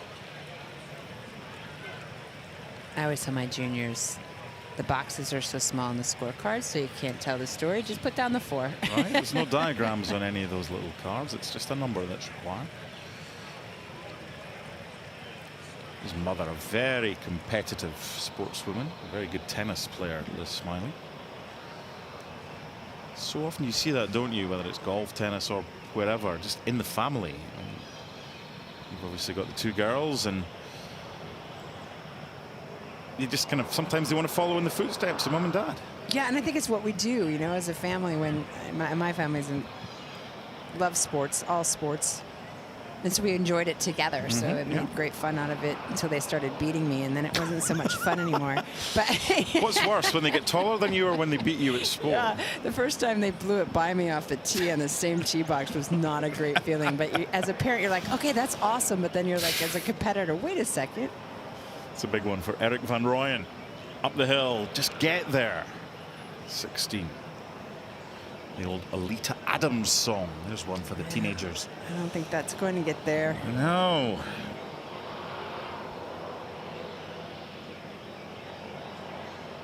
If it doesn't get there, just leave yourself nothing that's too tricky. Well, still a bit of work left for Eric.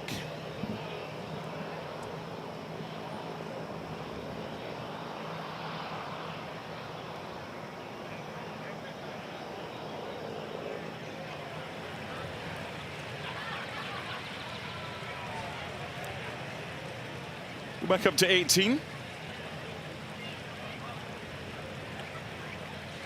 Again, this is all about judging the pace for Brian Campbell.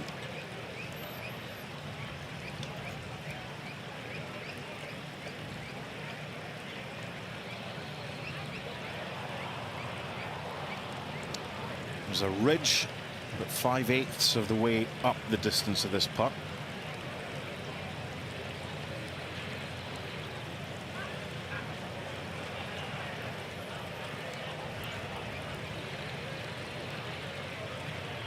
Yeah, that needs to climb. How much of a lot of the players leaving putts like this short is down to the fact they didn't get 3 full days on the course because of the weather? Yeah, I think quite a bit, actually. I mean, 99 of the players in the field had played this golf course in a competitive event prior to this, so many of them have played it before. But if you're a golfer, even at your own home course, you know the conditions differ year to year, month to month. Some of those players played in 2017 when this championship was in August. So far different golf course than you'll see here in May.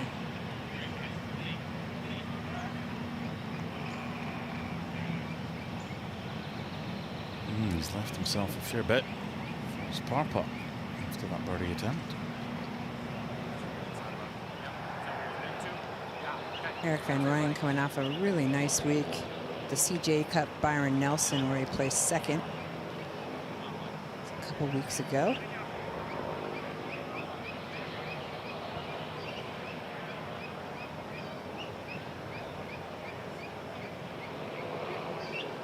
Just trying to keep any blemishes off the scorecard.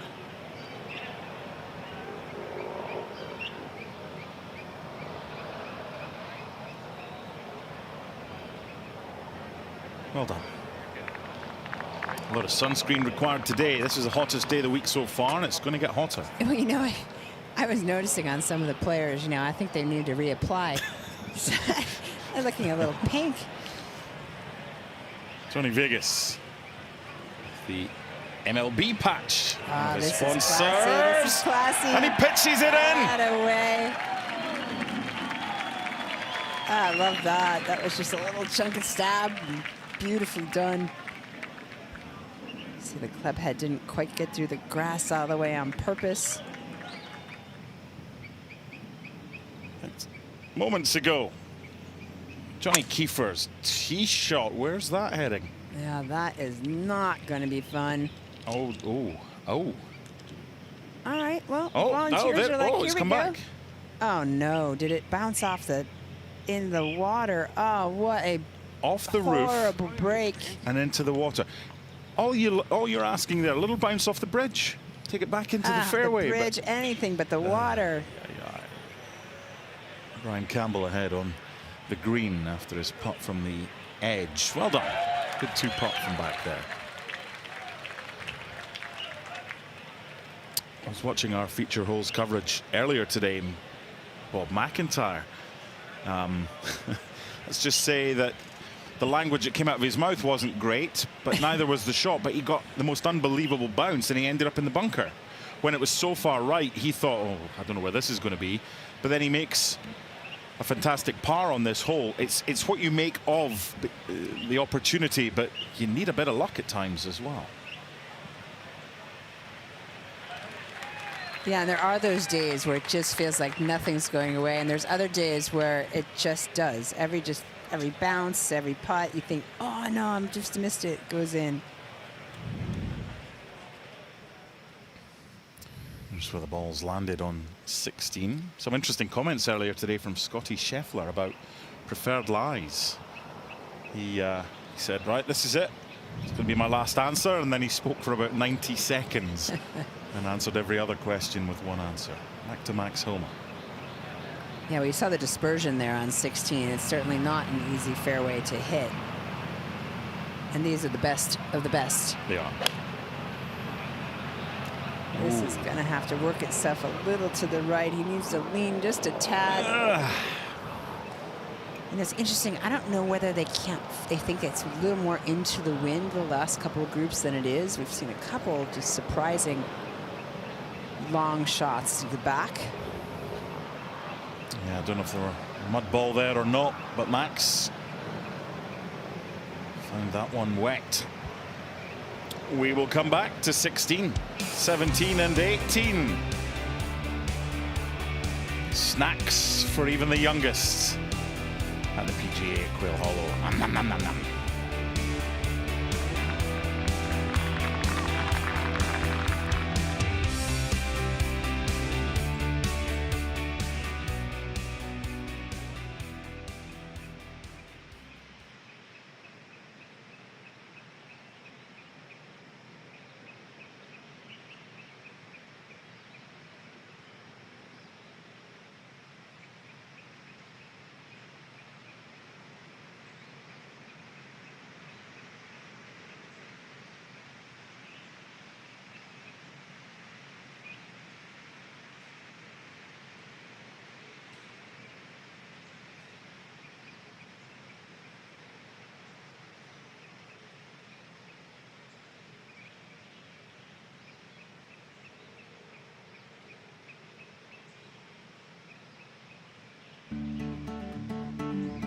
The course doesn't move.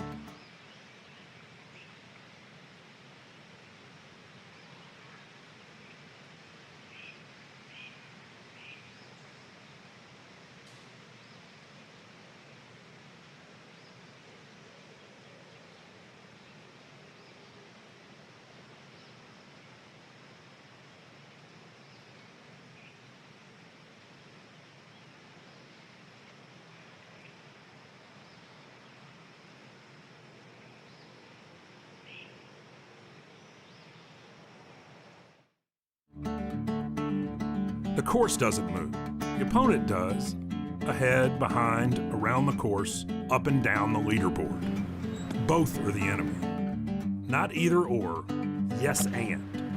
To win a major, you'll have to beat the course and your fellow competitors.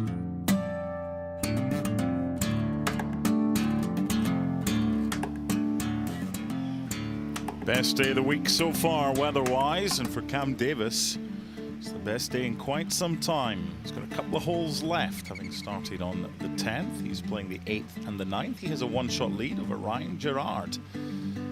Bob McIntyre from Scotland, good round of 68 for him, but it's very congested as we zoom through, and a lot of different flags, which is always great to see. And this is probably the strongest field in any major tournament, and a lot of big names are a little bit further down. 11 balls in the water from our holes. 16, 17 and 18. The first hardest, second hardest, and the 6th hardest. It's tough, and when you think back in 2017 at the PGA Championship in this stretch, only 3 players finished under par through this stretch over the course of the tournament. You and I were looking during the break, the average score, you can par in, you're making over a shot to the rest of the field. Van Rooyen on 17. 17-foot drop down to the green and in the collection area.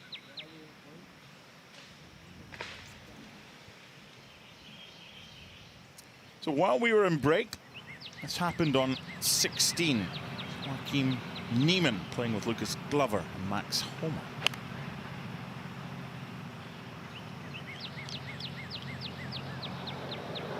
Yeah, taking that in from the right-hand side.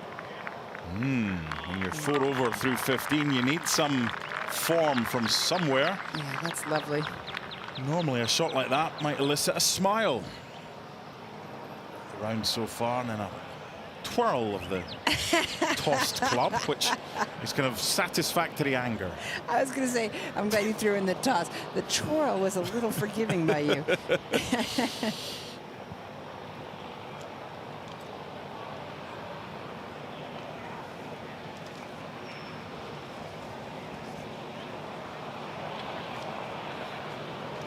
Touched that well. Lucas Glover.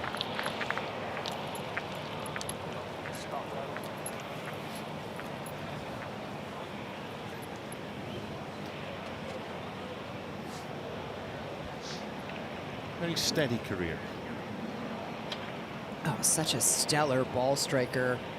I mean, his putting struggles are well documented, and certainly he's, since going to that broom putter, improved significantly. But if you think about his ball striking, goodness, had he just had a little more confidence with the putter all along the way, how much he would have won even more. This is a big one for Max. Having found the water, it'll feel like a result if he can hold this, even though it's for a bogey. Yeah, 2 bogeys, 2 birdies on his day so far from Max.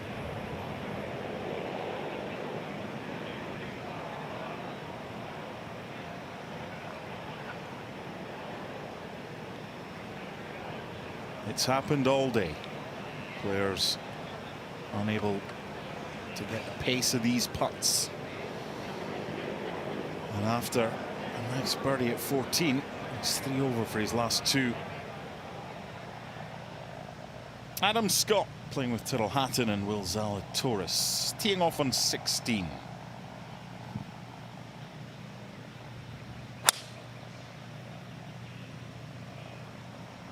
Wind. Yeah, just hoping for it to skirt a little to the left for him.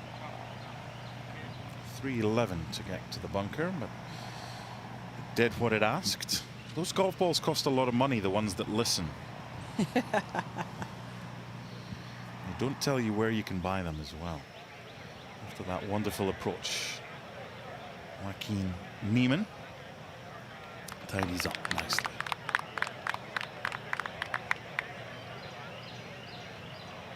Found a bit of form on the Live Tour this year. Wins in Adelaide and Singapore, Mexico City.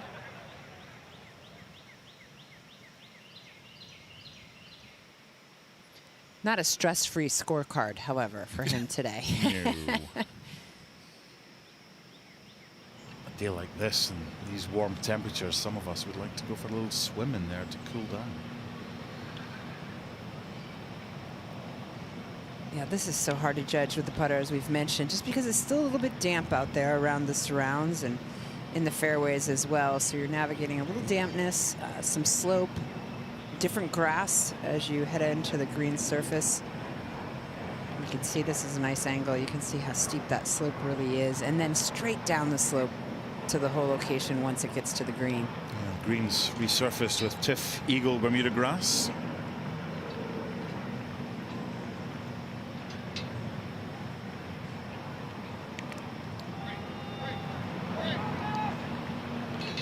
See, that's just so quick after the hole.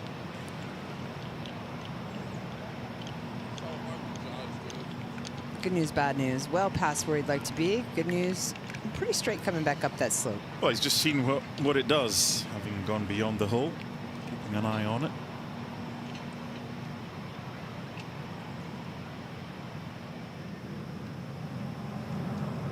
To 16, Tyrrell Hatton second. Leaning hard, wants this to get more left. Swatting at any flies around, trying to make it go more left. Mild-mannered Tyrrell Hatton when things are going well. Full bloom down here in North Carolina. Michael Block had his issues on 16. Let's head to 17. Moments ago, par 3 at a PGA Championship. He couldn't, could he? Not again. Oh, it's a good-looking shot. Come on. Come on. It was the 15th at Oak Hill. That went in with a shot to 17 today. There's the smile back. Third closest to the hole today. Inside of 8 feet. And that smile we saw so often at Oak Hill when he was in the top 15 has returned. Adam Scott's second shot to 16.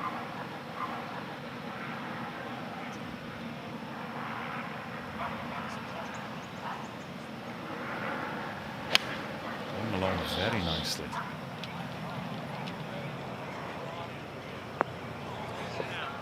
Yeah, that needs to sit. Adams just really found his form with his irons this year. Approach to the green has just been off for him. To save his par Van Rooyen, that'll be a dropped shot for Eric.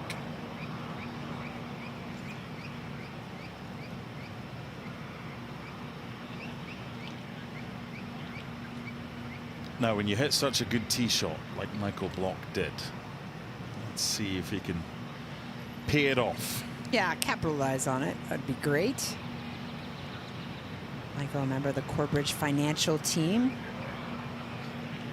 Southern California PGA section. That away. Well done, sir. And, well, it was going to be a fist bump with his son, but just took the club and hey-ho. Yeah, just a couple doubles on the card today that have hurt him. I love this. Isn't it great? You've got your Corbridge financial team of 20 and you've had such success. A couple of years ago, Michael Block has got a lot of fans cheering him on. Let's take a look at 17 from the flyover. Where's your aim point if you're a right-handed golfer? Yeah, right-handed, just on the corner of that camera tower, the one closest to the hole location. Certainly don't want anything going left of this hole location. Green slopes harshly from right to left, so anything at the camera tower will feed back down on that hole. But, you know, interestingly enough, looking at that hole location this morning, I really wasn't aware of how difficult a front shot would be with the slope for putting. And we've seen that's been very difficult as well, but I didn't anticipate that for this hole location. Joaquin Niemann. Just seen that birdie from Michael Block. It was only the 6th of the day. What's the Chilean store. Oh, that's also well done. It is. It's very well done. We could have had a Chilean winner Settle. of this competition. Southern Hills, Mito Pereira, who inexplicably rushed his tee shot on 18. Wind direction just like the last one, 230. It was Justin Thomas that capitalized. Lucas Glover.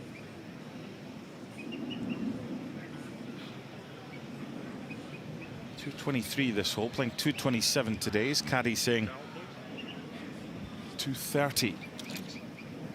Yeah, Lucas has had 3 top 10s already this year. 3rd at the AT&T Pebble Beach. Players Championship, of course, so what a great play. Tied for 3rd there.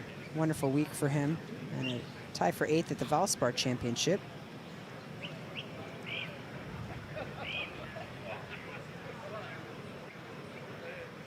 US Open winner, Beth Page, back in '09. And that one is in trouble. Yeah, that could hit the structure. Well, not quite that high. But it will not be an easy one.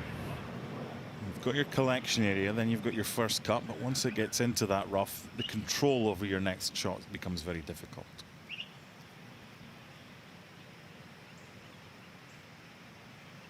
The late afternoon sunshine and the heat of Charlotte, North Carolina. And the Green Mile. And Adam Scott. This was all about the stance. It was never going to roll into the water, but the stance is okay. Yeah, coming up that upslope, that got away from him. Certainly wasn't intending to carry it that far. Some good groups coming through 16, 17, and 18 here on our feature holes coverage. Next up, Justin Thomas, Dustin Johnson, and Colin Morikawa, followed by Jordan Spieth, Patrick Reed, and Lucas Ober. Then Hideki, Wyndham Clark, and Tom Kim, and Bryson DeChambeau, Victor Hovland, and Gary Woodland. They're all feature groups today elsewhere on our interactive coverage of the 107th PGA Championship. Max on 17. Another one that isn't really coming back. It's safe enough. Not where you want to be, but it could have been a lot worse. Can Tyrrell Hatton judge the pace? Rinse and repeat.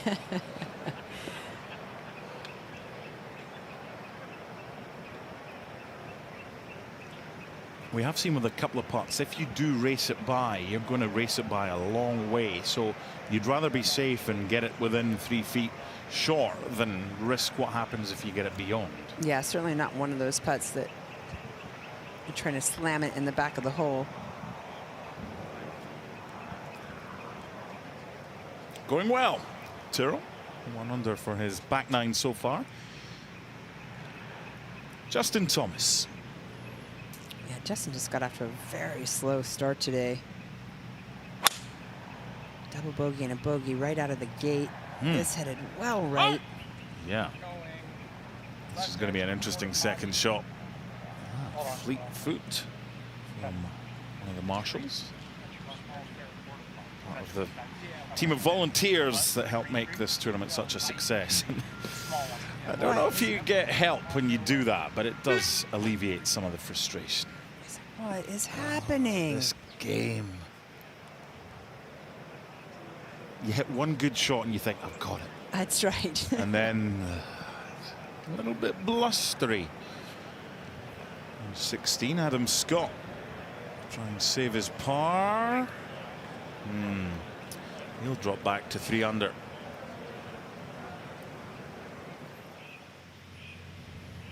Ahead to 18, Eric Van Rooyen. Yeah, looks like he's going to try to take this in from left to right, just up the right side of that fairway. Adam Scott tapped in for his bogey. And Eric, ooh, that could be hampered by the overhanging branches of the trees. We will find out when we come back as our day 1 coverage of the 107th PGA Championship from Quail Hollow continues.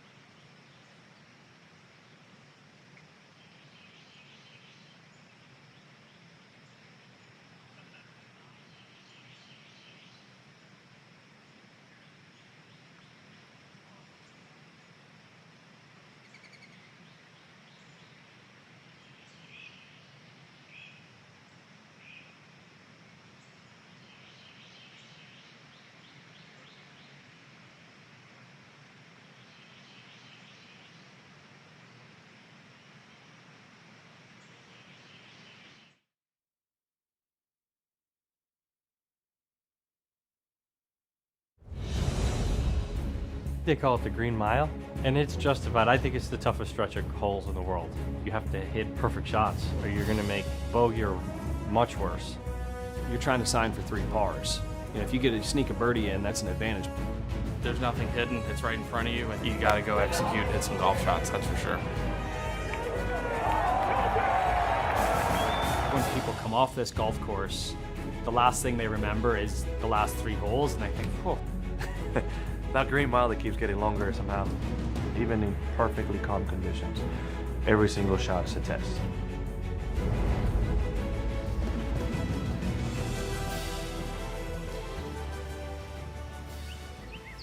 Max Homa on 17 with his second shot. Some have elected to putt. Max using the lofted club, and will now have a testy one coming back. So if 16 through 18 are known as the Green Mile, would you say that 13 through 15 are kind of like the prisoner's last meal, a chance to fatten yourself up before you get into the problems of 16, 17, and 18? Yeah, absolutely. That's perfect analogy. Big old steak. Yeah, right. Eat as much as you can. Colin Morikawa. Now this out to the right, but should catch a piece of it. And that's going to be a very difficult putt, as we've seen. Yeah. It's very slow. Looking forward to the weekend already. We've got 14, 15, and 16 as our feature holes. We might get to see a few more birdies. We'll see some eagles even. Indeed. This is a test. And all those golfers we spoke to would sign up right now for going through these 3 holes in level par.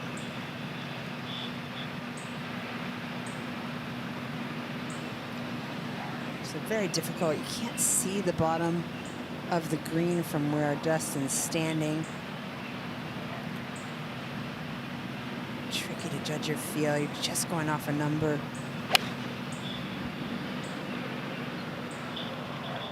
It's about focus for Dustin. Just before you and I came on air, he was at the turn and he missed a 3-foot putt and left himself with a lot longer, and that bounce did exactly what it did with Adam Scott.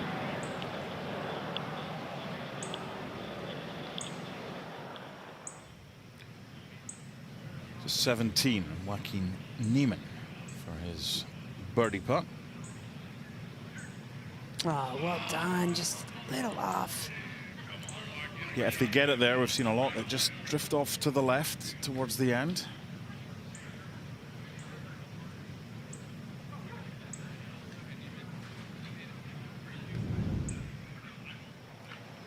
Two birdies today on 16, 46 bogeys or worse. That group of the world 1, 2, and 3 earlier today, all making double bogey. Justin Thomas. Yeah, Justin needs to start this at the 6 on that camera tower. Wouldn't want to be any more left than that from that lie. That is just going to come out of there hot. And the indication.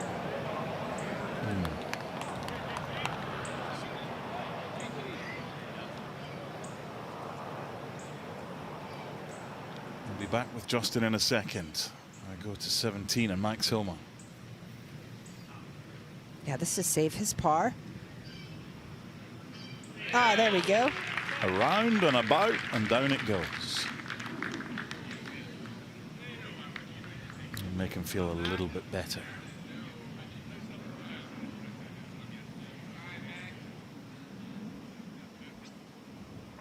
After quite a few missed cuts in a row, Max has had a couple good weeks. It's nice to I realize he's not on the first page of that leaderboard, but hanging in there.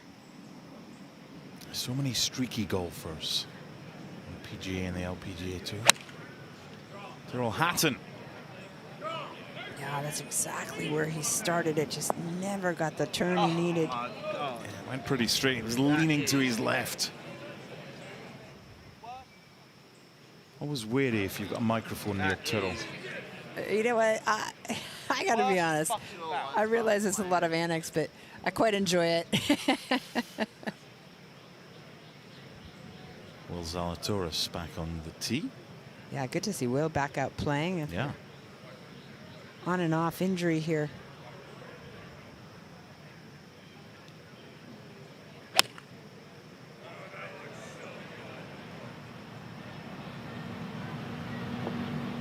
That's going to take a big hop. That first hop over there on that left-hand side, just a large one, about a third on that green. You just have to try to stay right at that hole location to avoid that. Now he's got a very tricky chip out of some deep stuff.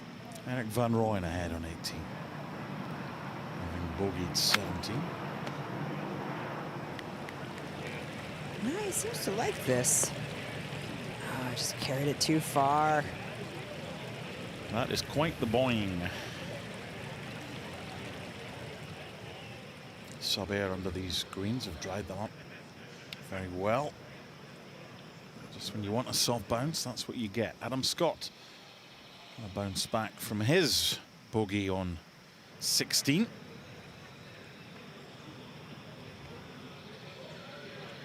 Also trying to take it in from right to left. Started it outside of the camera towers. Does it have the length?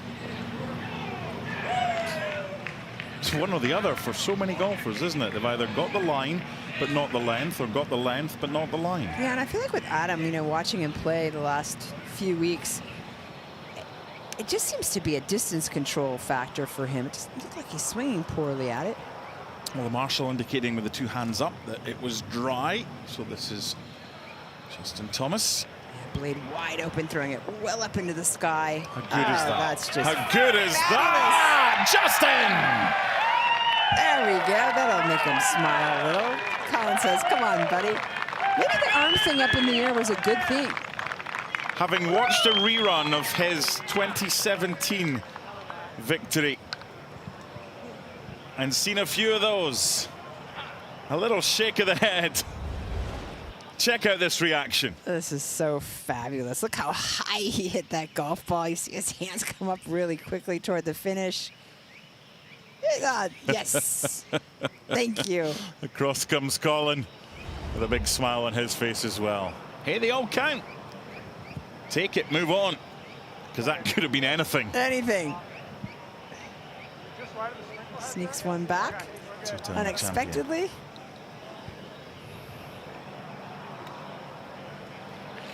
Celebrated with something a little bit stronger when he won his two PGA Championships. Van Rooyen after his little boing that went through the back. And his third. Yeah, you can see quite steep. His takeaway, open face. And you can see his clip face slide under. So before he plays this shot, you're teaching someone, say you throw a bag of balls down in an area like this, what's the main thing that you're teaching your students about how to play this shot? Yeah, I think where the club's gonna impact the turf. And I think oftentimes people try to slide it too shallow underneath the face instead of getting a little bit steep. They think steep they're gonna chunk it, when in fact it's just not the case. And when they try to slide it is when they have the miss. You can see him hitting the turf there, just at where that ball's lying, not prior to it, not well before it. The loft is going to take that ball up in the air enough for him. Inadvertently, what I'm doing is I'm trying to get free lessons for both me, boys and girls in the truck, and everyone watching, without us having to pay. Yeah, I don't think Eric was pleased with that at all. No, I don't think it was that should've listened difficult to a you. shot. Lucas Ober on 16. Boy, this looks tremendous. See if it stays in the fairway for him. Doesn't sneak left. It is a very wide fairway, but in this area here it's very flat, so that's perfect for his second. We saw Colin Morikawa's big smile when Justin managed to get it up and down. Let's see what he can do from a way back. Yeah, see if he can get this there. It's easy to watch it and to see all these golfers hitting it short, but if you know you've still got to hit it harder, there's still that danger of hitting it too hard, and it must be very difficult to get the right amount of contact. You know, it's funny, oftentimes even when you're next to somebody who has the same putt and they've left it short, you'll leave it short right next to them and you think, oh my gosh, why didn't I learn from it? But it's more the feel of the player. This from Jordan is headed to where Justin was. Yeah, about the same exact spot. So all he needs to do is hit the next one long and then hold the next one. Shall we tell him? For birdie. Yeah. Funny old game this, isn't it? Dustin, 16. Has he fulfilled his potential with the number of tournaments that he's won, given his ability? You know, it's a great question, and I think Dustin, had he stayed, would have won more golf tournaments.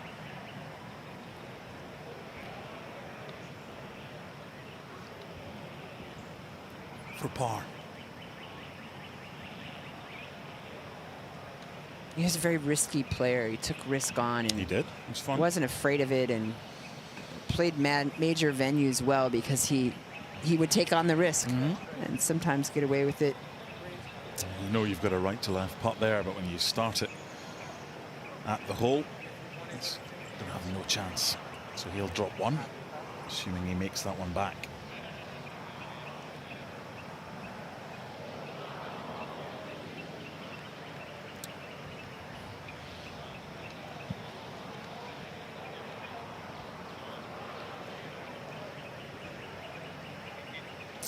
Colin Morikawa for his par.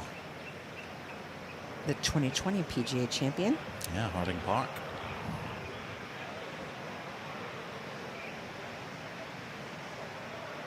Well done.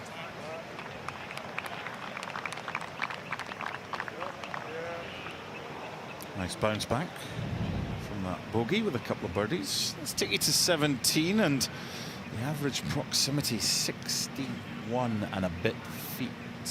I wish we had our Arcos data that we usually put up for the 0 handicapper and the 10 to 15, because can you imagine 61 feet for the tour professionals? Tells you how difficult this hole is. It's okay from there. Looks like he's left himself with an uphill putt. Smart leave from Tyrrell. Eric Van Rooyen finishing off. South African. Yeah, this after that chip got away from him. See if he can save it. Dustin Johnson made that putt. Eric drops to 1 under after a round of 70. I wonder if he would have signed for a round of 70 if offered that before he stood on the first tee this morning. Yeah, that's a great question. You know, I don't know. I think when par is 71, probably no. I think you're hoping for a little better. This is a long way for Adam Scott on 17, 69 feet.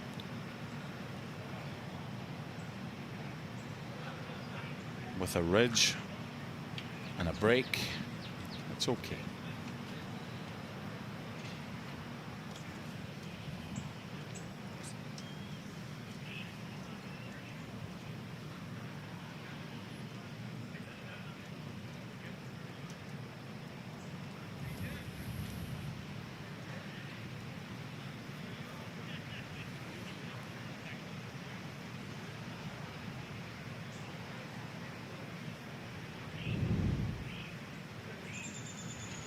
Tee shots of Jordan, of Patrick, and of Ludwig. And Spieth is pretty close to where Justin Thomas was. It looked like that might be the case. Best angle in is the Swede. Patrick Reed's the chance to impress Keegan Bradley. Try and get into the Ryder Cup side. That'll be a quiet affair later this year in Long Island, the Ryder Cup. Might need to bring in some extra fans to generate a bit more atmosphere. It's going to be pretty quiet. Boring? Yeah, not boring, just wow. It's going to be incredible. That'll be rowdy. We'll come back to that in a second. Tyrrell Hatton. Don't do that.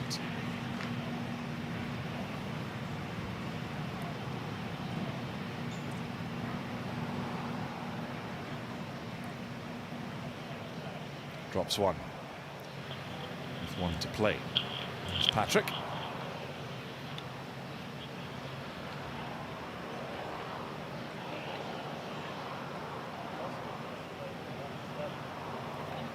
Keegan Bradley against Luke Donald in the Ryder Cup into this year. I'm actually the Junior Ryder Cup captain, so I'm really looking forward to it.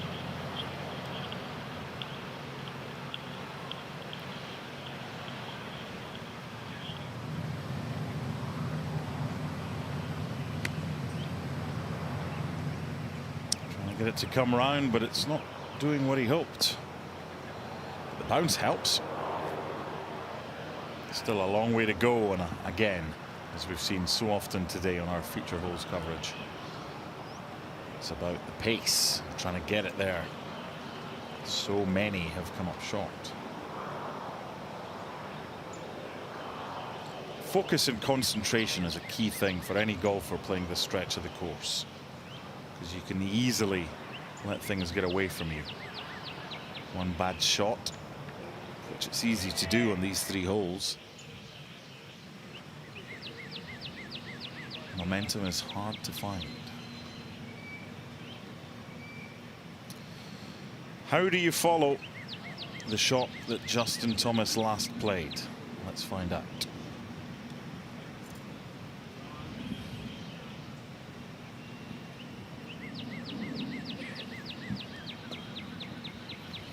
Well, really designed almost for the same shot he hit, but that was out of the rough. It really took off on him, that little right to left shot. He tried to hit it into 16. This mimics it. Yeah, on 17.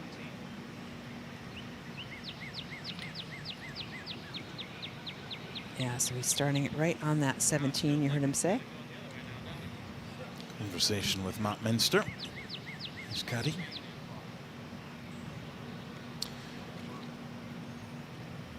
So while they wait, we're going to go and catch up with one of Jordan's best buddies.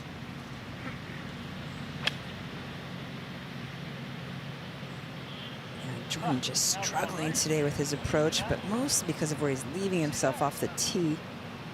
He's ranked 105th today off the tee. It's a long bunker shot to come for Jordan. Back to Justin. Playing 227 today. With the pin back left. Will that one hang on? Yeah, he took it at that 17, but he took it there with a little bit of a cut. And given what he did on 16, that's not bad. Yeah.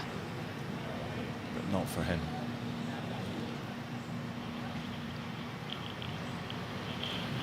Ludwig. Yeah, position A in the fairway. See if he can capitalize on that. Beautiful, smooth golf swing, but we've seen so many of them carry it 6-7 yards too far. Just starting to see the breeze get up. How calm was it down there this morning? Yeah, quite calm, actually. You know, I would say it was only maybe 4 miles an hour, 5. Gusted a little bit toward the end as I was out there around 130, but nothing like you're seeing here now. I'd say it's about double right now, but still not a whole lot. No, compared to what they have played in. Yeah, what a beautiful backswing that was. Asking for it to sit down. He just striped that. Such a solid golf swing. Now, had that shot have been played previously before this tee was moved, that was probably wet, but they now have the additional angle, having redone the 17th tee. So it stays dry, but a tough one for Colin. Ahead to 18, Tyrrell Hatton. Nice little fade.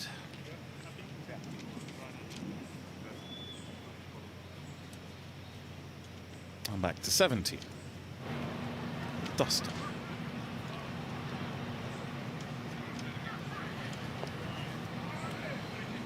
So another one of those that we've seen a few times today. Looks a good line, but not the right distance. Yeah, Dustin Johnson finished runner-up in consecutive PGA Championships in 2019 and 2020. He's only the second player to do so. Jack Nicklaus was the first to do that in 1964 and 65. Not bad company. Caught that one well. Nice quick pickup of the tee. And a nice drive from Adam.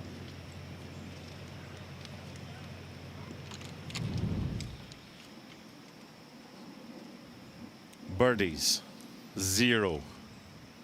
Less than half have managed to sand save. Yeah, I was going to say, that's not good news. These are from the bunker.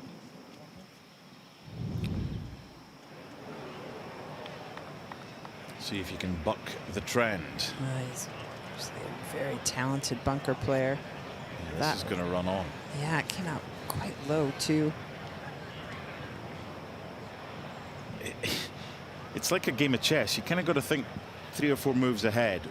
That is set up by your second shot. Your second shot, you haven't got much control on it because of your first shot, which is your drive into the rough. They're all intrinsically linked. They really are. That's why, you know, I love stats and I love to look at them, but I always tell people be careful. They don't tell the whole story. Right. Us commentators can make them shape our narrative. Max Homa for birdie. On 18. Ah, come on. That would have looked good for a long way.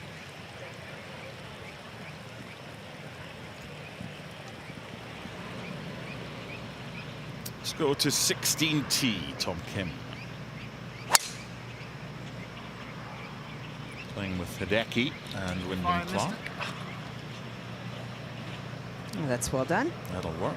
If you're more comfortable with the low one, it's fine too. You can always tell when you walk the Oh, you course mean prior to a tournament, where are all the divots? Where are they all hitting? A lot there. The group of Patrick Reed, Jordan Spieth and Ludwig Ober.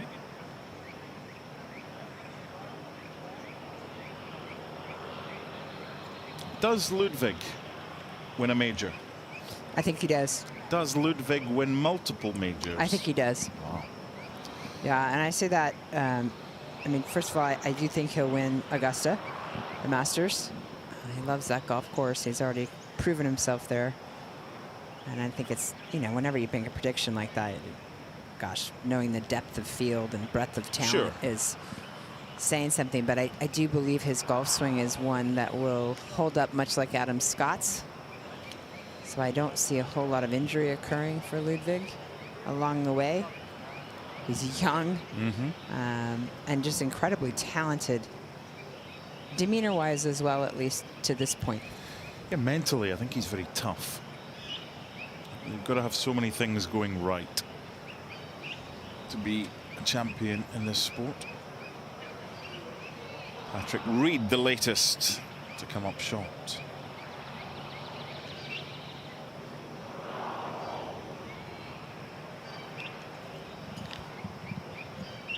Spieth and Greller.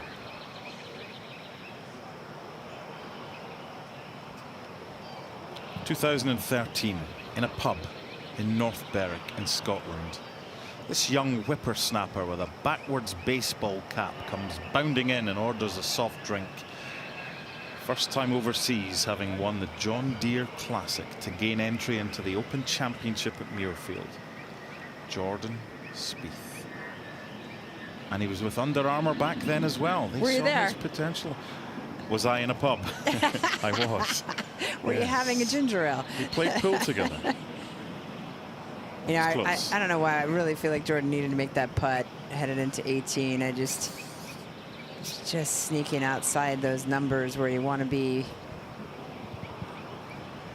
forced to go super low in a major championship just to make the cut. A few moments ago, Hideki on 16.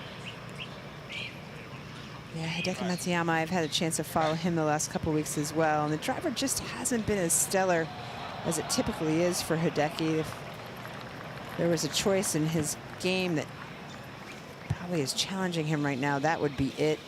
Iron play just stellar as always. That iconic image of his caddy bowing to the flag at Augusta. Okay, Ludwig. Be a nice par from here. You could make it. I just started right and stayed right. Very tentative.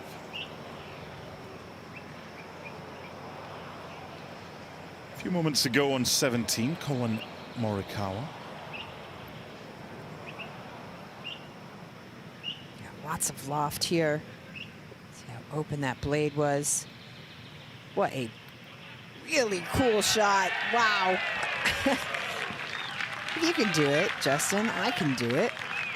Magnificent from Colin. And before he hit that shot, he checked the angles, he saw the line, he knew where he wanted to hit with his first bounce. It's easy enough to say that. It's another thing to do it. That was really cool. A 2 on 17. I mean, that 3 just about birdies took in a his last 90-degree four. turn at the end. Where he's hit it, you're thinking that's got to have to come in. And he knew what he was doing. 3 birdies in 4 holes for Colin. He's on a move. Adam Scott, his second to 18. To his back right hole location. Has to clear a little shelf, which he did. Great shot. And because he was close enough and didn't have a long iron into this green, was able to get a bit more loft, land it softly. Beautiful from Adam.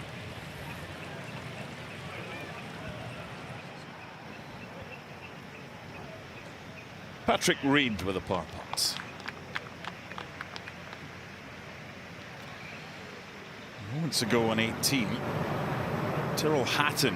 You might already know what happens to this. You saw another ball on the green when Adam Scott hit his, and this is what happened with Tyrrell.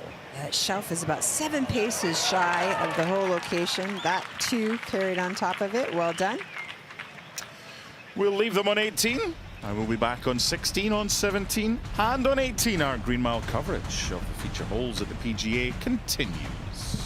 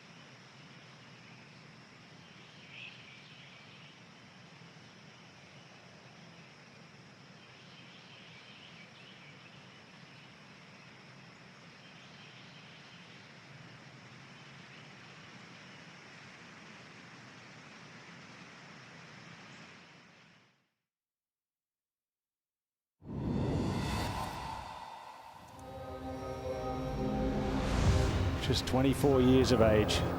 Could it be his time?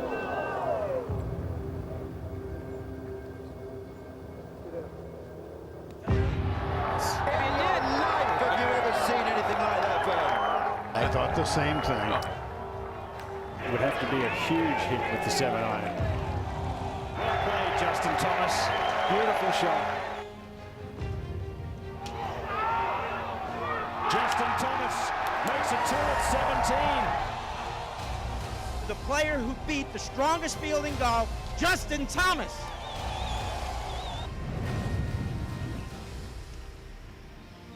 His first career major title.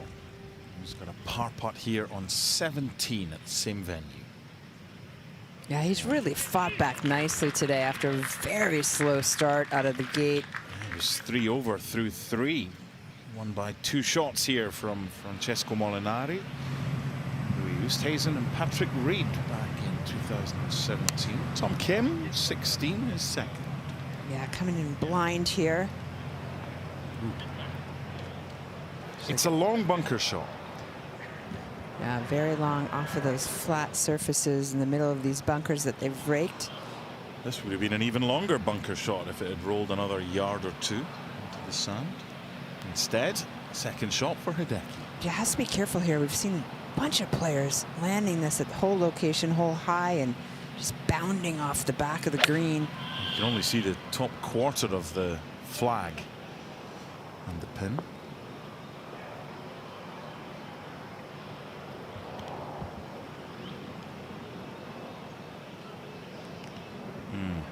Right up against the edge as well. That'll be tricky. It's a congested leaderboard. 2 tied for the top. 5 just a shot back. Adam Scott ahead on 18. Been the best day of the week weather-wise. Very different as well, a May PGA Championship here to the August one of 2017. It was hot, it was sticky and humid, and fairways were quick. Fairways were very quick. We're getting a lot more run. Greens had a little more slope to them. They've leveled those out in 2023. Adam for birdie. Never really moved.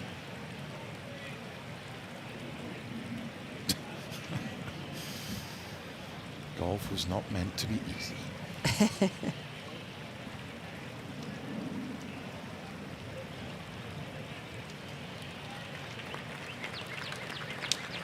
Let's take you back 496 yards to the tee box on 18.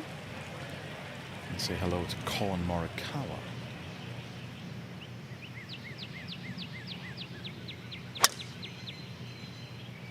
Yeah, this has to settle down a little. Can get up in that pine straw. Ooh. That it, maybe it hasn't. Maybe it's in the green stuff. Well, it's on the grass, but there's a lot of trees to get through. That might be take your medicine and on you go. We've seen in the past, getting greedy on this 18th doesn't usually work. Tyrrell.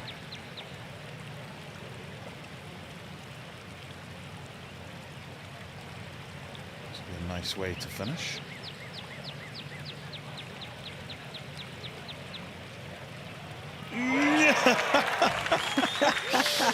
It wasn't, and then it was. I'm going to try that. That was like a little swan pose at the end. He's been doing a lot of leaning, and that's his happy face. Internally, he's ecstatic. I tell you what, I feel like he must do some yoga. That was quite well balanced as well. Well, nice way to end, and dinner will taste a little bit better. Ludwig, 17. Now, the shape's good. What's the length like? When they start to say go, when it's only 3 seconds after they've hit it, they know.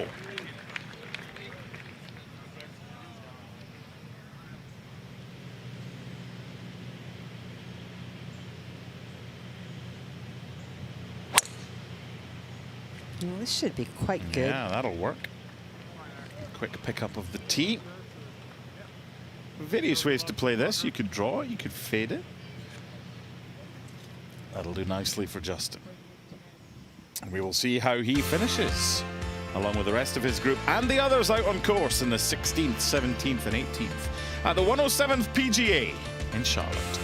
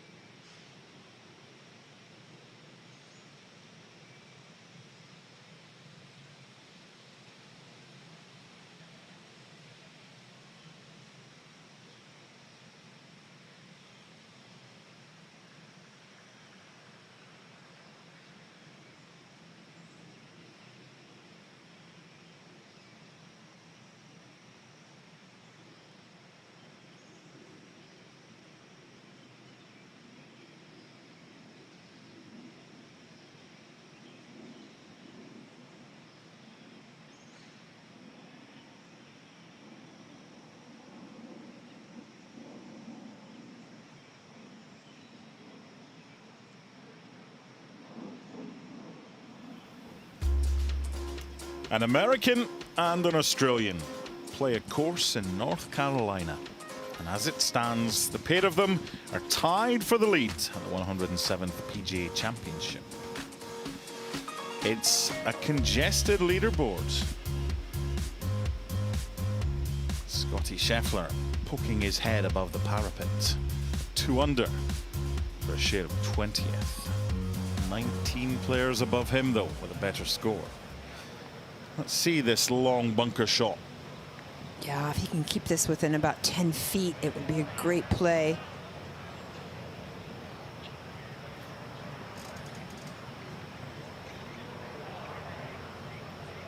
The players I saw on Monday, Tuesday, Wednesday, well, predominantly Tuesday, Wednesday, were practicing from that bunker to a pin that was closer. Not many of them were trying it for that. Matsuyama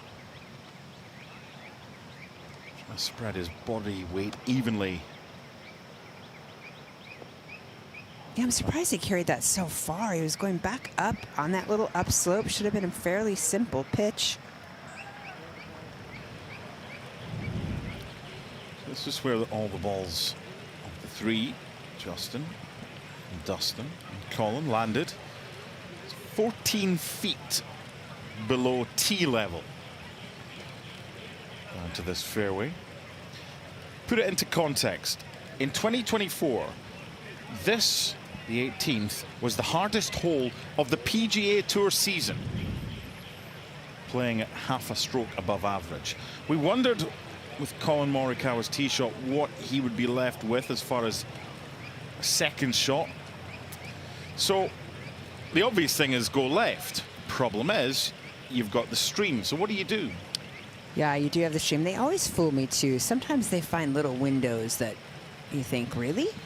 And they do quite well out of them, but I don't think he has much of a choice. He's going to have to make par from the fairway. I think he's just trying to figure out what's my best play after I do that.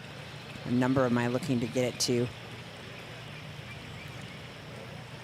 There's a time for a power fade, which I don't think is day one of a major Not when the ball's that far above your feet either. Yeah, do yourself some damage. Yeah, I think they're just, like you said, he's got to make sure he gets it through the deep rough, but then has it stop prior to the water. So they're just trying to get a number to the spot they're looking for. And Joe Griner's like, I'll go. Joe's like, you know, I'm okay. I'm in shape. That's because he keeps getting sent on these errands. Yes, exactly. Colin. He's seen something. What has he seen? Oh, he's letting them know that, you know, perhaps pay attention, because maybe he's going to go across that little water. Very kind of him if that's what he's doing. I'm sure why in the world he would do that, but the hole location, keep in mind, is back right. It opens up the hole location for him. Okay, what he's just done, we'll try and listen in. See if we can get a clue. Whatever. I know where you're talking about. Coming down on the dude in the pink? Yes, perfect. Yeah. Just good, solid one. So I'm wondering here if he's going to try and hit it beyond the stream towards the hospitality. And if he can get it close to there to then have a better angle, we'll find out in a second. Here's Justin Thomas. Somehow go right. Somehow go right. Whoa. Well, that is something. Did that bounce off the bridge? Because that was a violent hop.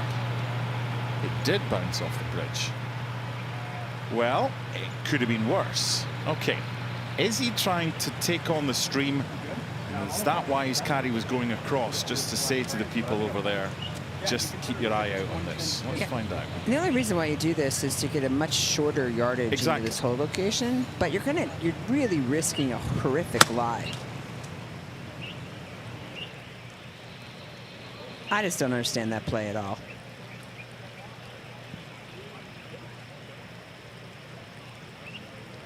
There was a gentleman in a hat behind him there whose mouth was just gaping, as if to say, what?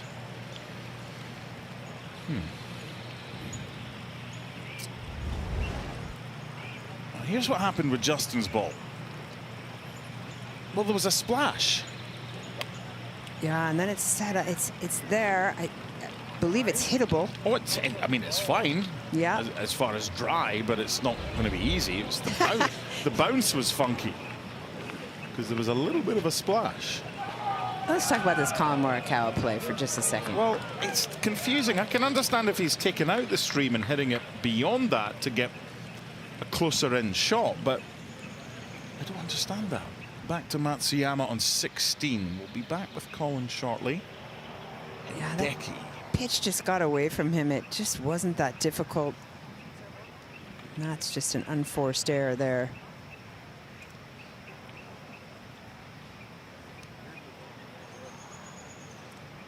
What do we think he was trying to do with the shot that he played? I do think he was trying to hit it across. I think he was trying to have a shorter shot. I mean, we're just surmising here, obviously. But it didn't make sense to do that had he just hit it in the fairway here. At the skill level he is with his long iron play, you just make 5. Now he's put double into play, and he's really played a beautiful back 9.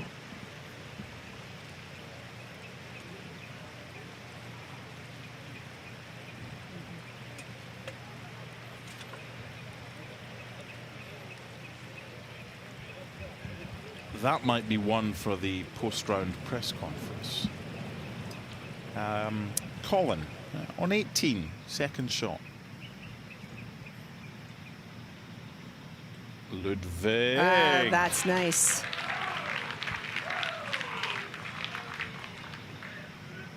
He's so in control of his emotions as well. Oh, that's a familiar stance. Bryson.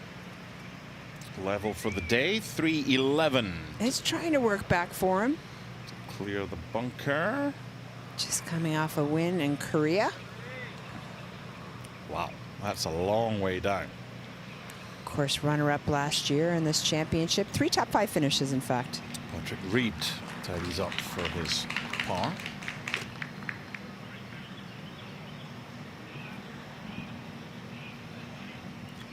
This is the 17th hole, Jordan Spieth's par putt. He did well there. That had a little bit of movement that she had to manage.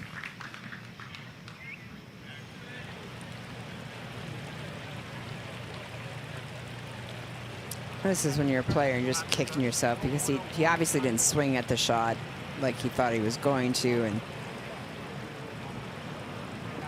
not only did he miss, he ends up in that hazard, or excuse me, in the general penalty area. Now hitting 4. He really has to get up and down. It's okay, he's left himself below the hole. That's one that we'll be pondering for a while. Second shot on 18. Right, Justin. Yeah, I mean, he's got a shot lefty. Let's listen. Stand on how deep that is. What's that? I just can't tell how deep it is. Yeah, I don't know either, but I mean,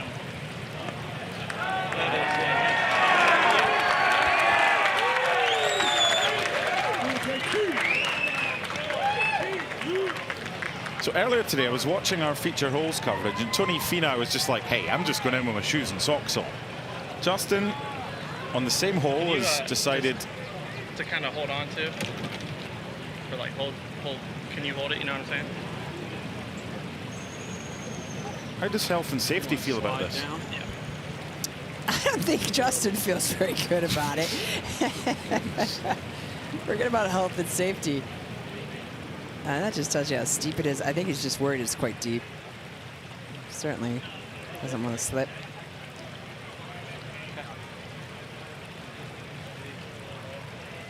That is it, yes?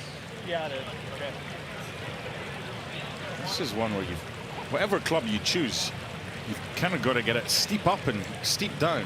Yeah, very quickly, which is why I think maybe lefty is a better choice. From there, where can you get it?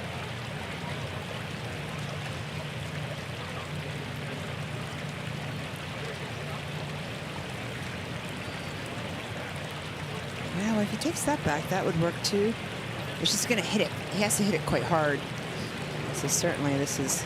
Well, one of the other issues here is contact. You don't make good enough contact, it could end up in the water. Over here, and you're trying to get it over that way. You know what I mean? I just You have more room coming this way.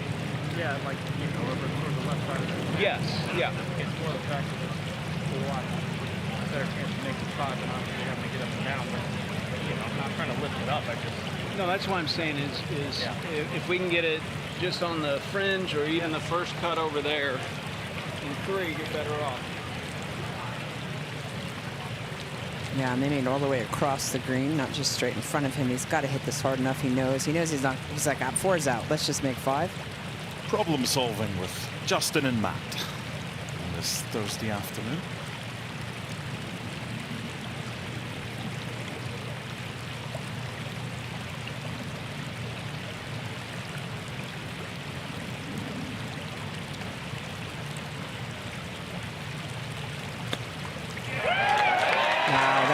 Really well done. What a beautiful golf shot. In fact, he might make his 4. That's the work of a genius. Yeah, that was pretty good. This deserves another look.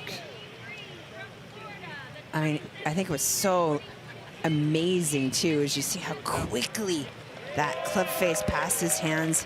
He was under full control of this golf shot. That has to be going down as don't try this at home. Because there's so many things that could potentially go wrong. The amount of us that would step into the pond forward. At least we'd have one dry shoe and sock. The one that we'd taken off. Bryson, second from a long way down. Yeah, 16th fairway. Spectacular drive this was. The furthest off the tee today. Yeah, unable to really capitalize on it. He would have expected better.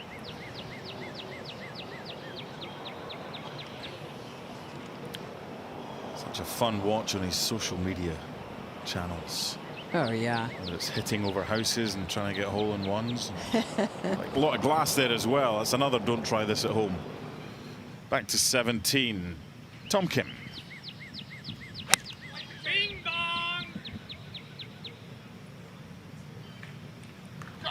And again, he might catch an edge, but ooh, I tell you what, though, those are those shaved tops of those bunkers. I saw that quite a bit today. You just don't get any. Sometimes they'll bound forward, but the way they have these, like Keith Wood, the golf course superintendent, it's all shaved up there, and it just takes those golf balls right into the base of the bunker. It's quite the conversation with Paul Tesori and Tom O'Byrne. All right. Oh dear, the immediate call of 4 right. How far right?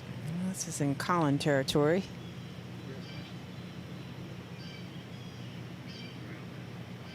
So perhaps a little farther than that. Yeah. Maybe a better second shot though.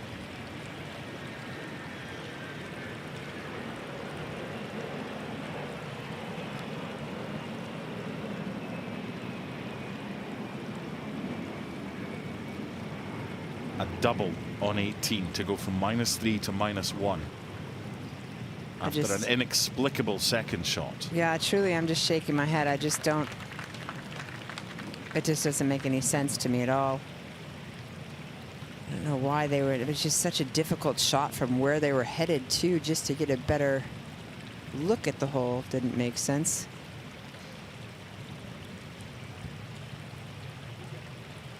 I'm really looking forward to reading that press conference. Someone's got to ask. That might even be the first question. I mean, he's 2 shots off the lead on the 18th tee. He's 2 shots off the lead after driving off the 18th tee.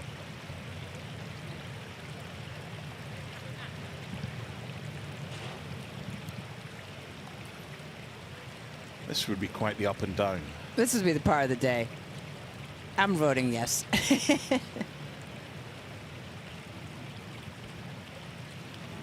Do it for the narrative, Justin.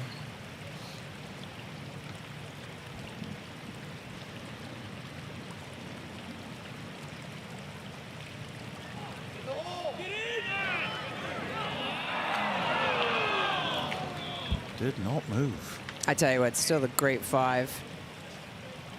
If there is such a thing on this 18th, that could easily have been double. Certainly not the day he was hoping for. Yeah, 3 over after 3 and 4 over after 6. And then did all right at the turn. And 16, Victor. Going along nicely. How about this? How about this? How about that is right. That looked good. Was hauling. Tom Kim with a long bunker shot. Yeah, difficult to carry this far enough with that water looming behind the green.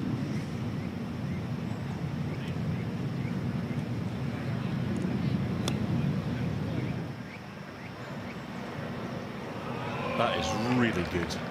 Boy, is that beautiful. Wow. The frustration that he had on the tee, the conversation with Paul Tesori, and now a little smile after a brilliant second shot. It gives with one hand and it takes away with the other, does this sport.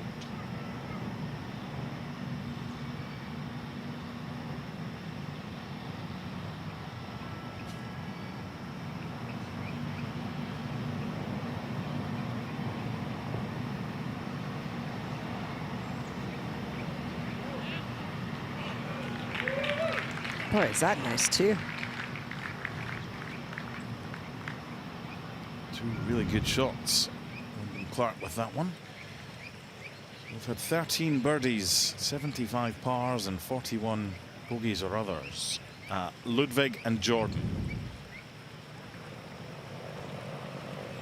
A little window there for Jordan.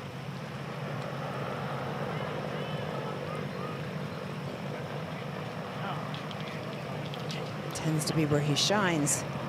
And it's grass underneath them, not pine straw, so that'll help, certainly with the feet work. Yeah, he can't afford to turn this left at all, however. He really needs to hold this off right. Just sneak by that tree there on the right-hand side.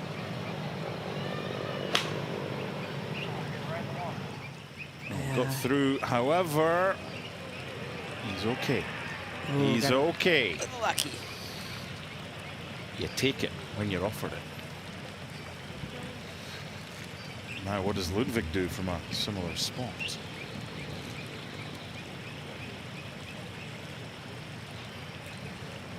Brilliant drive, an okay second, a long birdie putt for Bryson.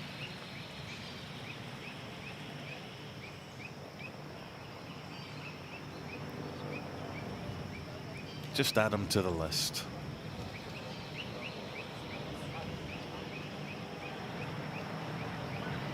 Okay, so the grass is replaced by pine straw. The angle's pretty similar, but there is that stream.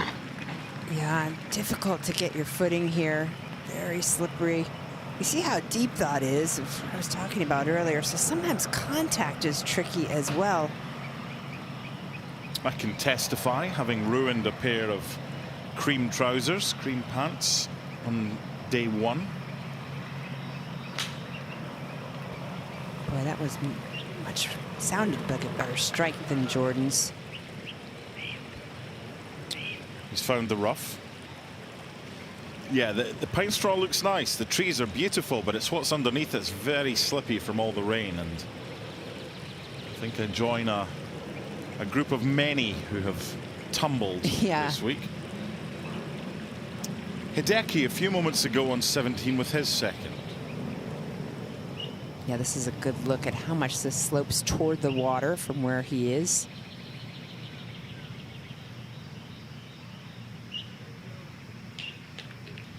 Pretty good. You'd rather have that than that same distance coming back. Bryson to try and tidy up. And he remains level par.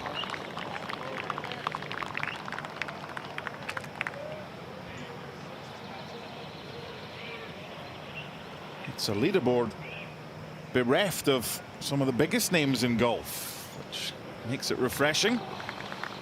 It means there's a target on the back of Gerard and Davis and Donald and Fox and Smalley and Jaeger and Rye. A whole host of players. One shot back on 3 under. I almost finished that with lions and tigers and bears. Oh my. 10 players tied on 3 under. Hideki.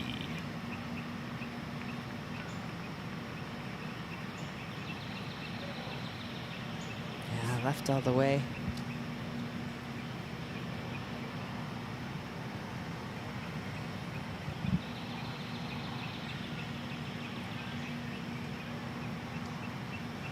It's a proper test of golf in this Quail Hollow. Not only does it require patience, but it requires bounce back ability. And Hideki unable to do so after dropping one at 16. Drops one at 17 as well. This tests every facet of your game, both physically and mentally.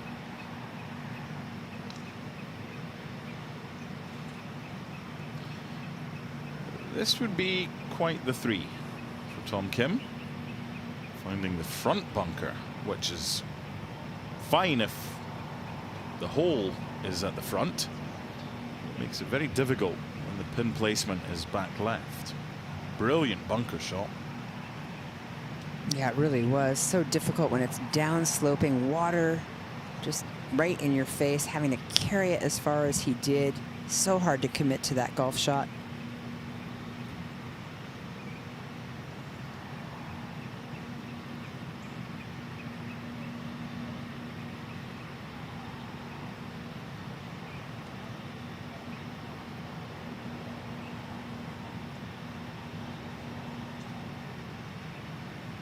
Well done. Yeah, well done. Because 3 poor tee shots from the 3 of them, 3 pretty good second shots, but only 1 makes par. Bogey, eagle, bogey, par for a level par stretch of 4 holes.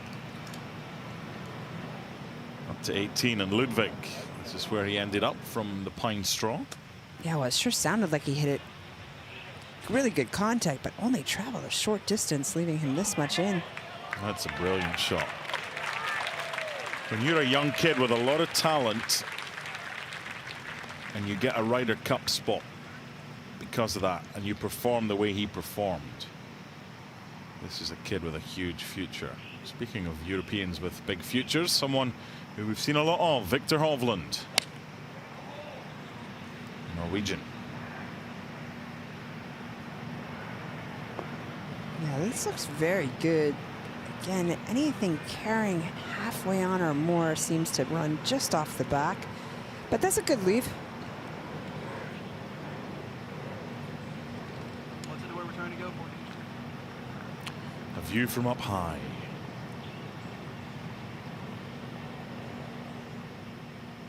.6:40 p.m. local time here in Charlotte, North Carolina, not too far from the South Carolina border. And Bryson on 17.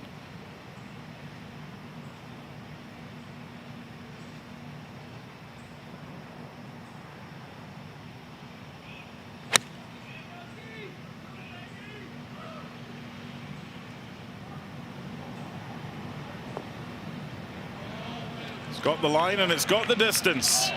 What a fantastic shot from maybe, Bryson. Just maybe. It could he? Maybe. Come on. Wow. No. Wow. Oh my goodness. Is that the shot that Bryson looks back on as the start of a run towards the 2025 PGA Championship Challenge? I really thought that was going to turn just a little.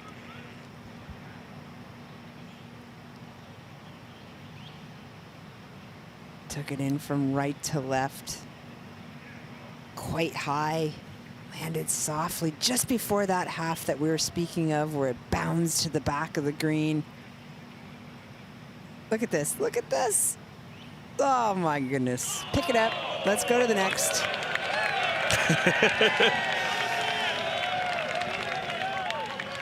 Fantastic. Should be a birdie for Bryson when we come back. Our coverage from Quail Hollow continues.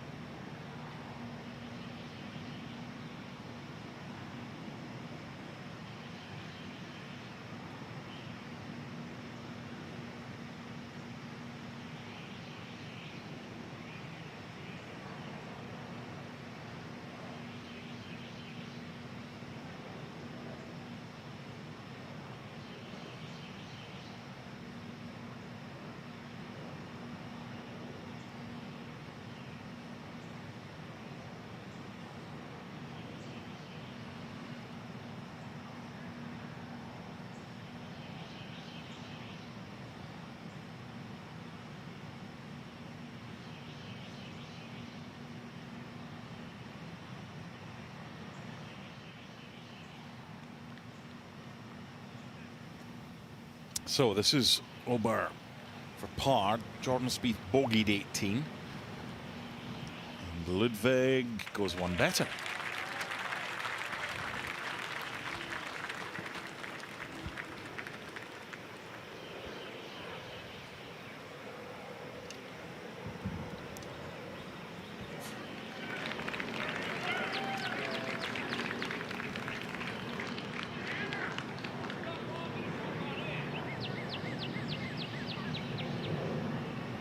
Sorry.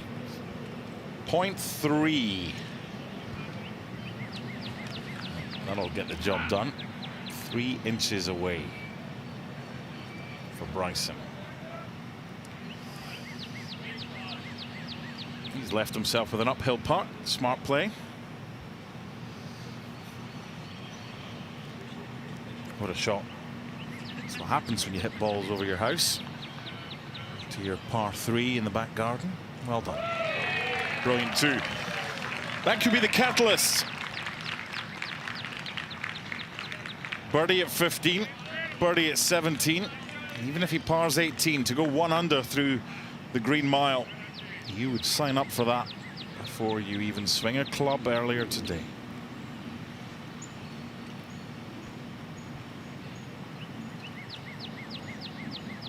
Back to 16, Justin Rose, so close at Augusta.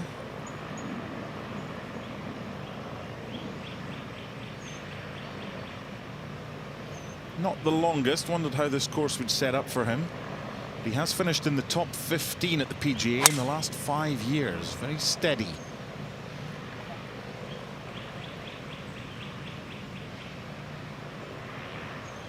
Well, that got quite the bounce. 292 carry and then a lot more. That'll be in position A1.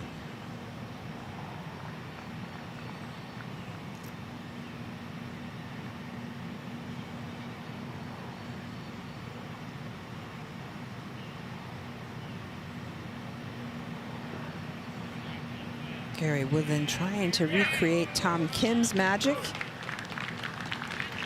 Well done. And playing with Victor Hovland and Bryson DeChambeau.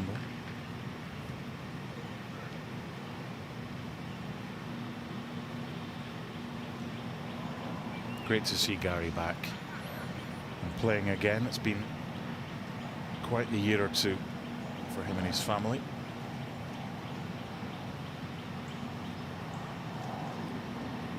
Now, many ways to play this. We've seen that from various players being in a similar position. Yeah, coming back up the slope, just slightly big turn left to right.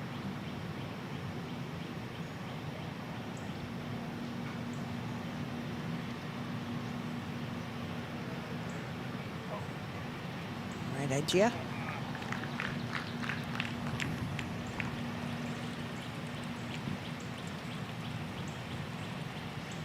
Even if you don't have golf clubs, this is a beautiful walk. Oh. This course. The land. There's a lot of land, a lot of room. It's just a stunning part of the world. I could use the grass a little shorter and a little less thick and a little less wet for that walk, but yes. You just enjoy your Gore-Tex footwear and keep your feet dry. I can thank the camera crew for those. You got a little... I kept every time I walk, I had my shoes and socks and everything, and finally the camera guy said, no, here's the pair. And they were right. When you played, did you like play with leather shoes to keep your feet dry? What'd you do? I just wear my golf shoes, right? Yeah. But when I'm out there walking and following them, I don't want to ever leave anything around coming off my golf shoes if I'm anywhere near the green. So. Yeah, you don't want to get all dressed up and then wear a big pair of hunter wellies, something like that. Aesthetically, it wouldn't quite complete the look. Let's see if Gary can complete this putt.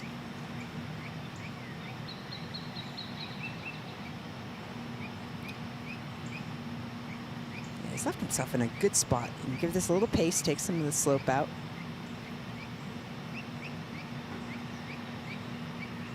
He's done. Yeah, well done.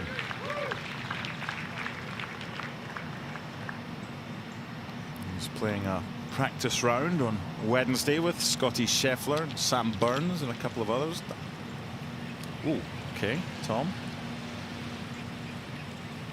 There's a lady on the balcony there, hanging over in a similar shade of pink, wondering what Tom's going to do here. There's a lot that could go wrong here. There is. Ball slightly below his feet. That will help get that ball over toward that tucked right hole location. But he needs to start this well left of the 18 that you see way off in the distance there.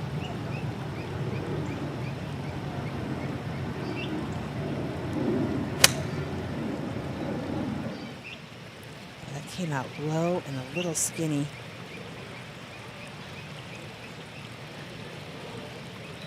That's going to be awkward.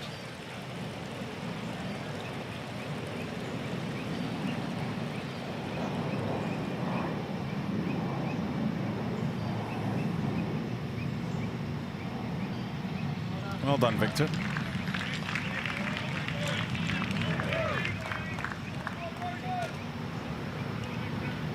Perfect position for Hideki.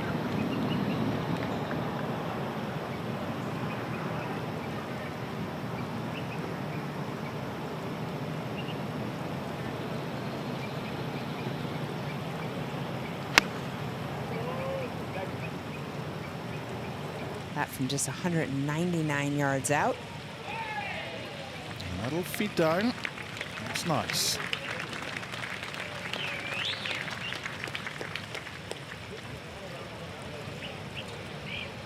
Rare thing here, a birdie putt.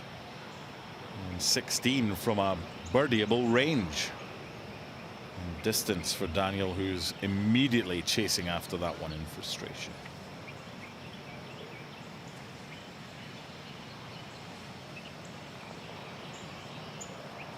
Whatever happens come Sunday, I'm not sure what lead you would need to be able to be relatively confident of success if you had the lead in the 107th PGA Championship, having played 15 holes with 16, 17, 18 to come. This is probably why I'm talking and not playing, but I would say I want a cushion of at least 6. Oh, gee. Yeah, you want to avoid getting the ball wet on 18, something Wyndham Clark was unable to do. I mean, it's a really good finishing hole, but it really does put not so much pressure, but focus on getting a good drive off. If you're in the middle of the fairway, you should be all right. But it's getting in the middle of the fairway. And I think the sides are just awkward. They are. Right? It's not just as if you're on a flat surface and just rough. It's this look. I'm way tilted over. I have to stay on top of this golf ball not to lose it. Ball well below Wyndham's feet. I mean, look at that finish that he had to do to try to keep the face coming through square. Ouch. I think that's what makes it so difficult, because the pressure to hit the fairway is so high because of that awkwardness. Let's have another look at this swing, Susie. Yeah, you can see he has to go well down, try to keep his chest over the golf ball as long as possible. But as he does it, because he's trying so hard to keep it there, his knees completely buckle out from underneath him. I'm telling you, this is why they are in the gym. I mean, most, normal I've just pulled a hamstring. Yeah, would have hurt their ACL in both knees and your hamstring.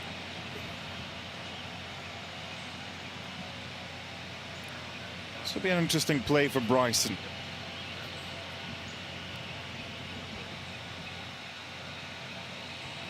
Shape of the shot. I know he's got the length. And where does he want to leave himself for his second? Yeah, it looks like he's just going down that next tee box cut, just on the interior right side of it, that's what he did, but he came out of that really early. He's trying not to hurt anybody. Ample warning that was headed to the right. That was quite the shot tracer. Normally you see it from afar. Might have gotten a decent kick. It looks like it kicked back inside the rope line.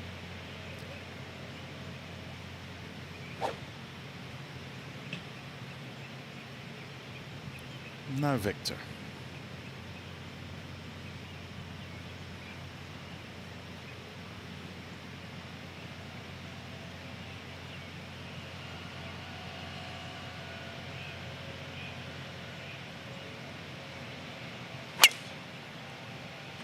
Well.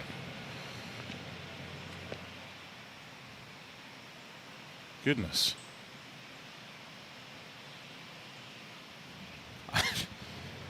That is not an area that anybody was practicing from on Tuesday, Wednesday, and some on Monday. So, take me into the mind of Gary Woodland, who's seen Bryson end up one side. He's seen Victor end up the other side. I think the two golf balls have to be at least 140 yards apart. So I think Gary's thinking, there's quite a ways in the middle of those two. Let's just head down in the middle.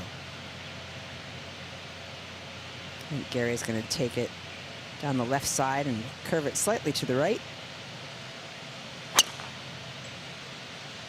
Yeah, that'll work. That's what he did yesterday. Right down the middle. Yeah, Splits the pair of them. Yeah, I could split it. Okay.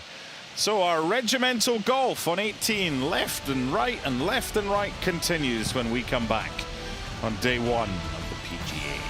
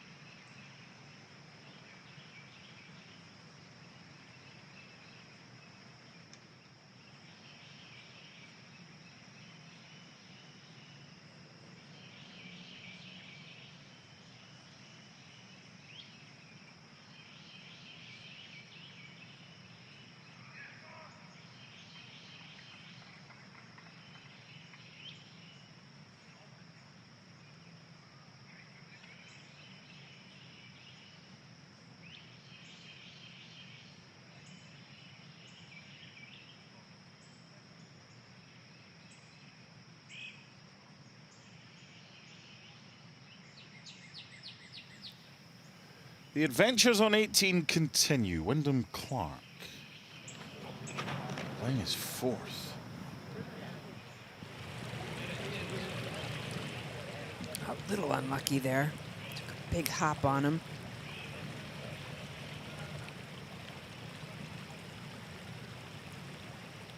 I read an article earlier this week suggesting that what would happen if they moved the green to the left-hand side of the stream? Would it make it harder? I think it's hard enough. Yeah, I think it's plenty hard. I mean, what we're trying to do to people here. The whole point of the article was to do with changing the angle, because right now you don't really need to get too close to the stream. The angle doesn't really change. Fourth shot for Tom Kim. They're making a mess of this hole, this group.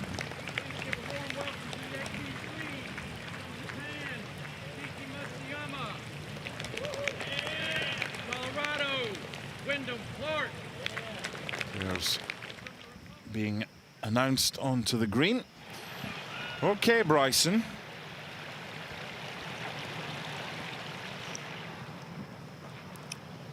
Just assessing the situation, waiting for the green to clear. Wyndham Clark playing his fifth.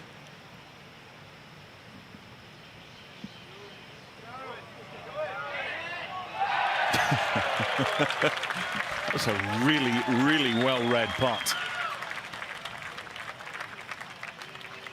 Not the greatest of finishes, goes from red numbers to +1. However, it could have been a lot worse. Here's the tee shots of Bryson and of Victor and of Gary Woodland on 18. And that's a fair distance into the right-hand side for Bryson. Victor just 275, and Gary Woodland stripes at 325 and has just 173 left. Hideki.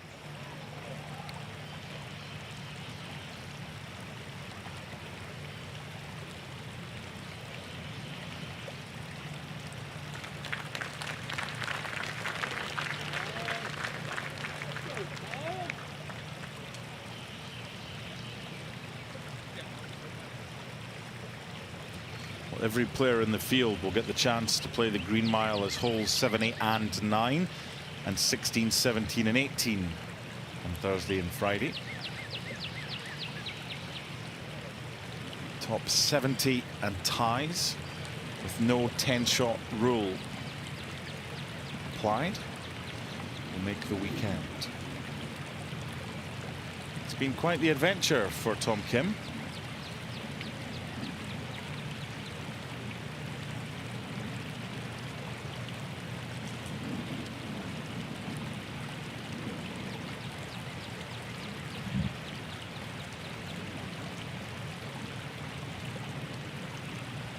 Right now the cut line would be at +1.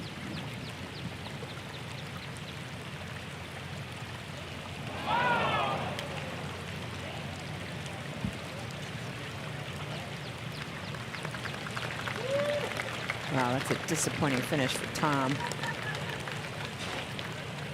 Double bogey on the 18th, bogey on the 16th. Green Mile strikes again. 3 pars on his back 9. The lefty, Brian Harman.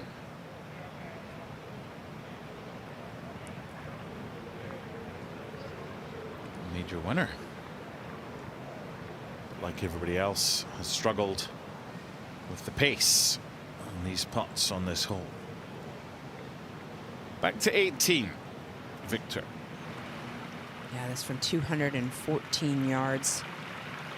He's able to take sight relief from that temporary immovable obstruction.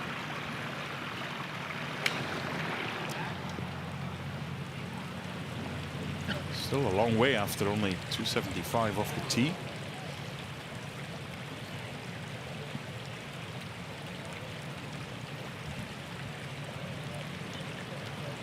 It's a good lie in the bunker.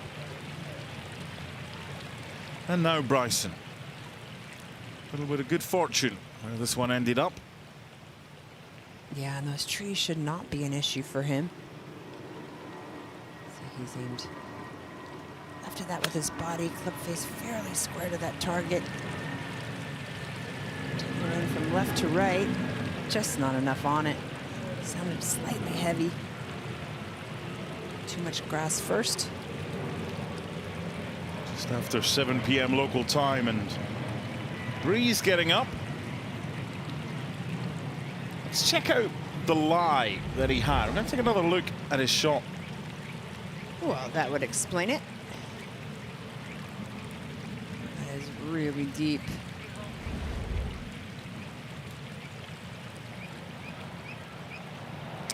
And sitting pretty, splitting the two of them. Yeah, Playing nicely. par. Nicely in the middle of the fairway. And it's 173 for Gary.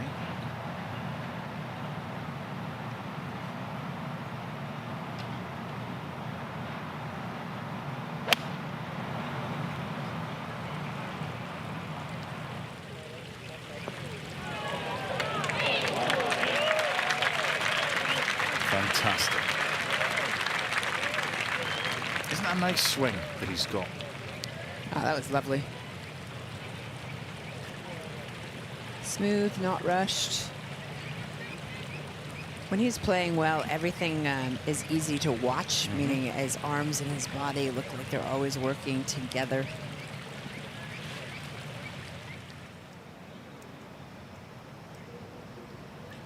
"14 feet for Justin Rose for his birdie. On 16.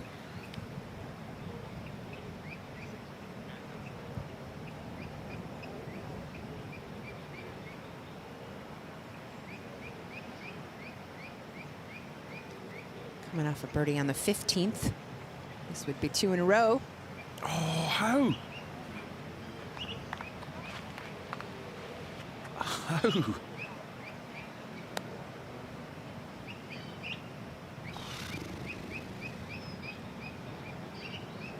Some things are just hard to explain.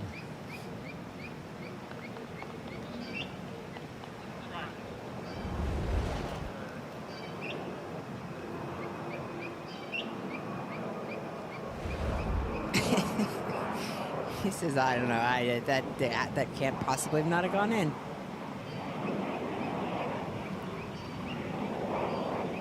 Gravity should be the same for everybody, right? Okay. Justin ponders and moves on. And Brian Harman tries to get his par.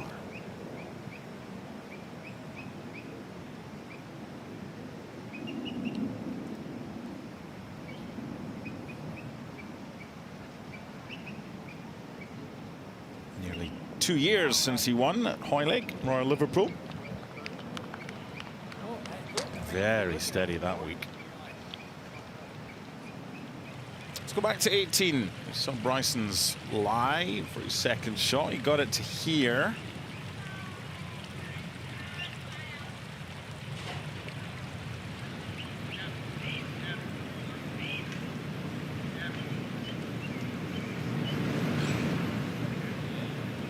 TV does a good job of flattening surfaces. That is a perfect angle to show you the undulations and the topography involved in this game of golf. Yeah, he looks like he's going to hit a running shot up there. A little loft right in the beginning and then letting it run back to that whole location. Just checked a little bit too quickly. Be a tester for Bryson to stay in red numbers. Post a round of 70, 1 under. Yeah, that shot will disappoint him. He'd like to get that far closer than he did, as we all would, but with his skill level, he probably should have from that spot. Yeah, especially with him being 1 under for the Green Mile so far, having the birdie and the par. And the way he did it as well, after his tee shot on 16, which was miles down the hill. Yeah, this is a little tricky because he's going to have to really throw this close to almost back to the whole location, carry it up and over that slope. It'd be very difficult to try to carry this short and run it up there from this lie. Best finish in a major was tied second in this tournament 2 years ago. And that's just what he's done, thrown it well up there. That's good. Beautiful. That'll do nicely.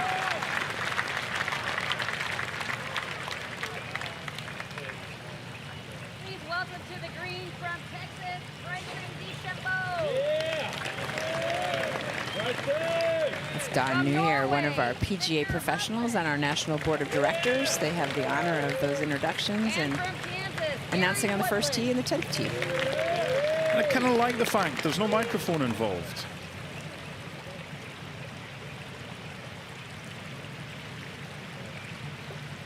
I'm not talking Ivor Robson, the legendary starter at the Open Championship for so many years.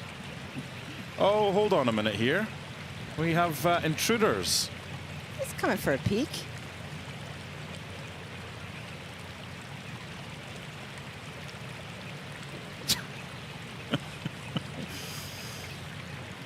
We go a bit further south in here, and it's ducks replaced by alligators and all sorts. Remember at Kiowa Island, they were just poised around the par 3. 17th, 16th, 17th. Off they pop.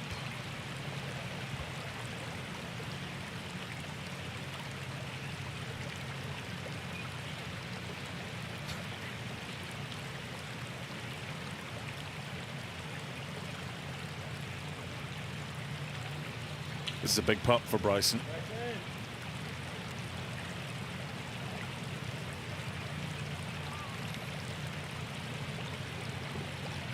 Bryson second to Xander Schauffele in last year's PGA Championship, then went on to win the U.S. Open.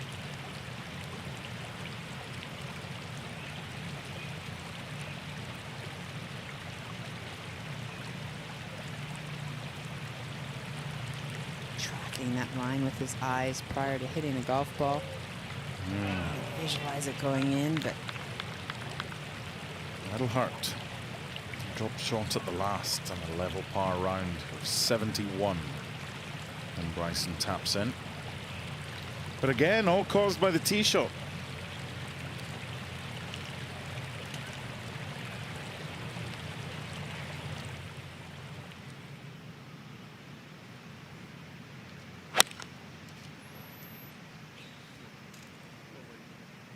well, it's going to have to get a good kick or it'll be in that lower area there.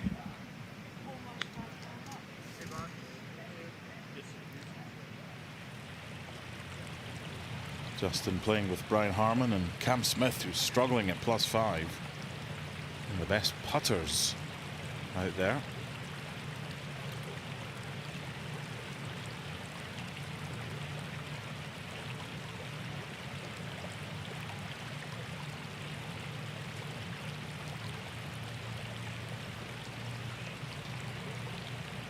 For a round of 68.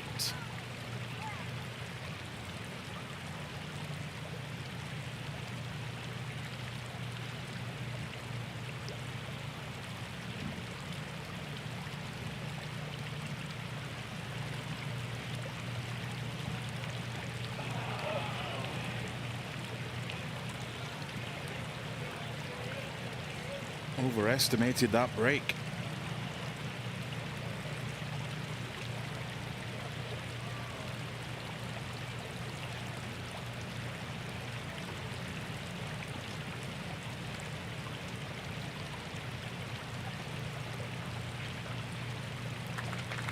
Under 69 for Victor, tied for 20th, behind 10 players at 3 under, including the US Ryder Cup captain Keegan Bradley. Bryson taps in. He'll be frustrated at finishing with a bogey.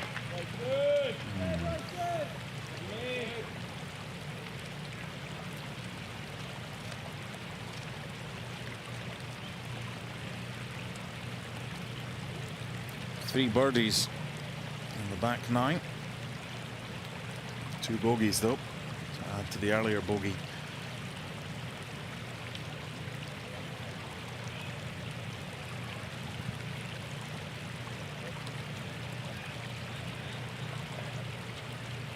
now, Gary. Work to do tomorrow.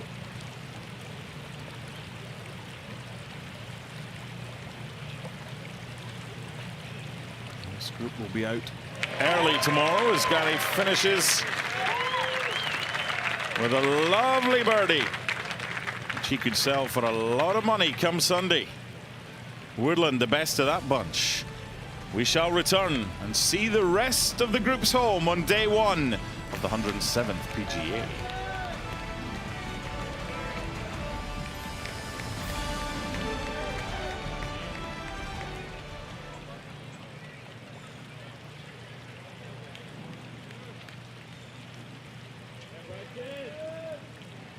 Go, man.